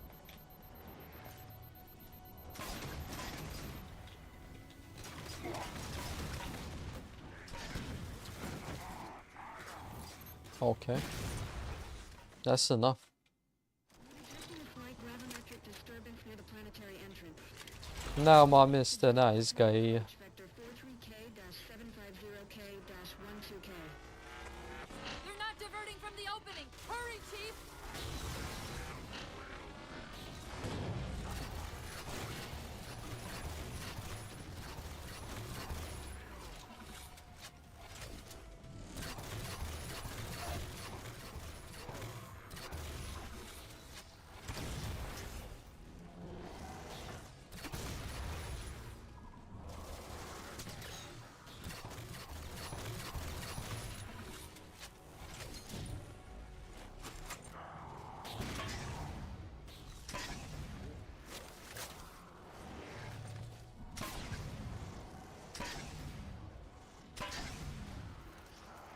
How are they this good at avoiding?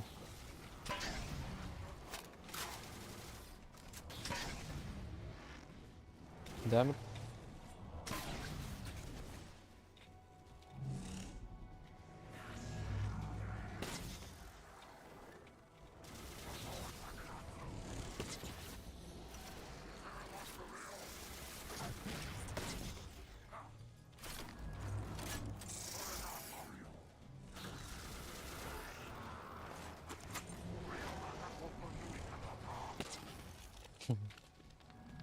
Erased.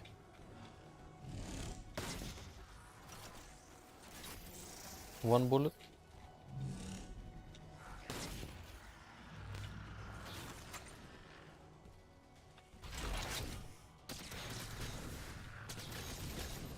Damn.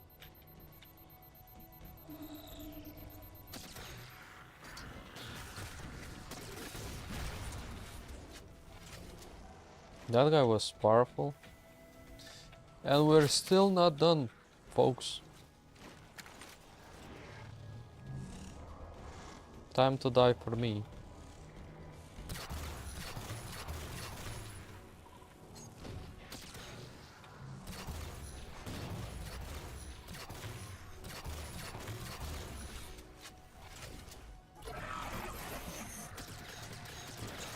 You gotta be fucking shitting me, that's so cheap.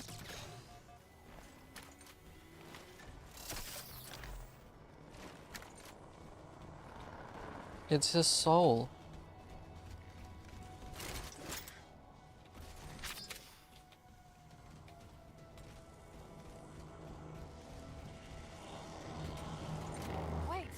right. We don't have time. The pillars! Touch the pillars! 9/11 pillars. Infinity, this is Sierra 117 of the UNSC forward unto dawn. Do you copy?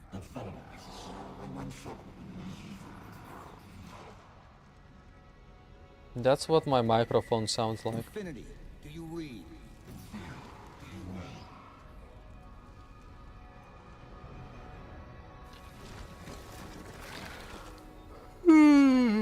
Chief? Chief, let go of the contacts. Find us an exit. Don't wait around on my account. We broke Master Chief's egg. Now he's a trans woman.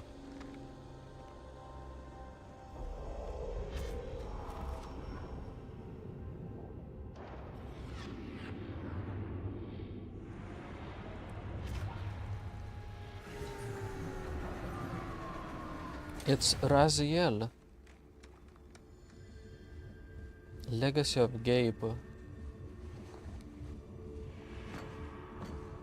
What the fuck is that? It's Crysis. The guy from Crysis. Crysis Man. So fades the great harvest of my betrayal.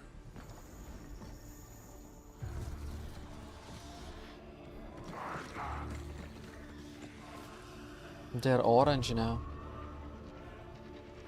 Even these beasts recognize what you were oblivious to, human. Your nobility has blinded you, as ever.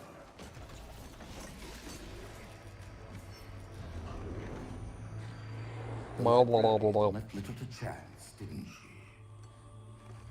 Turning my own guardians, my own world, against me. But what hubris to believe she could protect her pets from me forever.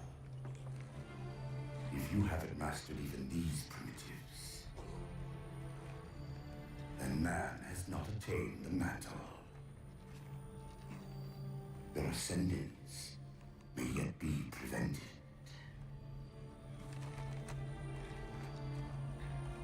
Time was your ally, human. But now it has abandoned you. The Forerunners have returned. That's me. This tomb is now yours. How come they never kill the protagonist? They always throw him away and stuff. Slip space rupture! Chief, move! Chief, please. We've got He's to go. underwater. He's always underwater. It's the only At way. Vidac, he manipulated Infinity's signal to get us to release him. Get up! What's happening? Moving the satellite. Destabilize the core. Whoa. The Didac's leaving. You've got to find a portal out of here before the whole network collapses. I thought we were gonna fight them. But now we're gonna end the stream because it's time. We streamed enough. To whoever watched or is gonna watch, thank you so much. Thank you for your support. Thank you for being here. My eye is red because I've been playing for such a long time and I'm gay. Oops. So good night. Have a great rest. I'll see you next time, whatever that may be. Love you. See you.